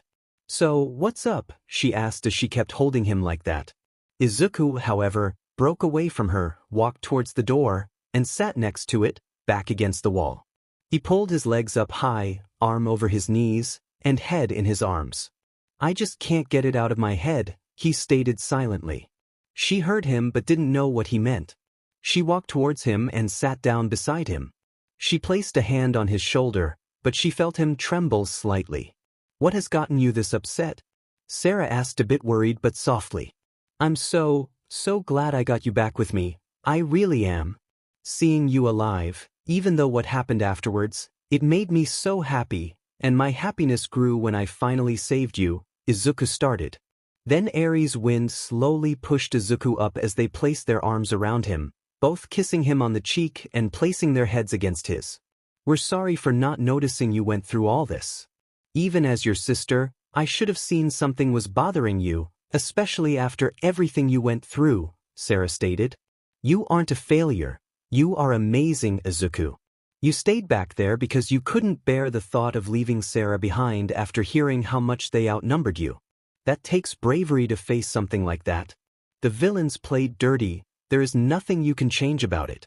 You may have been in a daze from that, but if it wasn't for you facing that Nomu, we would have died for sure. You saved me and everyone else, and we're all still very grateful for it. We're still looking for a way to thank you properly. And as for the mess with Overhaul, I chose to go there with you. It was my own choice to go there, so don't go blaming yourself over it," Izuku stated. "It just hurts so much, the thought of losing you too," Izuku said as flames began swirling around him. Sarah covered herself in flames as Eri made a gentle wind flow around them. They tried using the gentle brush of wind together with Sarah's warmth to calm him down, and eventually, it worked. "Let's go back to your room. It would be troublesome if you fell asleep here and people worry about you," Sarah stated as she helped him up with Eri. They went back to Izuku's bed, and this time, all three of them laid on top of the sheets. Both laid their heads on Izuku's shoulder and placed a hand on his chest, each holding his hand. "I'm sorry for worrying you too," Izuku stated. "You worry us a lot, so we have kind of gotten used to it," Eri smiled as she softly kissed him on the lips. "She's right. Then again, we worry you as well, so I guess we're even. Now get some rest, we have work to do tomorrow," Sarah stated as she wanted to kiss his cheek. However, Izuku was a step ahead and this time kissed her forehead, making her blush. She wasn't used to Izuku doing such a thing. It wasn't that she didn't like it, however, he had never really done that before, but it felt amazing anyway. Sarah smiled and placed her head a bit closer, laying against his chin. The three finally fell asleep, but woke up quite early. The next morning, Izuku was refreshed, with a genuine smile on his face. Sarah and Eri looked at each other and giggled. "Well, someone seems happy and refreshed," Kaminari stated with a smile. "Must be because he has two beauties." In his bed, Mineta growled. "Well, I would invite the other girls as well, but Sarah and Eri don't want to share," Izuku joked. "What? You would even ask the others?" Mineta asked, drooling at the thought of it being him between all the girls. Such a shame, I'd love to sleep with you too, Izuku, Momo joked as she understood that he was teasing and provoking Mineta. Yeah, why don't we girls hold a sleepover in Izuku's room when he gets back? Azui asked. Only if he sleeps shirtless, Mina shouted. At this point, Mineta was crying blood out of jealousy. Everyone loved to annoy Mineta like that, and they also liked to tease Izuku that way. Well, we've got a plane to catch, shall we go? Sarah asked as she clung to Izuku's arm. Yeah, we wouldn't want to be late. Ready, sweetie? Eri asked as she also clung to his arm and kissed him on the lips. Mineta was almost exploding from jealousy. He jumped towards Izuku but was blasted away by Bakugo. You done making Diaper Boy throw a hissy fit? Bakugo asked. Yeah, let's go, Izuku stated with a smile as the four of them walked out. Sarah? Eri? The joking and teasing is done now. You can let go now, Izuku stated softly as they walked out of Yua. We can, Sarah stated. But we don't want to, Eri finished with a smile. Well, guess someone is going to be the spot of attention once we get into the city, Bakugo laughed. Yeah, thanks for the heads up, Izuku stated as he knew they loved teasing him.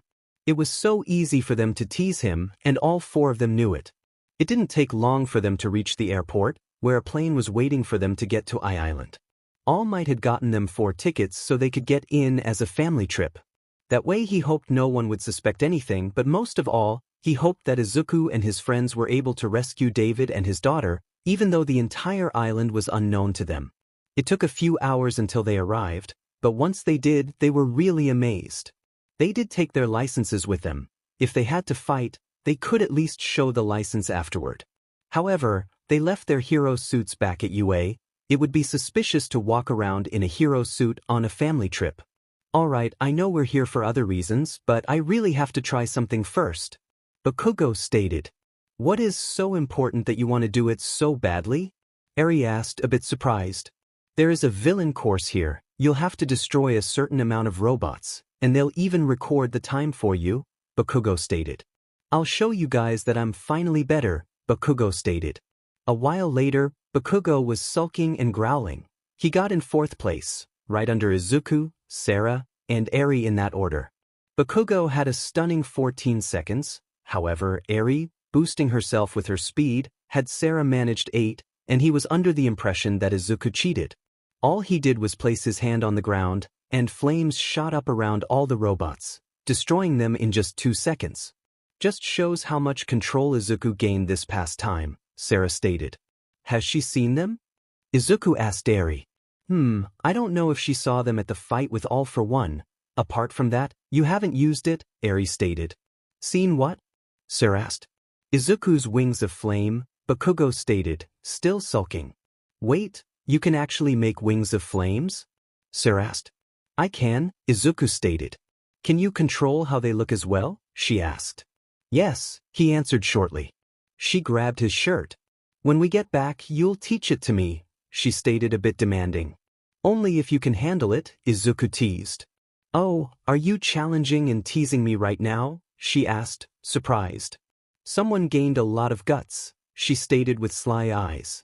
You've done it now, Izuku, Bakugo stated as he enjoyed every minute of it. Well, it's not like she's stronger or faster than him anymore, Eri stated. Wanna bet? Sarah asked.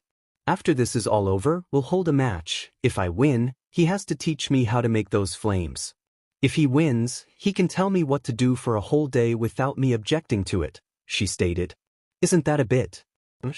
I mean, I agree to the term of teaching you, but basically becoming my SLV for a day sounds a bit too extreme, Izuku stated.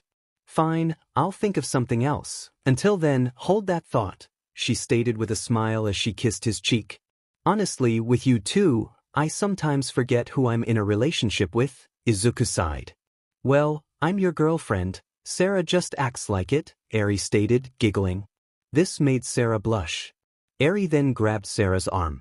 We'll see you guys later, we're going to walk alone and have some girl time, she stated, walking off. Alright, see you guys later, Izuku stated as Bakugo gave a low growl. Hey, Bakugo, Izuku stated as he watched towards a building. What is it? He asked. Are you thinking what I think? Izuku asked as he kept looking at the building. Bakugo looked as well, and he saw a screen of an arena where they were sparring for the entire arena. Oh hell yeah, I'm in, Bakugo stated. They both ran towards the building and registered to participate in a sparring match against each other, mostly for themselves, but they did it there to entertain the crowd. It seemed like the match that was happening was the last one on the list, and they actually had to close up early but were happy that Izuku and Bakugo registered to fight as well. This way everyone could enjoy another match. They both ran to a waiting room until they heard that the match was over, and to everyone's surprise, there would be another match. Both Izuku and Bakugo walked up the field and started to stretch. Man, it's been a while since I've let loose and used my quirk, Izuku stated. You sure you aren't too rusty to fight? You can always give the win to me now, Bakugo stated. Giving you the win? It'll be a cold day in hell when I lose to you, Izuku stated as this reminded him of Sarah's sentence she gave Bakugo. Alright, ladies and gentlemen, to everyone's luck, 2 more participants registered to have a sparring match. Let's all thank these young men and cheer loudly for both of them. They heard through the mic as everyone shouted and cheered loudly. Bakugo and Izuku were almost certain that the whole island heard that loud cheer. They also noticed it was being streamed either everywhere or just on the island on the screens. Then again, they didn't care. Both of them had to let off some steam, and a sparring match was never a bad idea. Izuku took a stance as he placed his right leg a bit in front of him, his right arm low to the ground, and left arm backwards and up in the air.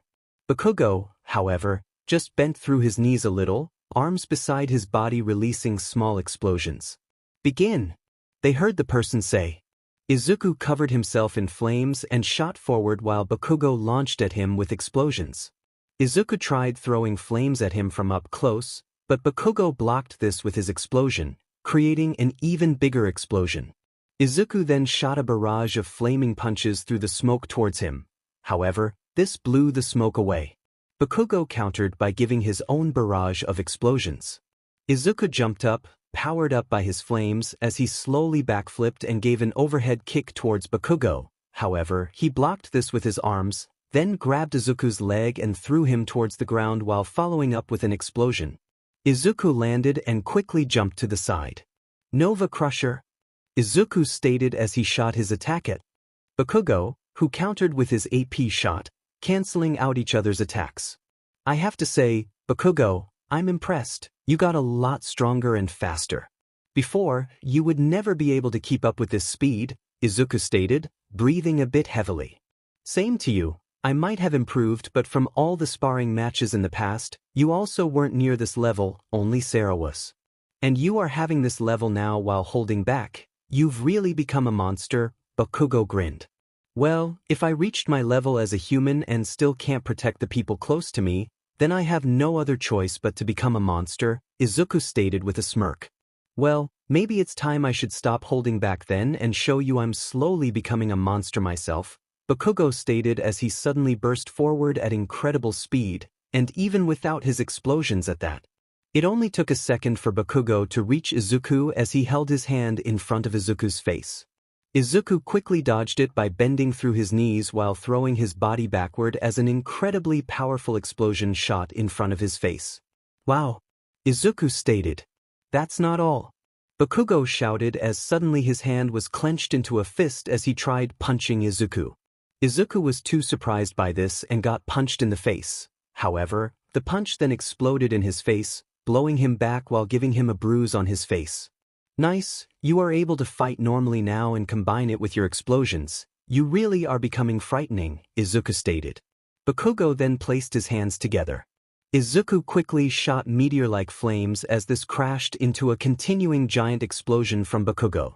However, Izuku then suddenly appeared behind Bakugo, kicking his legs from underneath him, then spinning around and kicking him off the field. And we have a winner, was being shouted as the entire crowd cheered loudly. They cheered extra loud for the amazing battle the two showed them. You two were incredible, Izuku heard a familiar voice say. He looked up and saw Eri and Sarah in the stands staring at Izuku with a dreamy look in their eyes and a smile. Bakugo got up as well and they both walked out. You two done with your girl time already? Izuku asked. Yeah, we just walked around and talked a bit, Eri stated as both she and Sarah blushed for some reason.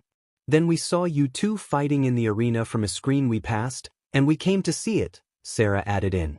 You two were incredible. Before I left, you two hadn't even reached that level, and now you were doing it while holding back. You even passed that level? Sarah praised. The idiot was still holding back, Bakugo stated, pointing at Izuku. Is that true? Sarah asked shocked. Yeah, my fight against All for One wasn't my true full power either. It was just the remaining power I could muster, Izuku explained. You've really become a monster. I'm glad you hold back against me now, she stated teasingly. Well, if a human isn't enough to protect loved ones, then a monster might be, Izuku stated, smiling as he walked forward. Tell him, Eri whispered to Sarah. I can't, Sarah stated as she just followed Izuku and Bakugo. Eri sighed and followed up. If you won't, then I will later, Eri stated. But he's happy like this, let it be, Sarah stated with a smile. It's not right anyway, she added in before giving a wink. You are hopeless, Eri stated with a giggle. After a while of walking, Izuku suddenly stopped the group and grabbed into his pocket. He took a picture out and looked in front of him. What's up, Izuku? Eri asked. Quiet, Izuku stated silently. He then showed them the picture and pointed forward. If I see correctly, that's David Shield's daughter, Bakugo said silently. Sarah then saw a hooded man following her from a distance. He's following her, watching her every step, Sarah whispered as they slowly followed the two as if they were just checking the view. Bakugo, Sarah, you guys go to the room already. Eri, can you distract him with your wind? I know you can control the wind now without lifting a finger. Distract him for a second. I'll get her out of sight and meet you guys back at the hotel, Izuku stated. Everyone nodded. Bakugo and Sarah walked back towards the hotel room. Eri walked back with them as then suddenly a wind blew past her. She acted like it was pushing her back as well as the man's cloak blocked his view. Izuku then shot past him like a blur, captured the girl while placing a hand on her mouth, and disappeared. He stopped with her in an alleyway. Shoo, I'll explain later, he stated before she could struggle to break free. He noticed a shocked expression on her face and kept still. Izuku noticed the man looking around and suddenly started running in the direction Melissa walked earlier. I'll explain everything in our room, hold on tight and stay silent, Izuku whispered. She nodded as Izuku placed her on the ground, only for her to get on his back and hold on tight. Izuku took a deep breath and moved so fast the normal human eye wouldn't be able to see him, as this actually surpassed All Might's speed. Izuku arrived at the hotel and went to the room he would be sharing with Eri and Sarah. He quickly nodded as they opened up. They had just arrived. Izuku breathed a little as he placed her down and locked the door. What was that about? Melissa yelled, flustered. You are Melissa, right? Izuku asked while breathing as she nodded. But who are you? She asked. Students and friends of All Might, Izuku stated. These are my friends and family, Eri, Sarah, and Bakugo, Izuku stated as he introduced them, Sarah and Eri giving her a warm smile, Bakugo just looking at her. So you are here to help Uncle Might? Melissa asked. Yes, we heard your father was being held captive, and they captured you as well to make him work, Izuku stated. Yeah, recently he was forced to create a gear to manipulate someone's mind. I heard they already put it to use, Melissa stated as Sarah's smile faded. Melissa noticed this. We know, Sarah was a victim of it. She's my sister but was forced to do terrible things to others, Izuku stated. I almost killed Izuku because of it, she stated in a sad tone. I told you already, I'm not mad and I don't blame you, Izuku stated as he patted her head.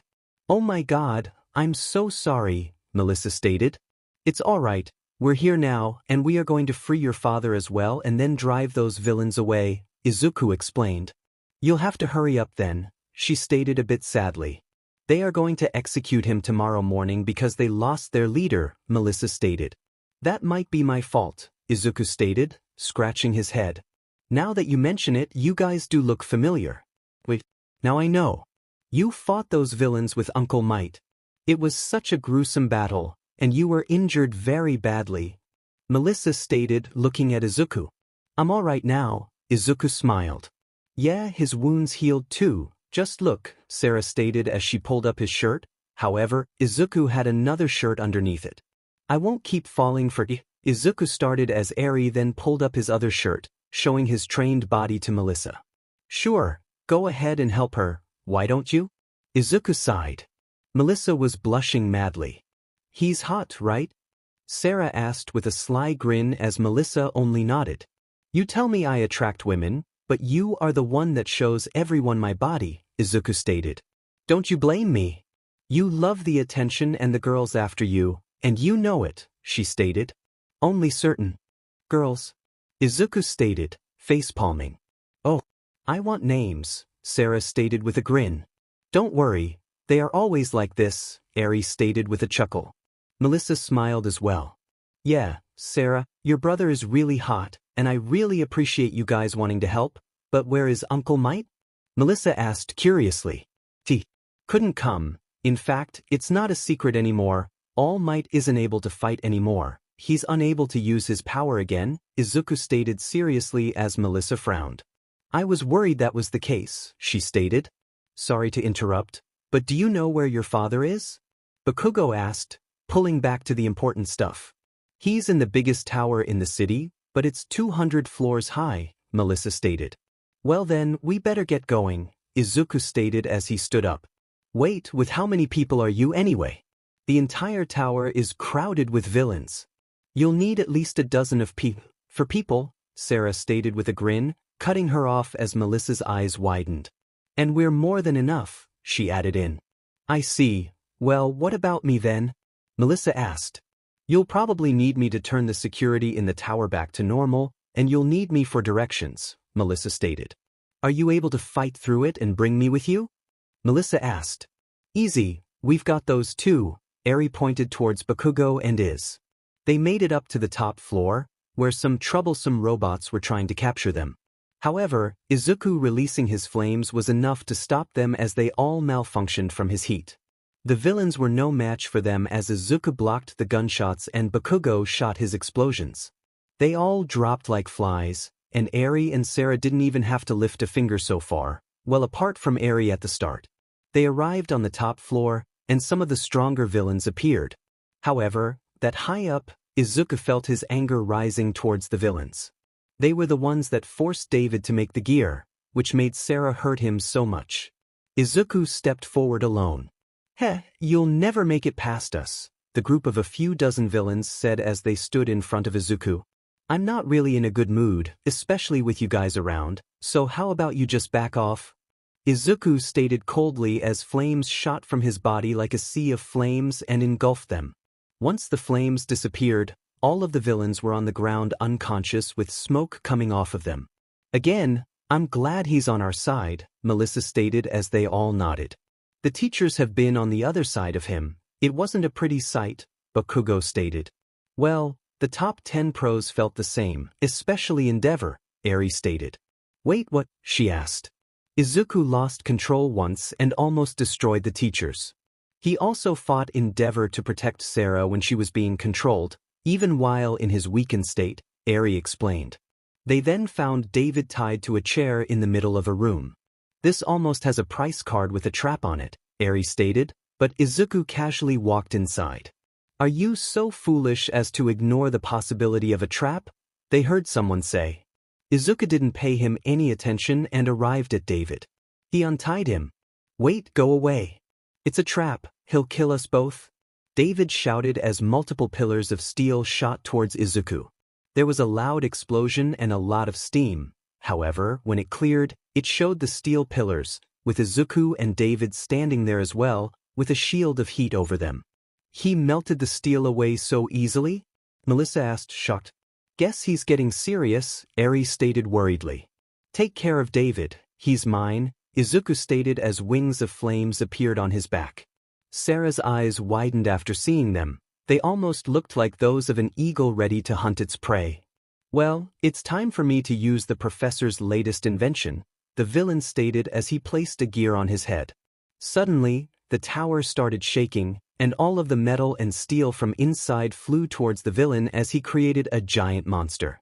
He immediately created enormous blocks of steel as Izuku shot raging flames at them, which blocked, stopped, and melted them. Slowly, the villain was gaining an advantage over Izuku with his overwhelming power. Izuku could melt the steel away.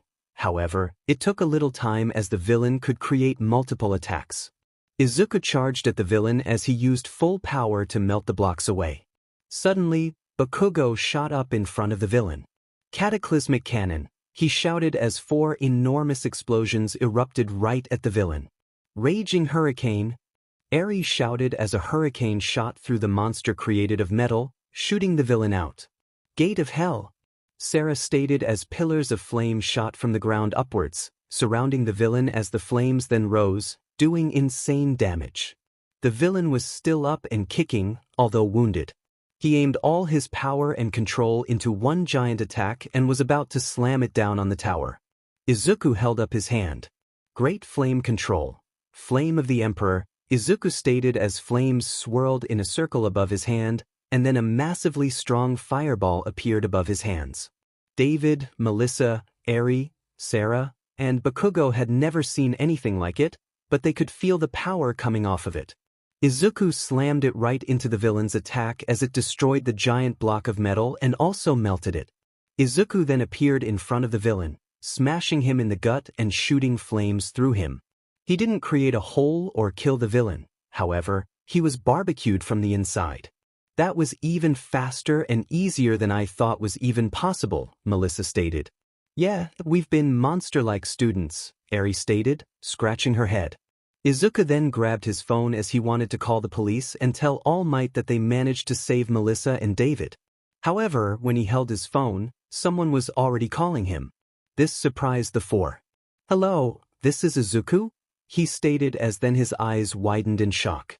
This didn't look well, and everyone got worried. What's going on? Sarah asked as he hung up. We are to return tomorrow early in the morning, Izuku stated as he stood towards them with his back. Why, what's going on? We had time here for a few days even if we rescued them earlier, so why do they need us back already? Eri asked, confused. It was silent for a bit, and everyone grew worried until Izuku turned around, and they all had wide eyes. Izuku was crying. We have to get back. For All Might's funeral. All Might has been killed together with a few other pros, teachers, and students, Izuku stated as everyone gasped and went pale. Izuku, Bakugo, Eri, and Sarah had just beaten the boss villain on Island when Izuku got called. He had heard that they had to get back immediately and that All Might, as well as some teachers, pros, and even students, had died. This is a joke, right? Bakugo asked. Does it look like he's joking? Eri asked, a bit angry and sad. You know Izuku would never joke about something like that, Sarah stated as she walked towards him. She wanted to place her hand on his shoulder. However, he suddenly quickly walked away. Do you want to come too? Izuku asked seriously. Yes, All Might was my friend, and he was like family to me. I want to at least see him one more time, David stated as Melissa nodded. Do you need to pack? Izuku asked. Well, to the plane. I'm not going by plane, it'll take too long, so do you have to pack? Izuku asked again. David noticed that. Izuku wanted to get back right away and took on a serious face. We're ready, he stated seriously. Eri, cover us in a sphere of wind, Izuku then stated. Sure, but what are you planning on doing? She asked as Bakugo, Sarah, and Eri herself got closer to Izuku, Melissa, and David. Once they were together, Eri made a sphere of wind around them. Izuku walked to a side and placed his hand against it as flames engulfed it. Izuku then charged his full power and made them fly through the air at crushing speed. They were only protected by Eri's wind, Izuku's flames, and Izuku's power in front of them. What's going on? David asked. We'll arrive in Japan in a minute, Izuku stated. What? Melissa shouted. But Japan and Island are a few hours away from each other, she added. You saw Izuku's power and speed for yourself, Bakugo stated. I did, but what do you mean by that? She asked. Right now, Izuku is using his power around us to fly towards Japan, Eri explained. Sarah stayed silent and slowly walked towards Izuku. Everyone but Izuku watched her. However, when she wanted to place her hand on his shoulder, he gasped. "What is it?" David asked as Izuku got up and undid his flames. They saw him clenching his fist and blood streaming down his fingers. Eri undid the sphere and kept wind underneath them. Once they looked around, their eyes widened, and they all gasped. They noticed Izuku trembling as even more blood streamed past his fingers. David walked towards him and stood on his left as he placed a firm hand on Izuku's right shoulder. The city where they lived and where they went to UA had become a war zone.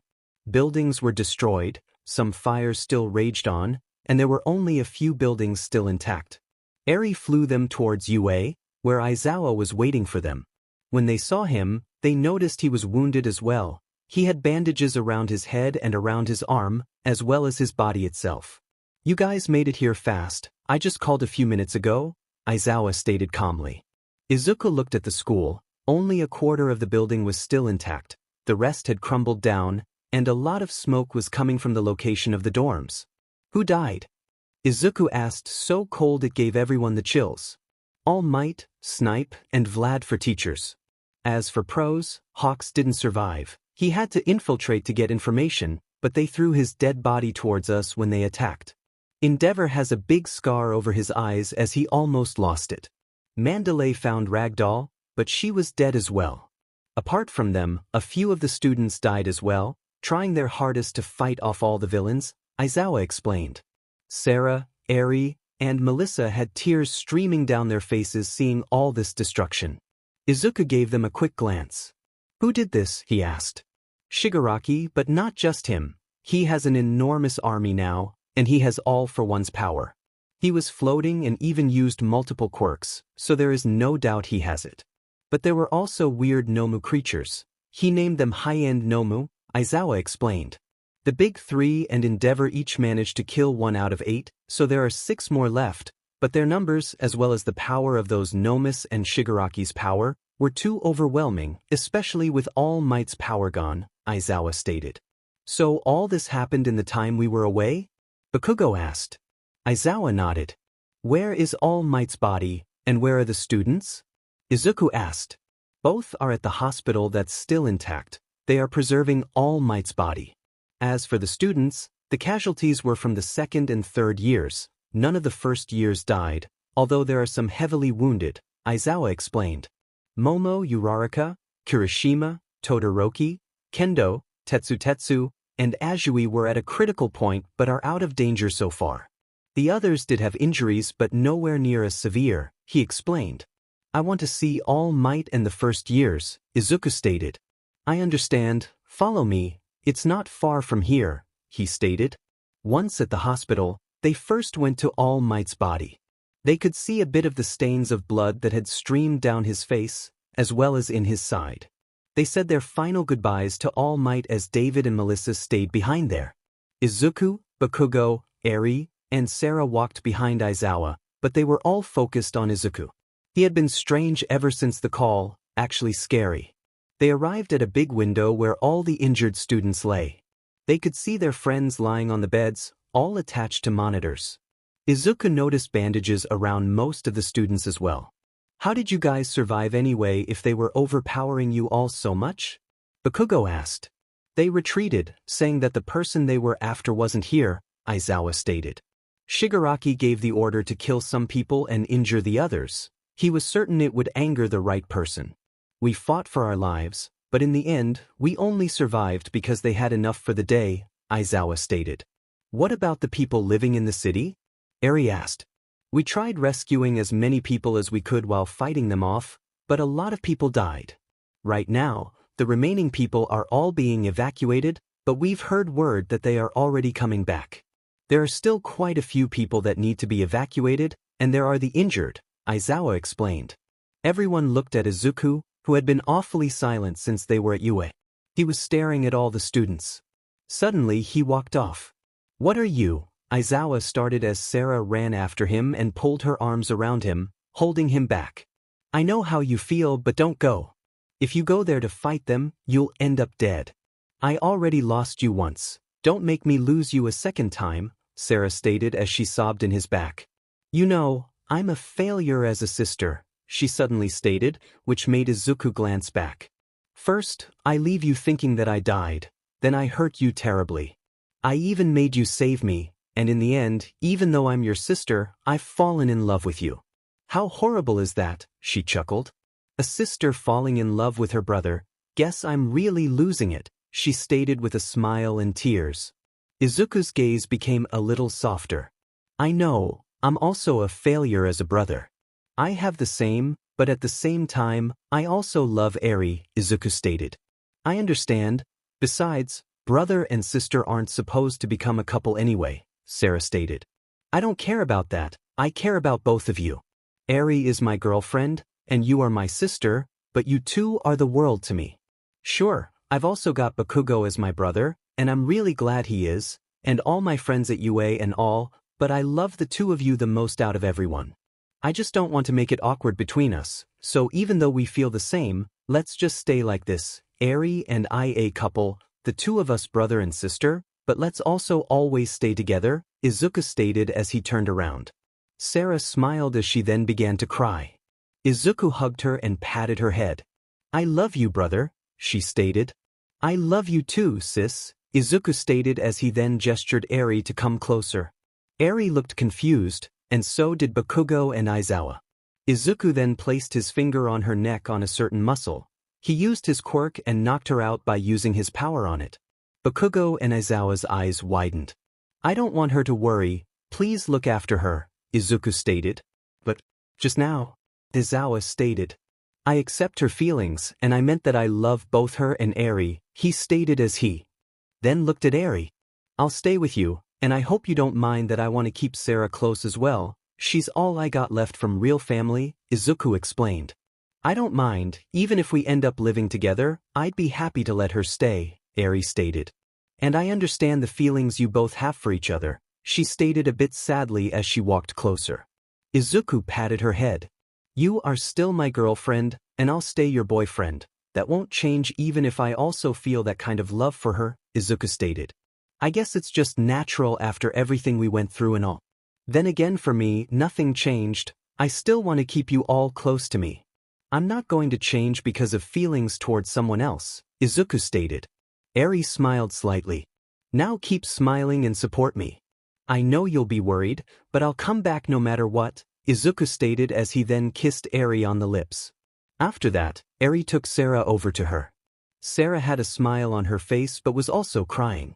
Izuku turned around and started walking, but after a few steps, he stopped. What are you going to do? Aizawa asked. You needed more time, right? I'll buy you as much time as I possibly can, Izuku stated. Their hearts almost stopped out of shock. Izuku, do you even know how many there are? Have you seen the city? Aizawa shouted in worry. I have. That's exactly why I'm going alone, Izuku stated. I can fight at full power and hold out for a few hours. After everyone has been evacuated, I'll come back, Izuku stated. I'm coming too, Bakugo stated. No, you won't. I'm going alone. At full power, I can't have people with me. I'll only get distracted, and we'll end up getting ourselves killed if we worry about each other, and I can't fight at full strength like I'm about to do if I have someone with me, Izuku explained. I want you to do something else for me, Izuku stated as he turned around and walked towards Bakugo. Protect those two with your lives no matter what happens, Izuku stated seriously. Bakugo was still in shock but then nodded.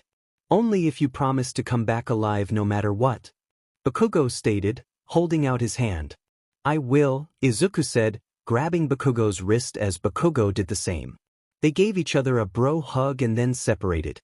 Take this, Aizawa stated as Izuku turned around again and caught the object Aizawa threw. It's an earpiece, it's for communication. The moment everyone is evacuated, I'll let you know so you'll know when to get back, Aizawa stated. Izuku put it in his ear as then another hero ran up to them. Aizawa, sir. Our scouts told us that they made it past the mountain and will soon reach the city, the hero stated in panic. Izuku quickly ran off. Good luck, hero, Aizawa stated as he looked at Izuku running off.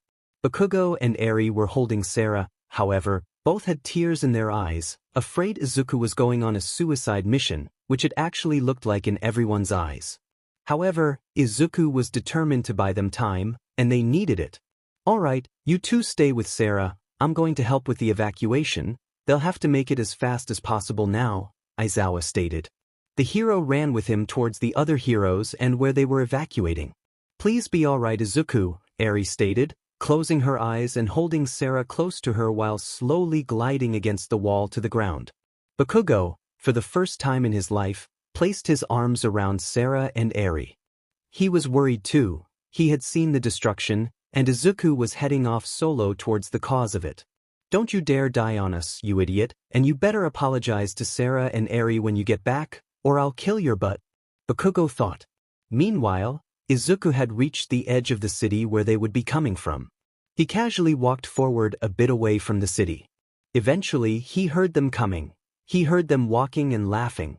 He could just feel them getting closer. Well, here goes nothing, I guess. I'll have to stay defensive and stay long-ranged. One mistake and it'll be all over, but I have to make sure to buy as much time as I can, he thought. Izuku placed his hand on the ground and shot an enormous wall of flames around the edge of the city on his side. Hey, I see flames, he heard a villain shout. After that, they came into sight. Isn't that? He heard someone else shout. Izuku, seems you came after all. What a shame Shigaraki is resting back at the hideout, but I'm sure he'll be happy if we drag your body back with us, as well as those little friends of yours back in the city after we're done with you, Dabi stated as he, Muscular, Spinner, and Magna walked up front. However, there was someone else there. No way. Just how unlucky am I for him to be here? Izuku thought, gritting. They heard, right as they looked, Sarah was slowly waking up. What happened? Where am I? Sarah asked as she could barely open her eyes. Eri and Bakugo didn't really respond. They couldn't just say, oh hey, Izuku knocked you out and is fighting off an army? Guys? She asked as she looked up, but she did notice the worried looks. Then she looked around. Why do you look so worried? And where is Izuku? She asked as then a loud explosion could be heard. She quickly got up as she saw the enormous wall of flames and then also heard and saw another explosion. Aizawa is evacuating the civilians as well as the wounded people, Eri stated. Who is fighting and why are there flames? Sarah asked in light panic. Don't tell me he, she stated as she went pale. After he knocked you out. Another hero showed up. He said that the villains were getting past the mountain and that they would soon reach the city, Bakugo stated. Izuku ran off to buy time. Aizawa is rushing the pros now to hurry up. The less time they take, the faster Izuku can get away from there, Eri added. Why did that idiot go alone? He promised me. He promised me we would stay together. Was it all a lie? Was it all just to comfort me so I wouldn't worry? She shouted while freaking out. No, he has no intention of dying. He's making sure we all survive. He can hold up his full power for a few hours, and he's doing everything he can to make sure we're safe and that the people get evacuated. The moment everyone is, he'll come back to us, Bakugo stated. He'll come back to you, just watch, he added. For now, believe in him and support him, he added. Eri placed her arms around Sarah. Everyone was worried about him, but right now, he was the only one with a chance of pulling it off. Meanwhile, back at the fight, Izuku was now dodging powerful quirk attacks while holding up the wall of flames. Sometimes a close combat fighter ran up to him, but he instantly dealt with them. Hellblazer! Izuku stated as portals of flames appeared around him, shooting flames out like a flamethrower. It crashed into the crowd of villains and knocked a lot of them out.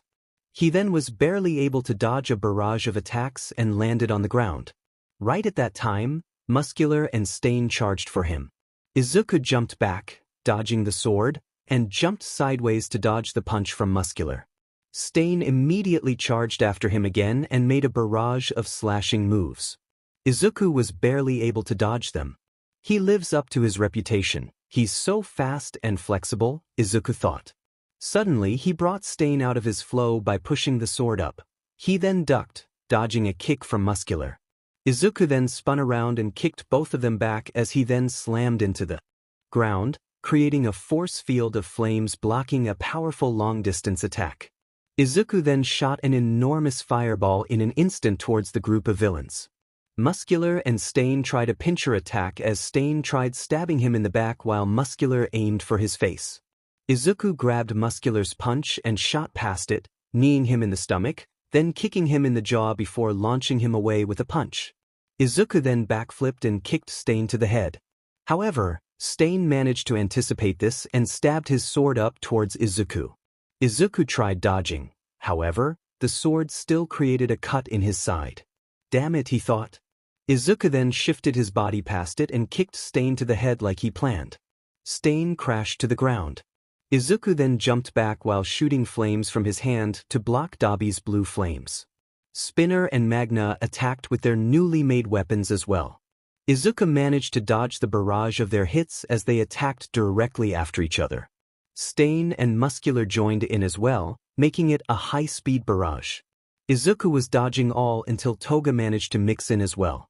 This brought Izuku off his game as she almost slashed the left side of his chest. Izuku barely dodged but still was cut, although not as deep as could have happened. He also got slashed on his back by Stain. "Back off!" Izuku shouted as flames shot from his body like a shockwave. They all were blown back. "Well, your luck has just run out," Dabi stated as suddenly something crashed to the floor around him. The smoke cleared, and Izuku noticed he was surrounded by the high-end Nomus. "So these are the ones that wrecked the city and beat my friends into the hospital," Izuku stated as his flames intensified. "Now burn to ash," Izuku shouted as he jumped sideways while flipping, creating a very intense slash of flames. 5 of the Nomus jumped up to dodge. 1 tried to block it, but the flames were so intense and powerful that it slashed right through him. However, this also burned a lot of Izuku's power. According to that guy, they would arrive in an hour, so it means 1 hour has passed now. It's a lot harder than I thought it would be. Then again, I can't back down just yet. I have to try and thin out their numbers a bit more, and they are still evacuating, he thought. Izuku pushed himself and charged even more power. This power is running dry soon. I had a major power boost with my anger, but it's slowly disappearing. I have to make it count while it's still there, Izuku thought. "Depths of hell," Izuku stated, placing his hand on the ground. Intense flames shot up around Izuku as the ground around him got destroyed bit by bit as the intense flames spread out. However, one of the high-end Nomus managed to get through an opening and smashed Izuku in the face, launching him away from the center of his move. Another Nomu headbutt him with incredible force in the gut, making him cough blood before Muscular placed his arm around Izuku's throat, trying to strangle him. "Now you die, you little sheet. Serves you right for thinking you can take us all on alone." Izuku felt that he couldn't breathe, but then he remembered the people waiting for him, the promise he made. Izuku managed to pull Muscular's arm away just a little bit. "You've hurt so many people dear to me, you took so many people away," Izuku shouted. "I won't die here, nor will I let you kill anyone else," Izuku shouted as he then gave a loud battle cry while releasing flames until his flames around him exploded, blowing Muscular away. Izuku started breathing now. "Izuku, do you hear me?" Aizawa asked in his ear. Izuku pushed a small button on the earpiece so Aizawa could hear him talk. "Yeah, I'm still alive," Izuku slightly breathed. "Glad to hear it. Are you injured?" Aizawa asked. "Yeah, nothing life-threatening, but it's pretty bad," Izuku stated. He had a cut on his left side of the chest, a big slash on his back, a cut in his side. He also had a big bruise on his face with blood coming out of his mouth, and a small wound on his head. "Are you in the position to get away?" Aizawa asked. "Not really, but I'll create one. Have someone standing ready. I can get away, but after that, I'll probably won't be able to move for a bit," Izuku stated. "Don't do anything reckless," Aizawa stated worriedly. "Are Bakugo, Eri, and Sarah safe too? And all the injured?" Izuku asked. "They are. We're waiting on the other side of the city for you so we can leave," Aizawa stated. "Just a sec," Izuku stated as the Nomus closed in on him. "So, all 5 of you at once, huh?" Izuku asked, completely forgetting that he still had the earpiece on and the others could hear him. "I have to admit, I'm impressed you held out this long. You've been fighting for more than an hour with minimal injuries, and even after the Nomus arrived, you are still doing pretty well, but I can tell your power is weakening," Dabi stated.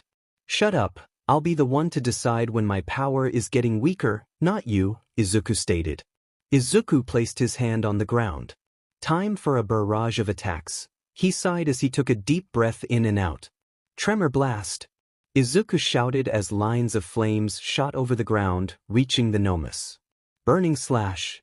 Izuku shouted as he spun around while kicking the air, creating slashes of flames. Nova Crusher barrage. Izuku shouted as a dozen Nova Crushers appeared around his body and shot at the Nomus and villains. Let's finish this. Izuku shouted. Great Fire Commandment, he stated. Burning Sky, he shouted. Suddenly the place turned red. Once everyone looked up, the sky was filled with flaming arrows. Aizawa and the others saw it even from the other side of the city. It was like a big red carpet in the air. Fire, they heard Izuku shout as the flames shot down on the Nomus and villains. Izuku used that moment to blast off with his remaining energy while dropping the wall of flames. He didn't stick around to see if he caused much damage or any damage at all. He bought enough time, and now it was time to get away. Izuku reached the place where Aizawa, Eri, Sarah, and Bakugo were waiting. However, they went pale as they saw a high-end Nomu on Izuku's tail. Izuku noticed him as well and got wide eyes. He pulled up his arm and aimed at the Nomu. His body hurt like crazy, and he was pushing past his limit. Blast of Oblivion, Izuku stated as an intense blast formed in front of the Nomu. It got swallowed by the attack as it shot high into the sky. This made Izuku fly even faster towards the ground, however much further ahead from his friends and Aizawa. Izuku crashed into the ground, his landing creating a crater. What are you all waiting for? Mirko asked as she came running back, then she noticed Izuku in the ground. How did he get those injuries? Is he alright? She asked, shocked. She thought Izuku was on another secret mission. She never knew he was back already. She admired young Izuku for his bravery and power, and also for pushing through to get the job done, even if his body reached the limit. No time to explain, grab him and run, Aizawa stated as Bakugo, Sarah, and Eri ran past her.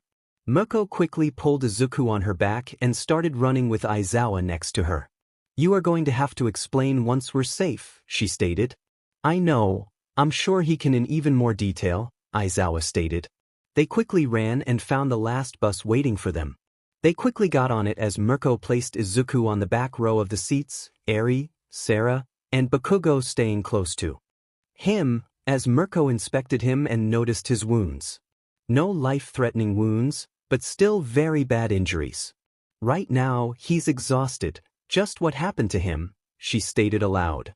Eri grabbed Izuku's hand and placed it on her chest while sobbing.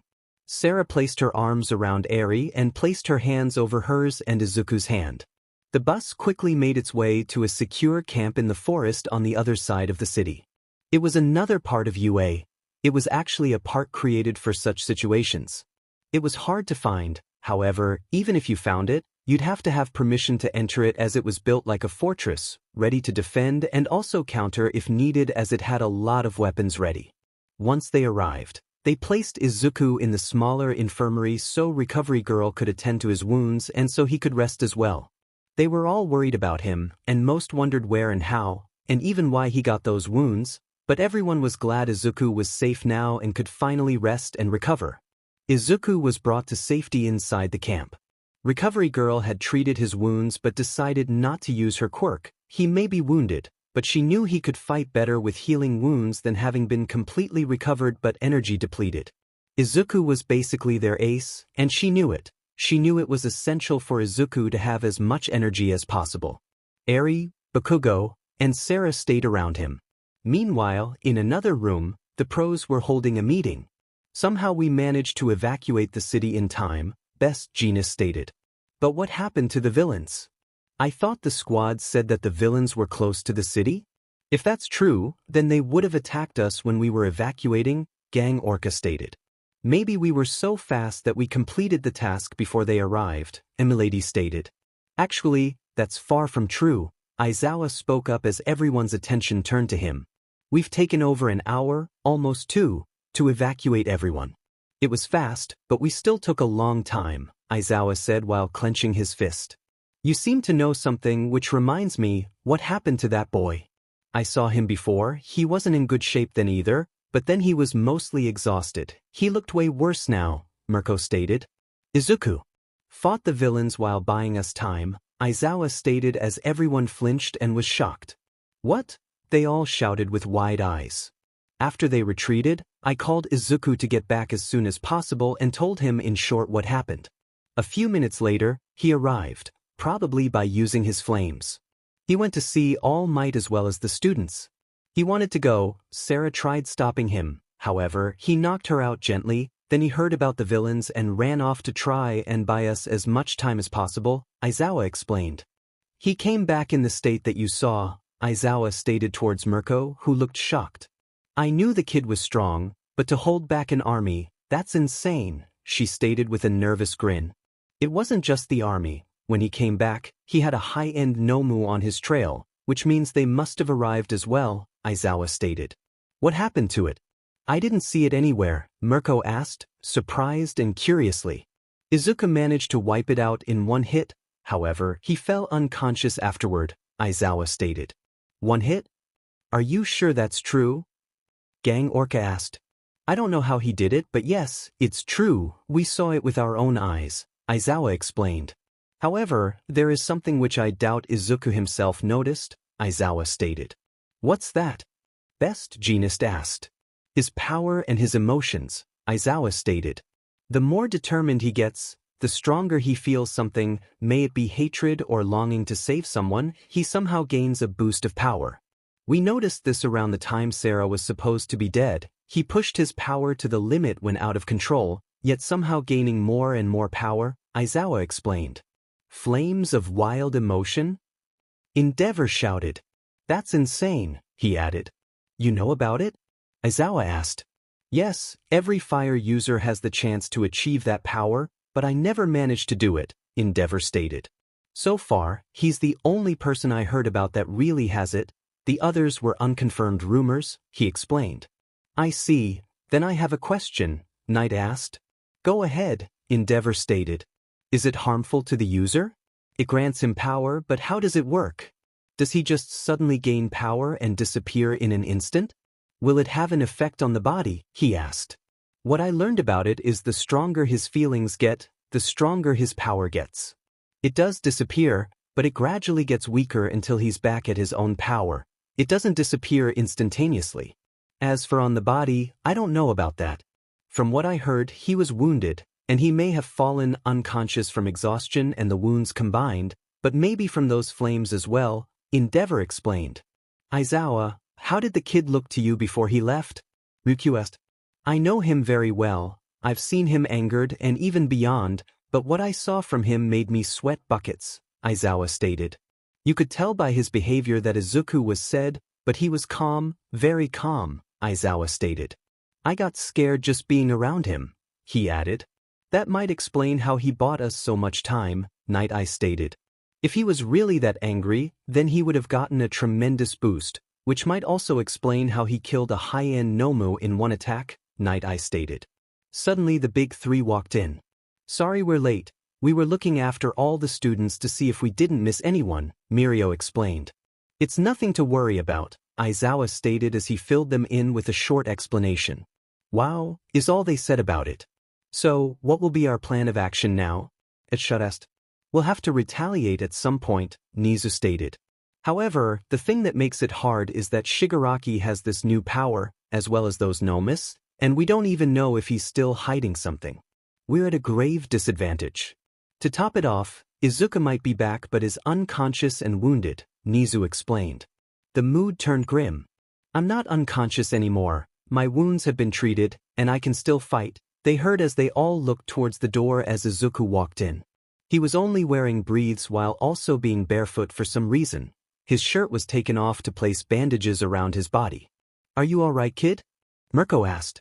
Sure, I can still fight and I will. Izuku stated determined. Alright, first, can you tell us what happened while fighting them? Aizawa asked. We've taken quite some time, and there even was a high-end Nomu after you, and I also saw an attack which looked like a red carpet, Aizawa explained. Yeah, I went to face them. I built up a wall of flames on the edge of the city to avoid them getting past me. That way they had to defeat me to get past, and they couldn't get around that, Izuku began explaining. The League of Villains walked up front. Luckily for me, Shigaraki was resting at the time. However, Muscular and Stain were there as well, Izuku explained as their eyes widened. So you fought an army, the League of Villains, and those two? Gang Orca asked. Well, those high-end gnomes showed up as well after some time. I managed to hold them off long until they managed to get some hits in. I got cut at some points, but I managed to keep going even if it hurt, Izuku explained. Those high-end gnomes all were very strong, but I had this tremendous boost of power. I managed to kill one there and even one when I retreated from there near Aizawa. As for that carpet of flames, that was my great flame control, burning sky, Izuku stated. It fills the sky with flaming arrows which shoot down at my command. It takes a huge amount of power and control, Izuku stated. You mean you fought the League of Villains, an army, Muscular and Stain, and even the remaining high-end gnomes and managed to kill two of them? I asked, surprised. Izuku nodded with a grin. Insane, he heard some pros say. I'll fight, no matter how tired I am, no matter how injured I am, I'll keep getting up. We have to beat those villains and get the city back. If we don't beat them, they'll drive us back even more until we are cornered. If we want to live in peace, we have to face them and we have to. Lift your head, girlie. After your brother broke the gear and you stopped attacking, we knew you were being controlled, and we don't blame you for anything, Mirko explained with a smile. Sarah looked up and smiled at Mirko. So you want to beat Shigaraki with them, I take it? I asked. I do. I'm sure they can keep up with me while fighting him, and I know they've got my back, and I've got theirs, Izuku stated with determination. All right then, Night Eye said with a slight smile. Tomorrow will be a day of rest. Make sure you get ready for the day after. Aizawa stated as everyone nodded and walked off. Good to see you are doing well, kid. You scared me for a second with those wounds of yours, especially after hearing what you did, Mirko said with a smile as she placed her hand on his shoulder before walking past him. Which reminds me, Izuku, did you take some of the villains out? Aizawa asked as all the pros turned back around towards him. Yeah, Izuku said as he was still thinking. Did you take out a lot? Nizu asked now. Probably about half of them, Izuku stated bluntly as everyone was in shock. Are you sure about that? Endeavor asked. Yeah, I took a lot out when fighting. I ended with a barrage of attacks, as well as with my burning sky, which had a lot of power. I'm sure that at least half has been taken out, if not more, Izuku explained. You really are a monster, Aizawa sighed. Well, it takes a monster to beat monsters, Izuku chuckled. Can't argue with that, Mirko stated as she started laughing. I'm counting on you, Izuku. We're all counting on you, she added before walking away. Mirko looked back at him once more, but not just his face anymore. She was this time checking out his body and she liked what she saw. She then left with everyone else except the big three that walked towards him. You really are insanely powerful if you held off that army for almost 2 hours while facing so many big shots and those gnomes. It took our full power and combined effort to kill one of those gnomes. You managed to kill 2 and defeat half of the army all on your own, Mirio stated. I was extremely lucky. Even one mistake could be fatal. I'm not doing it again, Izuku stated. They got some very heavy hits in on me, which would be enough to create an opening for others. Luckily, I managed to keep check of my surroundings and kept moving around, but I was very lucky, he explained. Afterwards, Izuku and his friends left as well with the big three. Izuku went to see the students again. Eri was clinging to him and had given him a lot of kisses out of worry. Sarah had been quiet, and Izuku felt awkward. He knew that she figured out he knocked her out, and he knew she was mad at him. Once at the students, he noticed Momo waking up and immediately went towards her. Hey, Momo, Izuku stated softly. She was surprised by that. Oh hey, Izuku. How come you are here? Weren't you somewhere else with the others? She asked. We hurried back when we heard what happened. A lot has happened in the meantime, Izuku stated. You seem wounded, she stated with a bit of a frown. Don't worry about me, I'm fine. I just need to rest. You rest up too now, Izuku stated as he got up. I will, Thanks, she stated. Izuku smiled and walked off. They arrived in the evening back in Japan, and right now it was nighttime. Izuku walked towards a wall away from everyone else and sat down against it. Sarah walked towards him and sat next to him. There was a long, awkward silence. I guess you are mad at me, Izuku stated.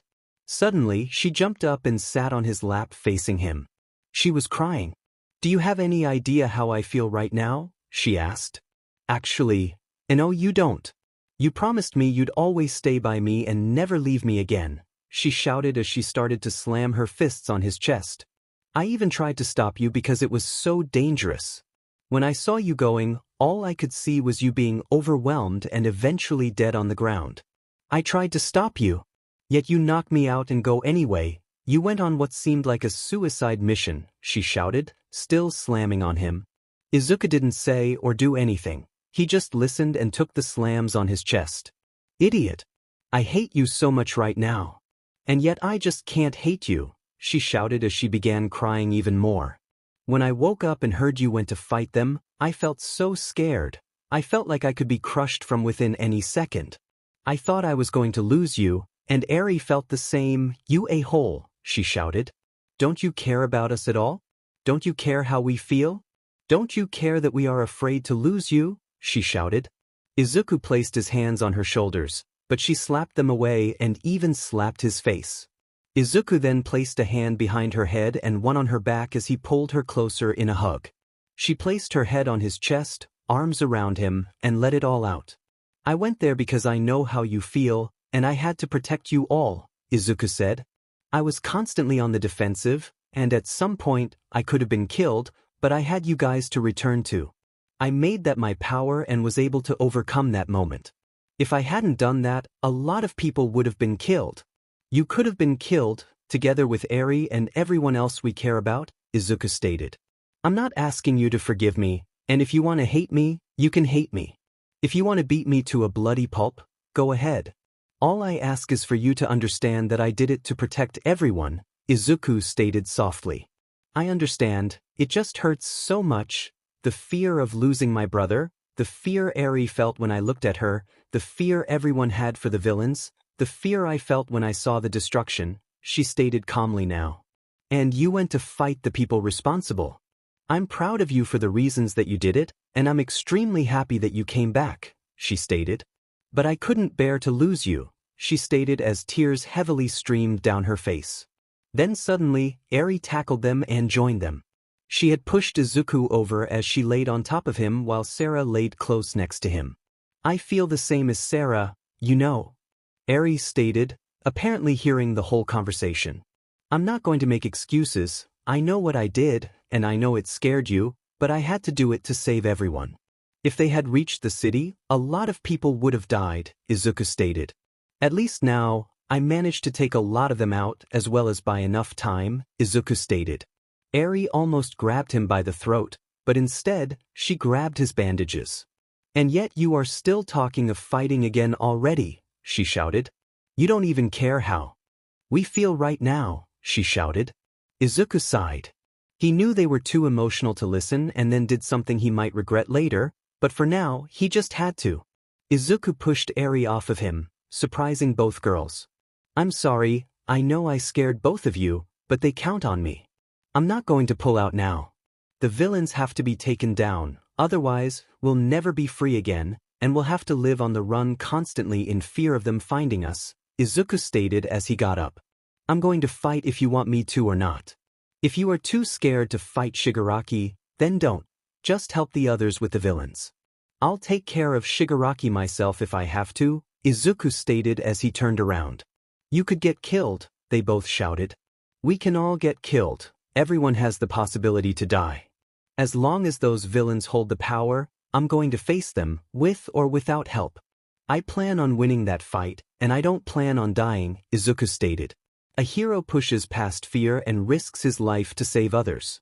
We're just in training, but right now, everyone here has to be a hero and fight so everyone can enjoy a new tomorrow, Izuku explained. Izuku walked away. Wait, Eri silently stated. Please don't go. Don't fight. You can't, Eri stated silently as Izuku barely heard it. Dewa, she screamed. I hate you. How can you just ignore us and how we feel? How can you just say you'll risk your life? We need you. Eri shouted, but Izuku just left, leaving the girls there, both crying in anger and worry. He knew it wasn't the best thing to do, but then again at this point he had no other choice. They were too upset and freaked out to think properly. They were scared, worried, sad. Izuku could understand that, but he held the power to face the villains. He was one of the strongest fighters there, if not the strongest, and they needed his power to even stand a chance against Shigaraki. He couldn't let them down. A hero can't let himself be held back by personal problems. A hero risks his life no matter what, and he had to fight, to avenge the fallen, to get them back for what they did to the city, as well as to his friends. But most of all, to make sure everyone can enjoy freedom again and live without worry for those demed villains. You sure it was wise to do that? Bakugo asked as he stood around a corner. They can hate me, beat me up, scream at me all they want after we've defeated the villains. Right now, I have to concentrate on the fight. They'll need my power, and yours too. I can't back out just because someone is worried about me.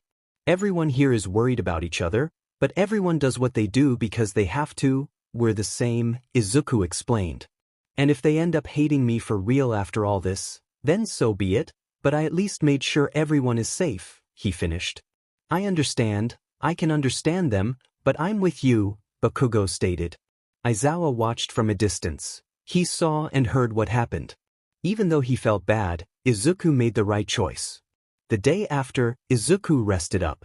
He visited his classmates and those of Class 1B, but mostly rested. Bakugo was training, and Eri and Sarah had avoided him since the evening before. Something wrong, Izuku? Kendo asked as she sat at his side this time. No, I'm fine, he stated. I can see that you are sad. Just tell me, she stated. I made people worry. I fought the army from the villains on my own to buy the heroes time for everyone to evacuate, and I plan on fighting tomorrow as well. They need my power to have a chance at winning. However, I make people worry about me, and they may end up hating me, Izuku explained. I see. Well, you make more people worry. All your friends are worried about you, and so am I, but I can understand your point. I'm sure once everything calms down, they'll understand as well. For now, do what you have to do, and remember your friends are always there for you, she stated with a smile. Thanks, Kendo, he stated with a smile. After that, he went to his room and got some more sleep. Aizawa checked up on him as well, but Izuku just said he had to go through with it and told him he's okay.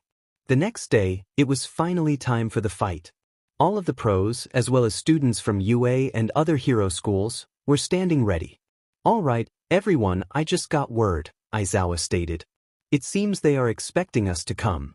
I've got word they are between us and the city, standing ready for the confrontation. I don't know how they know, however, this changes nothing, Aizawa stated. Let's go, everyone, he shouted as everyone gave a loud shout. They all walked out of the room. There were not that many people compared to the villains. In fact, if you compared them, the heroes would be a handful, and the villains would be a mansion full. Yet they walked out determined to win. Outside, everyone else watched them and cheered for them. However, to Izuku's surprise, instead of following Aizawa, everyone was walking behind him, even Aizawa. He didn't understand why and looked confused towards Aizawa. However, he just nodded with a grin. Bakugo walked next to him with a determined look on his face. They all walked through the gate, and it didn't take much longer to find the villains. They really were between the camp and the city. However, they were waiting in the only open spot between the camp and the city. There were no hiding spots, no way to use the terrain, everything was open. Once they arrived, though, a giant got up and walked forward. It's the Gigantomachia, Gran Torino stated. Who's that? Izuku asked. All for one's most loyal and powerful subordinate, he answered. The army of villains stayed behind as the Gigantomachia walked in front of them towards the heroes. All of the heroes stayed in place when suddenly Izuku stepped forward. The whole time they saw Izuku calm and soft. However, the sudden change in him scared them all. You beat All for One. I'll kill you, the Gigantomachia stated. It looked strange. I didn't even think it could talk at all, Izuku thought. Sorry, But I don't have time for you right now. We're going to beat you all here and bring everyone back to our city, Izuku stated as everyone shouted in agreement. I'll end you in an instant, Izuku stated as his eyes were covered by his hair. Izuku disappeared, leaving only a bit of flames in his spot. They then felt a heavy shockwave after they saw Izuku spin in front of the giant and kicked it in its stomach. Izuku then kneed its jaw and gave a spinning overhead kick to the neck, bringing him down to his knees. Scorching Nova, Izuku stated as he calmly held a hand in front of the giant before a blast blew up right at it, shooting it over the villains and making it launch far away. Everyone was shocked by the power he held. Flames of wild emotion, no doubt about it, Endeavor stated as Aizawa nodded. Izuku had pushed himself back with his blast as well and landed with the other pros. So it really is you, they weren't joking. You got more power than back then, they heard someone say. Izuku, however, knew immediately who and where the voice was. He looked up and saw Shigaraki floating in the air without the hands covering his body. Shigaraki slowly landed just a bit in front of the villains. I was disappointed when I learned that you had gone somewhere. All I wanted was to give you the most gruesome death possible after what you did to my... Shigaraki stated as Izuku's fists clenched. But I left you a present. I hope you liked it, all that destruction and all. Those corpses. I left them all specially for you, Shigaraki stated. Your fellow classmates called out to you a lot of times. They even inspired themselves by thinking of you. It was impressive to see, but even more impressive when the despair kicked in before they were knocked out. Especially the few we left heavily injured, they kept getting up, and it was hard not to kill them, Tamura stated. And that's where you messed up, Izuku stated as heat rose from his body. You were stupid enough to mess with people I care about. You killed All Might, a few of our students, and even some of our teachers. You destroyed the city and hurt so many of my friends. If you think I'll just let that go, then you've got yourself a problem, Izuku stated as intense flames started engulfing his body. Oh, and what do you think you can do, hero? You weren't there when they helplessly cried out for your help, and now you think you can protect them? What a joke, Shigaraki stated.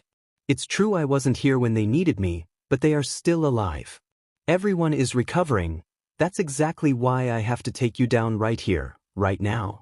So everyone can live in peace again when they have recovered, Izuku stated. Oh really? Maybe the city and your friends weren't good enough of a warning to show you how much stronger I got and the power my side has. Maybe I should kill those sweet little girls that are usually around you. Tell me, did they abandon you, knowing that you'll fail them? Shigaraki asked.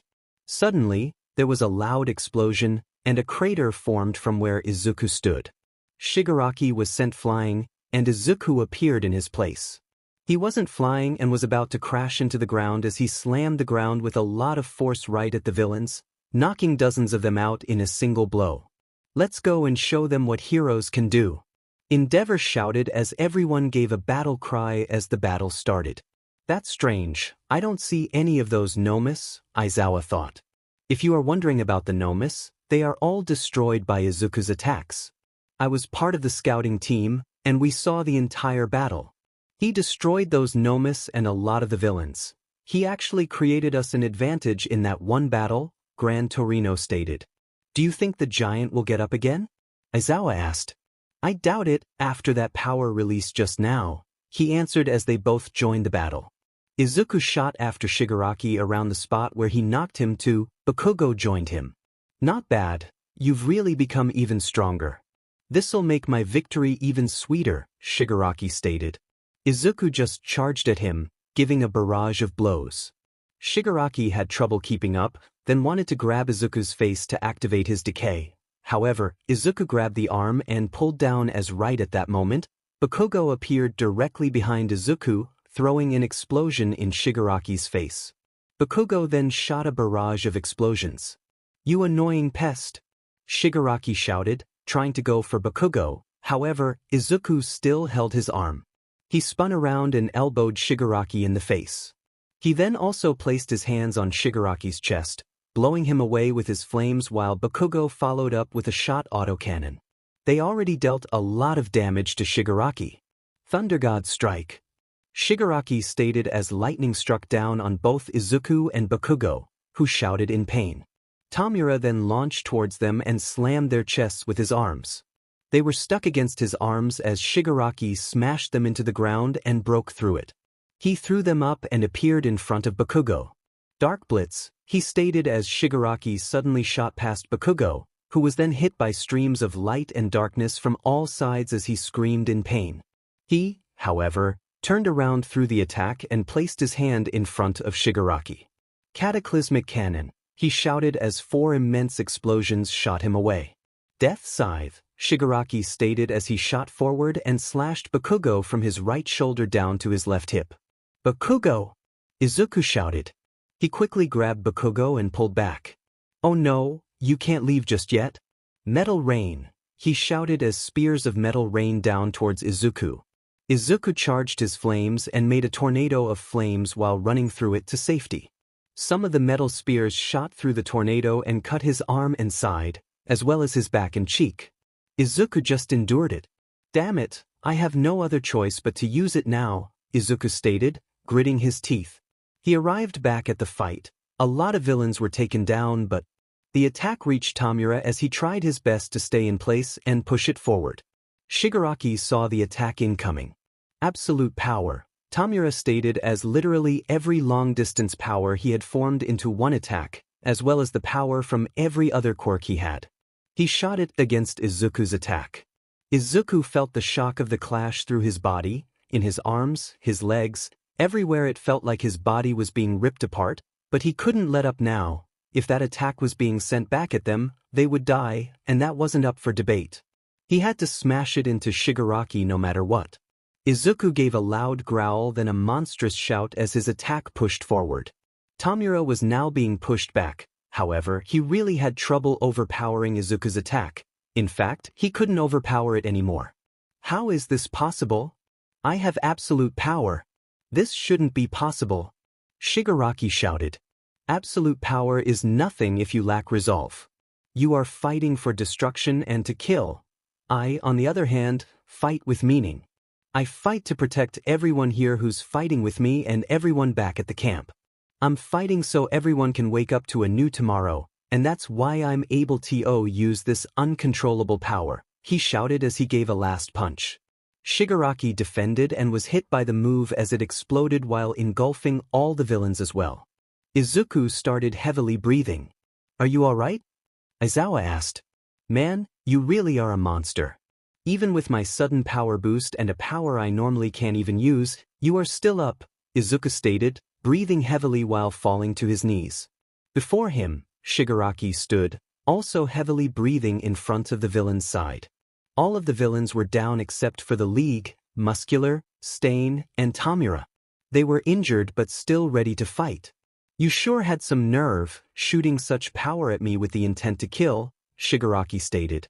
I only regret not being able to actually do it, Izuku stated with a grin as Shigaraki shot an air cannon at him, knocking the air out of him while sending him flying towards the other heroes. Izuku, however, crawled back up even if it was weakly. Stain and Muscular charged at Izuku and were about to finish him. Don't you dare touch him.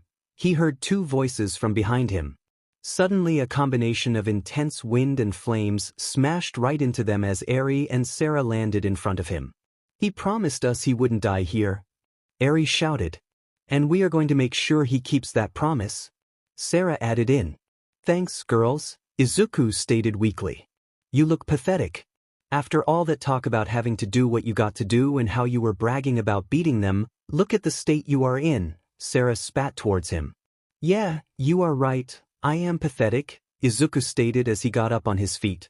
Flames covered his body like an aura. That's exactly why I'll finish it now, Izuku stated as the 6 wings on his back appeared. Again. He flew up and launched at Tamura as he punched him. Tamura blocked it with his arm, however, their clash created shocks of lightning between them. Meanwhile, Sarah fought against Muscular, Eri fought Stain. Aizawa fought Dabi, Endeavor fought against Spinner and Magna, Mirko fought twice and his clones. Gran Torino faced Kurogiri, and at last, Best Jeanist and Edge Shot faced Toga and Compress. The other pros, like the Wild Pussycats and a lot of others, were taking care of the wounded.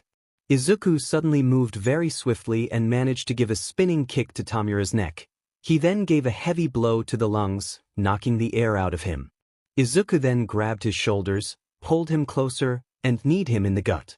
Izuku then grabbed the back of Tamura's head, flew up in the air, then shot down like a comet and smashed Tamura's head into the ground. "Don't think that this will beat me," Tamura stated weakly as he couldn't even get up anymore. Izuku looked around and saw that the people fighting the League and such were getting back up and quickly won their battles. "You messed with the wrong people, Shigaraki, and now you'll pay the price," Izuku stated as he created a heavy fireball in front of him, which cracked through the ground as it landed on it. Izuku was only a few steps away from Shigaraki, and the attack was at point-blank range. "What are you waiting for? If you don't hurry up, I'll kill more and more of your friends. I'll kill everyone but you, then enjoy the despair you'll get while I slowly torture you, making you beg for me to kill you." "Ha!" Shigaraki shouted. "He's too far gone to even help anymore," Izuku thought as he closed his eyes and shot the blast. The blast immediately exploded at Shigaraki, sending him flying high up into the air until he then crashed back down on the ground.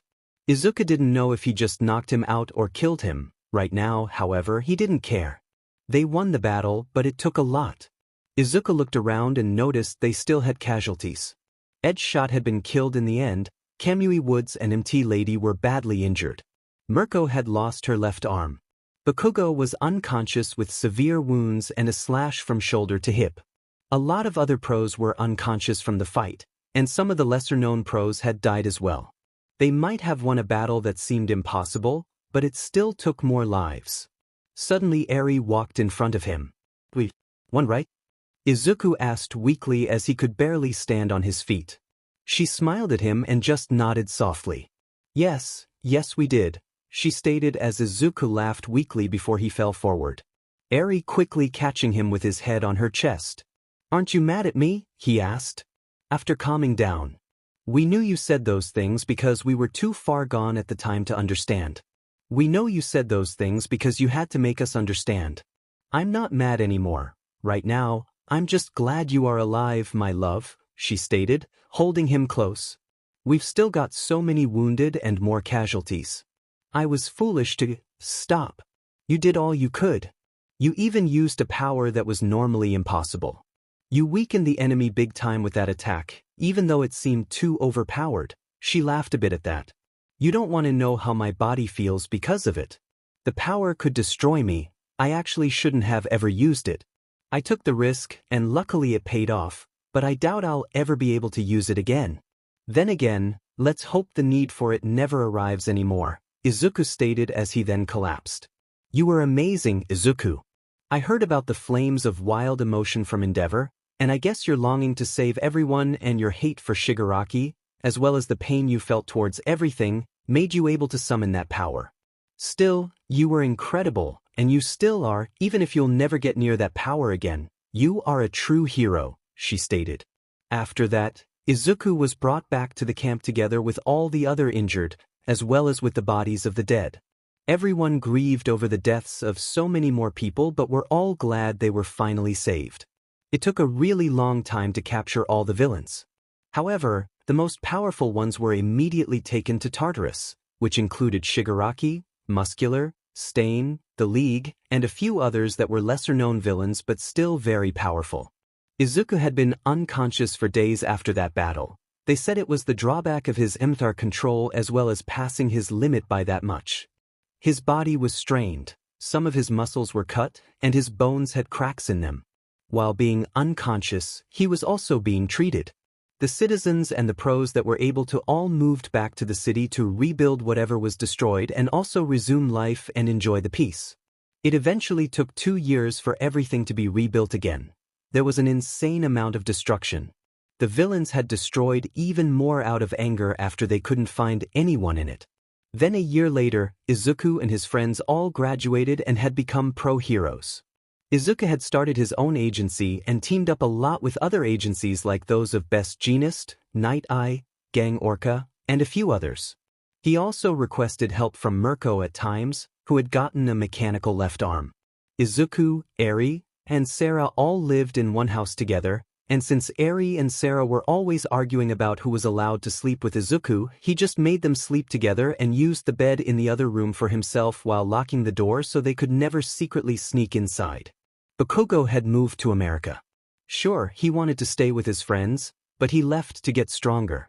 He felt that if he stayed in Japan, he would only chase their shadows and never catch up to them, so he went to America, and in just a few weeks, he got into the top 10 heroes from America and gained a lot of power.